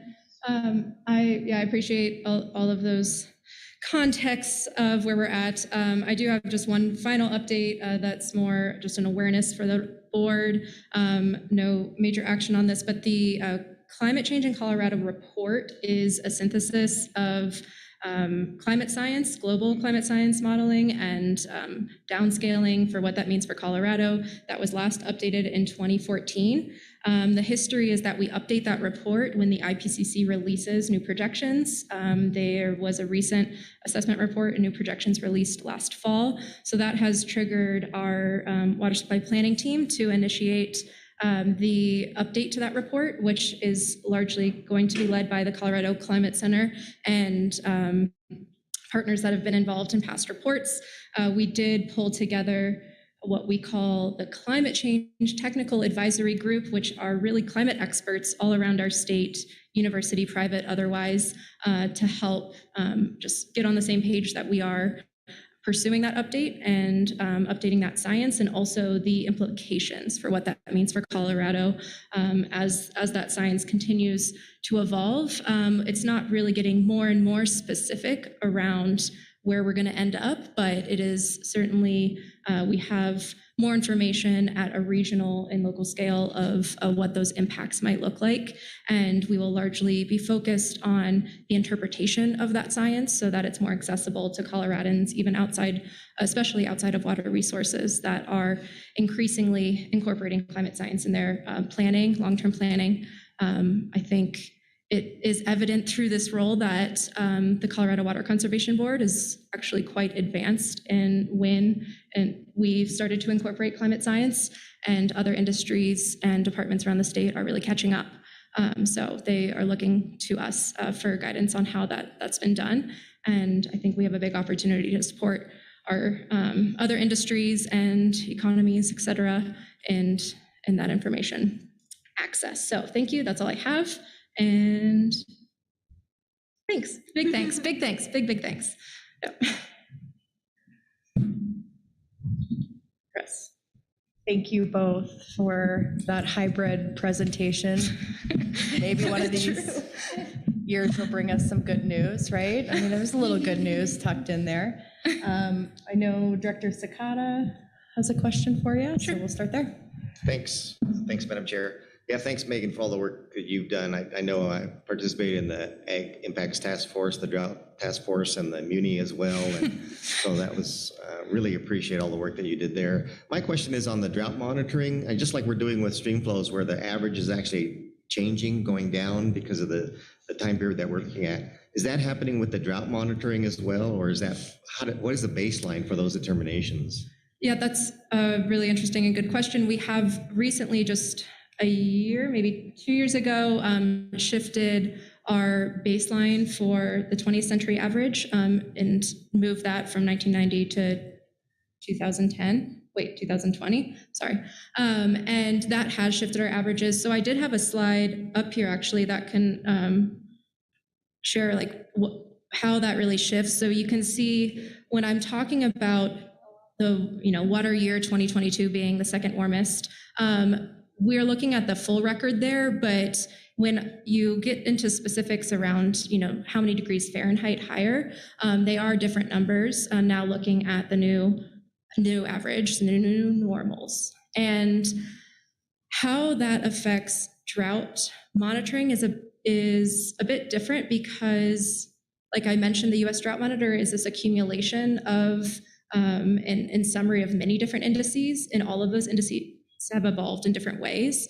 So it is not precise in the way of, what does D4 mean today versus what it meant 10 years ago. But the idea there in generalizing that information is that you have this overall metric that makes all those things more comparable, but you have to get more, when you want to get into specifics of where we're at now versus 20 years ago, you have to use specific indices to do that, not those summary indices. Yeah. Is that helpful? Yeah, that was helpful.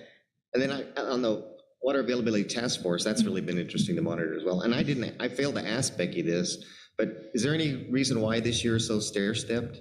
You look at other years and we see a little bit of it, but this year, statewide, it seems like it's so many large stair steps in snowpack, especially in snowpack. This is where I would phone a friend, Russ Schumacher, but I believe it has a lot to do with atmospheric moisture and just having, whether that connection is made. It really depends on what kind of storms we have. So that connection has just been pretty spotty. Just seems like we're on the borderline of whichever way it wants to go. We've had a lot of those cold snaps, but they're not always accompanied with the moisture. Yeah. Thanks again, Megan. Really appreciated working with you. Yeah, thank you.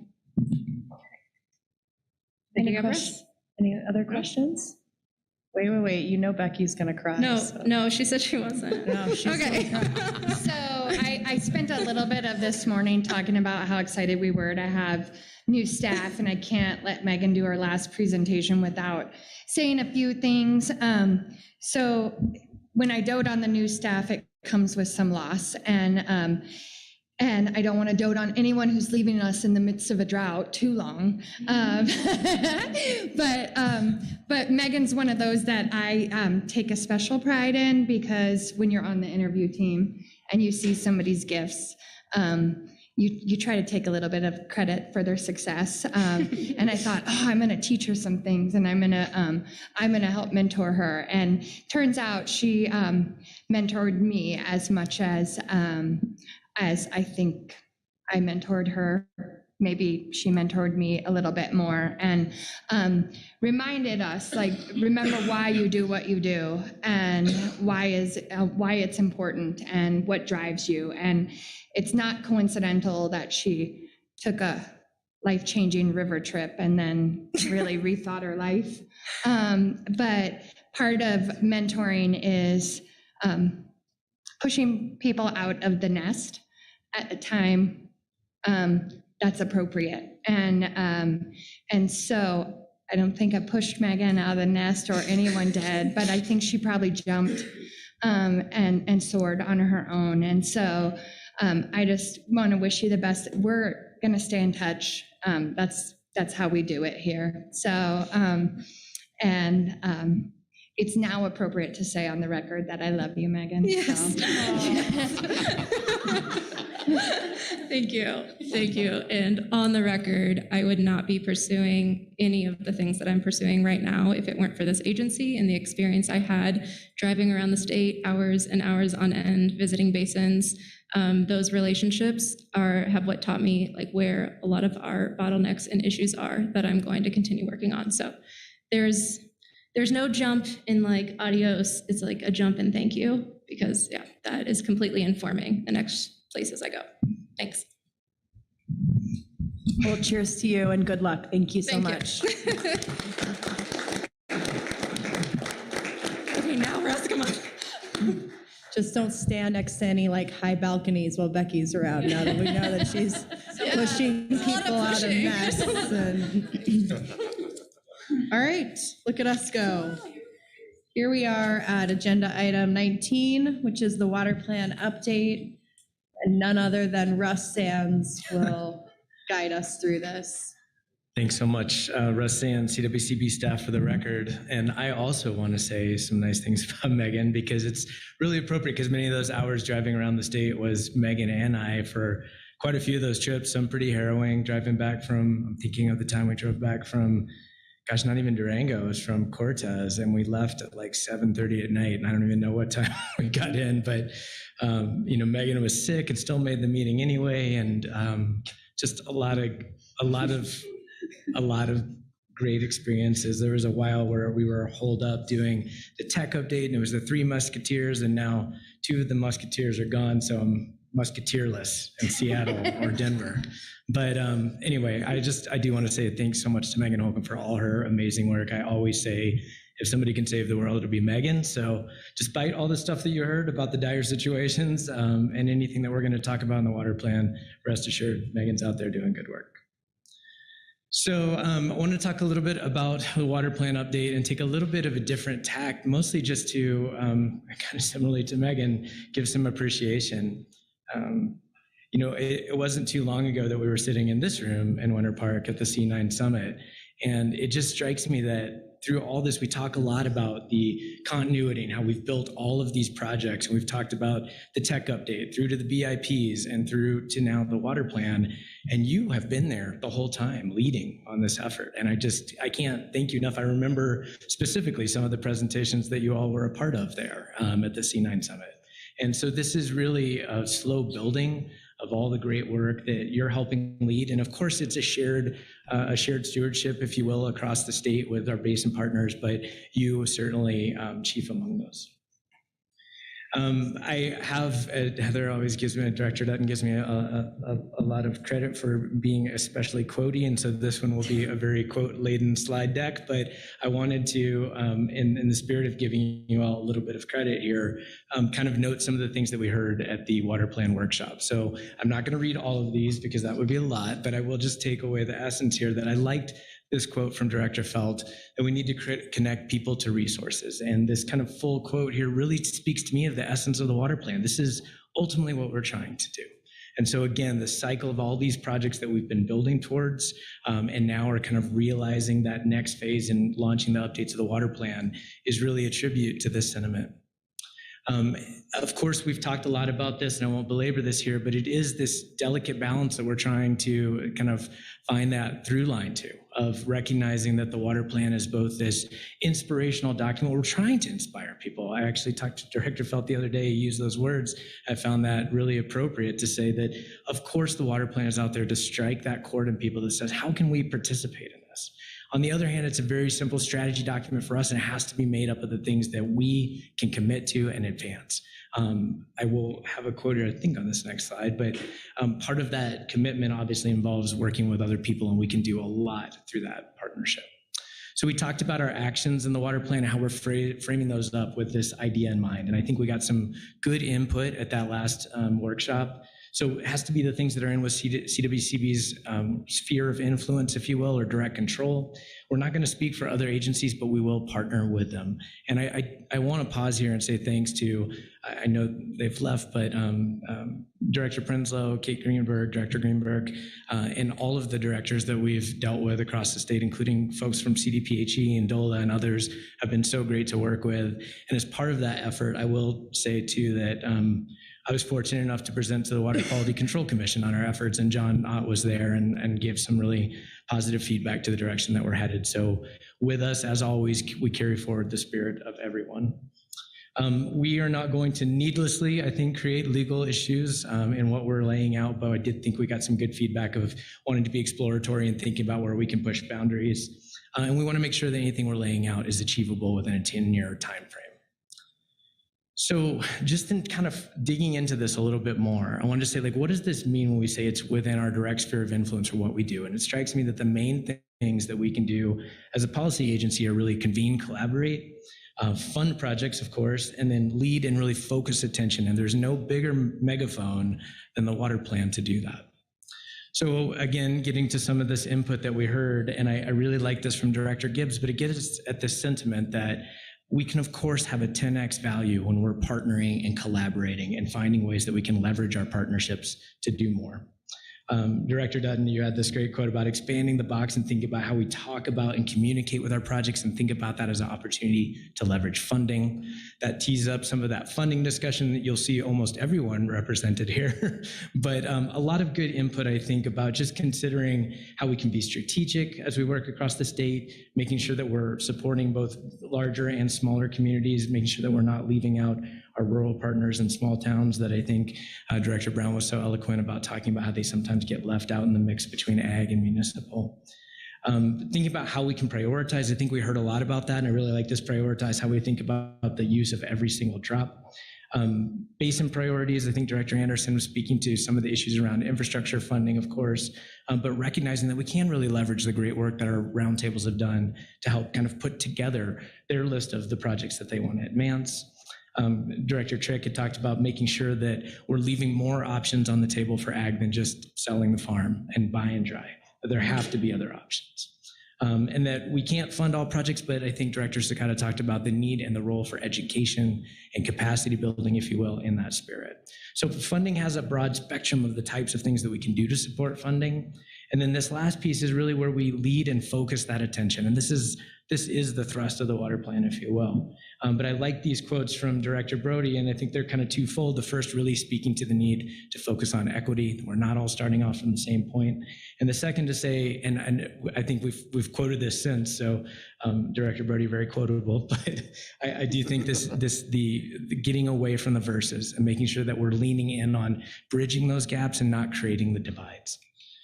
And then again, some other thoughts, again, making sure that we're really leading across our rural and urban partners, again, this embracing the spirit of certainty, resiliency, and security. And then, of course, an increased focus, Director Hawkins talked about the increased focus on climate adaptation and really exploring how we as an agency can lead in that space.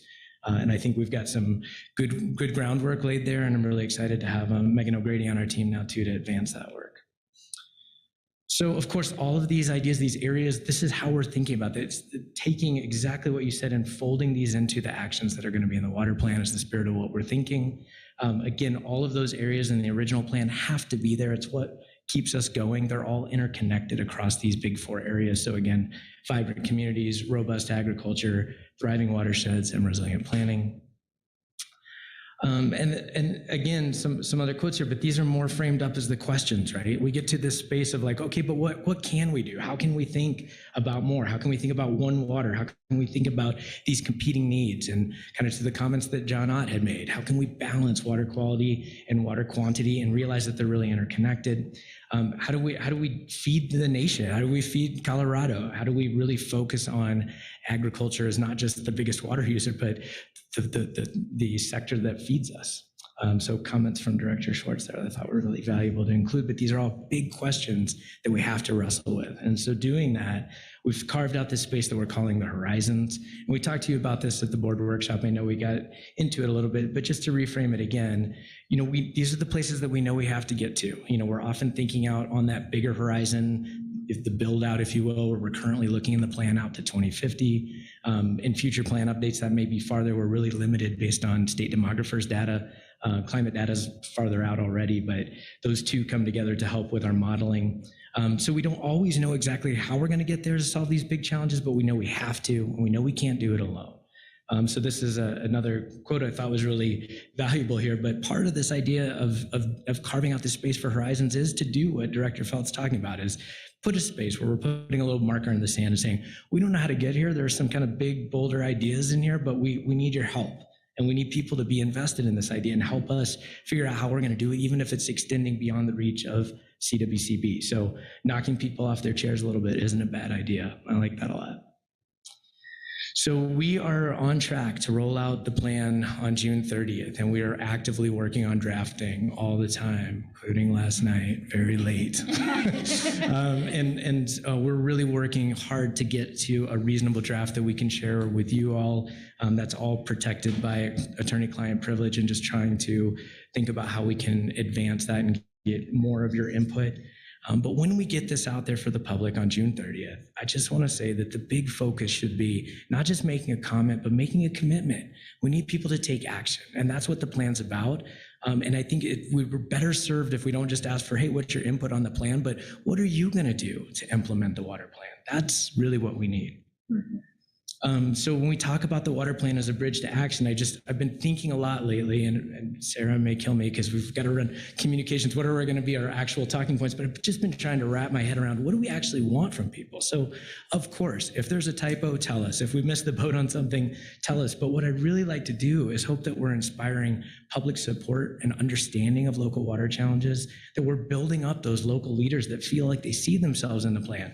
I didn't get to quote you, Director Boucher, but you've told me that before. I remember a conversation that we had, and you said you had a call from somebody, they didn't see themselves in the plan. Like, we want to fix that. We want people to see where they can pick up and run with it, right? We want people to innovate, whether that's applying for a grant or a loan or coming up with a new idea or running down a research project. That's where we're going to get the good stuff. And I think I've heard before, I don't know if Director Feld had mentioned this, but it was the good work, the magic happens at the local level. We want to support that. And we do that a lot every day through collaboration and partnership. So this is what I'm hoping that the water plan will ultimately inspire.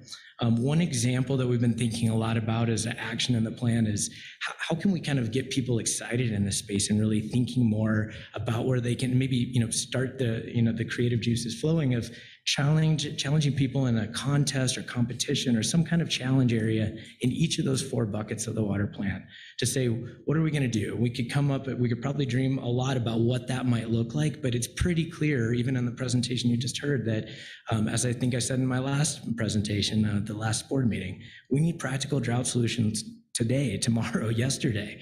And so getting people excited about helping us work towards that end is probably one of the best, highest value work that we can do. So in the rollout period, in this 90-day window that we have from June 30th to September 30th, we got a lot of meetings going on, right? And they just all kind of happen to fall at different times. With IBCC and others starting at the beginning. Of course, we're thinking about other meetings that we can be doing at the same time. We've got a lot of staff. We can be a lot of places at once. But I'm really excited for our next 2 upcoming board meetings that we have that's in this rollout period, and really thinking about what we might be able to do to kind of highlight the water plan at our July board meeting. I would love your input there. We also have Colorado Water Congress and many, many other engagements that we're looking to make. We've kind of tried to lay it out there that if anybody wants us to be there, we'll do what we can to be someplace to present on the plan or to talk with people. And maybe it doesn't always have to be a formal presentation like this, but we could just, be an event open to taking questions or at a farmer's market or out and really thinking how we can kind of take a hyper-local approach to this. Certainly working with our basin roundtables in this. And so then this last is the longest and the biggest quote, but one of the things I talk about where I started of coming full circle here, but we've had a long history, right? And when I go and I need inspiration and it's 1 a.m. and I'm finding out why I'm listening to a board meeting, and then Russ George comes on and I'm thinking, this is the good stuff. And I will read this because I think it's so pertinent, and I think you need to hear it because it's so inspiring and right on point, even though this was January of 2019. He said, it's hard to know what the right timeline going forward is. The foundation has to occur before we have water or wet solutions in time. And time's that hard part. And then Russ talks a little bit about how that time is really prescient. And we may not have as much time as we think we need. He says, we're trying to pace the right future goals. Drought and climate change, it's woke us up. Mother Nature changed her process. The vision of this organization over the last 2 decades or more is the only way we're going to protect ourselves in the near future. Keep building this foundation so we can start working on the pieces. The rubber is now at the road. And that's what we're trying to do in the water plan. We're trying to build this foundation so we can start working on the pieces. And with that, I will lay out or pass it over to Director Brown for any questions. Thank you. That's an excellent presentation. We'll start with questions from the board. Director Dutton? Thanks, Russ. Thanks for that lovely presentation. You always have the snazziest graphics and make me wish I knew how to make infographics. Also, you should try to take naps. Don't work so much, but we do appreciate all of your hard work, and sincerely, you give a lot, so thank you for that, but also take time off. Just want to say thanks. I'm just so excited that we're here and here in this process of the plan, and I think we all can recognize that a plan on the shelf doesn't do any good, and so it's this long process to keep it updated and keep it alive. But it's really exciting and good to see where we're at. And I'm really looking forward to June, to reading the draft and just thinking about what we do. And I appreciate you teeing it up of, so what does July look like? And the way I've been thinking about the July meeting is that I really feel like that's an opportunity for us to learn from each other, learn from the basins, to really build up all the people that have had a role in this, because it's a big deal, and to say thank you, because so many people have come together to contribute, and in a lot of different ways. I think about people in my basin who, one woman, she edited the heck out of our plan, and she found all the little commas that were wrong and the typos, and just it was amazing, and just every little detail matters. And I think we just really need to pause and say thank you to people and to have a big celebration. And so I love the way you framed what the water plan does, and I really I'm going to quote you. I'm keying on to, I love framing it as convene and collaborate. And so how can we make July about convening and collaborating? And I think about the first plan and how, the roundtables were invited to come give presentations. And I don't know about you guys, but the BIPs are online, and I have not made time to read every single one of them. So maybe I'm the only slacker on the board that hasn't done it. But I would love to invite people to come and share with us what they're most excited about from their plans, and hear, from every single basin, not just an opportunity for us to learn, but an opportunity again for people to come and join us, and for us to say thank you, and really recognize what's important to them, what people value, and get a flavor for what people prioritized around the state. I would also love, to see an overview of the water plan in its draft form at that meeting. And then for us it's the first time it's been out on the street and we're having a meeting. So for us to accept some public comment and hear from people what they're thinking about it, and just really take a moment and make kind of a deal about it, to just say pause and thank you. And, I think the meeting is a good place to do that, since the board already has it on our calendars, the staff will already be there. I mean, staff, thank you guys so much. It's such a heavy lift, not just to update the plan, but to continue to do the water plan grants. And I was talking with Lauren and with Anna before the meeting, and they both mentioned that it's like, you guys never get grouchy. You just roll up your sleeves and do the work. And we see you and we appreciate you. So thank you sincerely, because it's a huge lift when we get this massive amount of grants that we are seeing through this meeting and through the plan, and through the report. It's a lot for us just to scroll through them, but you guys actually read every word, and that's a big deal. So thank you for that. And so I would just like to see us with the board and staff already being there, and inviting our partners from the basin, and including the IBCC, and really just rallying around, this is a huge effort for Colorado. And so how can we convene, collaborate, say thanks, toast, and then move forward together? So that's what I'd like to see. Sounds great. Thank you. Director Brody? Thank you, Director Brown. Again, kudos to you and the entire team, staff, consultants, everyone, for all the work to keep us on track. I know it is a heavy lift, as Director Dutton was describing. One question I have for you is, how do you plan to engage with our tribal communities and with our diverse communities across the state to make sure that this really reflects all of Colorado? Yeah, thank you so much, Director Brody. And I think, you and Director Sakata and Director Hawkins have all kind of continued to kind of make points around equity. Of course, we had the Water Equity Task Force. We'll be getting that kind of final paper up this week online, and we'll forward that out to you all so that you can kind of see the principles. Had a lot of good input there, of course, from our tribal partners that were involved, and several that kind of came and presented at times as well.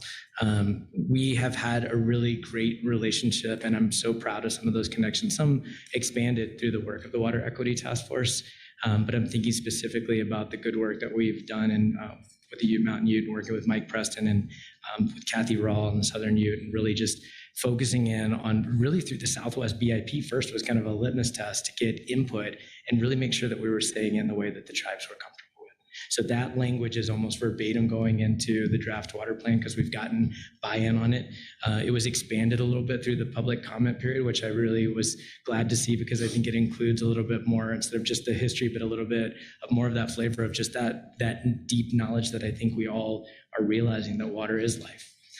Beyond that, I'm so excited, and I know you've heard from her even this morning, but Elizabeth Scoder on my team is doing amazing work and really just trying to do what we've never really done before, just intentionally focus in this space. And we've reached out and talked to folks at Denver Water even about how they're doing things. A little bit blown away on the scale of budget that we might have compared to what one municipality has. And so we're struggling with our constraints. But that said, we are looking at hiring some contract support that can help us kind of expand where we're making inroads and making sure that we're making those connections on a deeper level. And really, again, not just presenting to the groups that I always talked about, but where can we go that they're not used to seeing us at all. I mean, I would love it if, maybe that first launch day, we were actually able to attend something at, a Latino group or something, like some place where we can be visible in a way that we're usually not visible. So we're looking for those opportunities.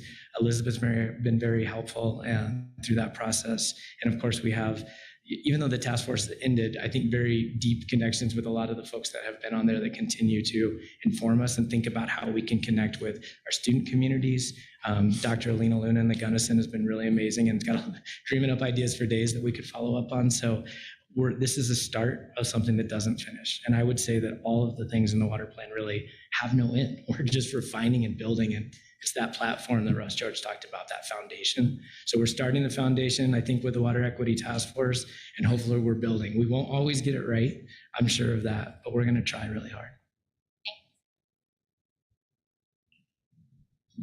Thank you. Director Boucher and then Director Hawkins. Thank you, Madam Chair. I just wanted to also add comments to the staff about appreciation for the hard work that's gone into this. In particular, some of the challenges of the Colorado Basin Roundtable, the work of Russ and Matt and the AG's office to come to resolution on a document that the Roundtable walked away being very proud of. We're grateful as a basin for that. Thanks for your efforts. Thank you. Go ahead, Director Hawkins. Thank you, Russ. That was an excellent presentation. I have a question and a comment. So the question is, forgive me if I just didn't hear this. Are we going to see a draft of this before it's publicly released, or will our review be at that time? Great question, Director Hawkins. So yes, we are working as fast as we can to get a draft that the board can see. It won't be a pretty draft, and it certainly isn't ready for public consumption, but I think we'll start to kind of get some of the synergies out there, and I'm really cognizant of not bringing the cake to the board when it's fully baked. So you're going to see the messiness. You'll be in the kitchen with us, but yes, it's there. And while I have you, I'm looking at the screen. I don't know if you see me look at screen, probably looking off screen to you, but I will say too, another thing, in building on Director Brody's comments and stuff that you have asked about before, we have really been doubling down on, again, trying to use our budget as best we can, but to actively get some things translated as well. So we are making some attempts, and we'll have up online this week, if not already, those draft one-pagers that we had put out last year on what the water plan might look like. We've kind of cleaned those up. They're available in English and Spanish online now. And then we're looking at doing some additional materials, and including thinking about how we could get, for example, the executive summary of the water plan translated. So I wanted to give you that acknowledgement too, because I know you've been really bold in that area. Thank you. And my comment, that's funny, I was going to use the same word, so I'll just go with it. The past few weeks, I've been really reflecting on the state of the world and what kind of trouble we're in across the Colorado River Basin and the state. So to the extent that there's that one place in the plan where you're worried about us being uncomfortable with it, please be bold. Please push us to do more with less. And I think now is the time to take decisive action. So if there's anything as you're putting the finishing touches on it that you're worried about, please push us, please be bold, please help us push the state to where it needs to go as you're putting the finishing touches on. Thank you. And I would say that goes both ways for sure. Thank you. Director Anderson? I just have a couple comments. Russ, I thank you and your staff. What a great job on a difficult task. It's been 2 years plus, has it? So it's got to feel good to be in close to the finish line.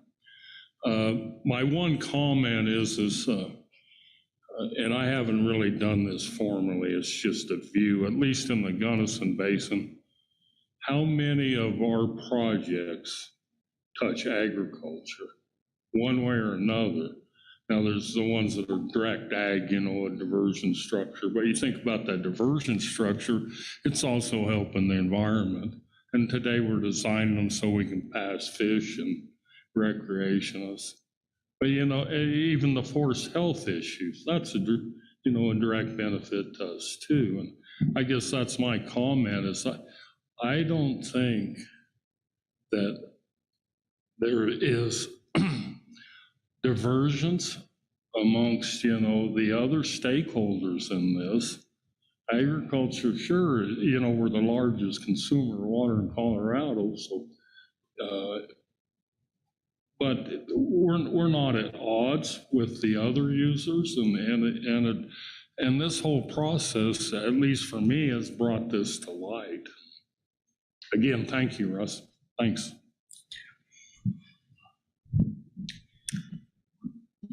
Well, thank you so much. I too have been reflecting on this, and Director Hawkins said it really well, but I think when I look at where we've come since the first Colorado Water Plan and just the tweaks that we've made in how staff you have brought to the board, the ways that we've streamlined our grant applications and how we work with our applicants in general and how we receive feedback and information on the benefits of the projects that have been accomplished across the state. And, thinking about how when we wrote the water plan, there was a lot of pomp and circumstance around it. And I think we all silently wondered, what it would actually do, being the first water plan. And now that we see how we've grown and 2015 to 2022, having sat with it for 7 years, it really, the way this organization has streamlined that plan into being the umbrella of the work we do and our mission is just incredibly important. And I have so much faith in this next version, really culminating the lessons that we've learned into just more actionable direction from this board. And hopefully we'll be able to celebrate the things that we have achieved, but also look out and how we can make the work that needs to get done on the ground executable in a way that it's meaningful to our communities. And I really feel that staff has done that. And I know we're all exhausted from virtual meetings and 2 years of trying to do this while not being together, but I'm invigorated being back here today with my fellow board members and just all the hard work, seeing you finally in person, all the work that you represent, that your basins do, and how we can pull that together into just an even better version of the first plan is, I think, really exciting. And to Celine's point, push us. And I think we have no choice but to be pushed at this point, given the state of affairs. So thank you for all your hard work and work-life balance. Do not stay up for us for this. I mean, please, all of you, family first, or whatever you like to do first. Not the water plan. It will be there in the morning. We can't kill it, so. All right, well, can I say a couple things? Oh, Sorry. I forgot about you. Yeah, so when we talk about work-life balance, being a mother of 5 kids, sometimes work was the balance you needed in your life, and it was the escape. It was like vacation. So you do whatever you need to do, Russ. But in terms of some exciting things and the way we're moving forward, I was thinking about some of what Director Hawkins said and what all of the directors have said and how much we have grown since the first water plan. In more exciting news, or in additional exciting news, the water plan grant program, we all know so much of what we've gotten done is because of that. And it's really shifted the focus, not only of our agency, but of the state to say, hey, this is what's important. What these folks on the local level have said is important. What the board has said are important projects. And we have backing like we've never had before. And I say that because the Joint Budget Committee approved our request for the dedicated staffing for the water plan grant program. That's huge.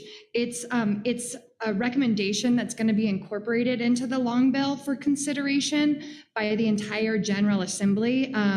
So there's still another step, but we're happy because we are making progress. And so that request includes 6 additional FTE in total.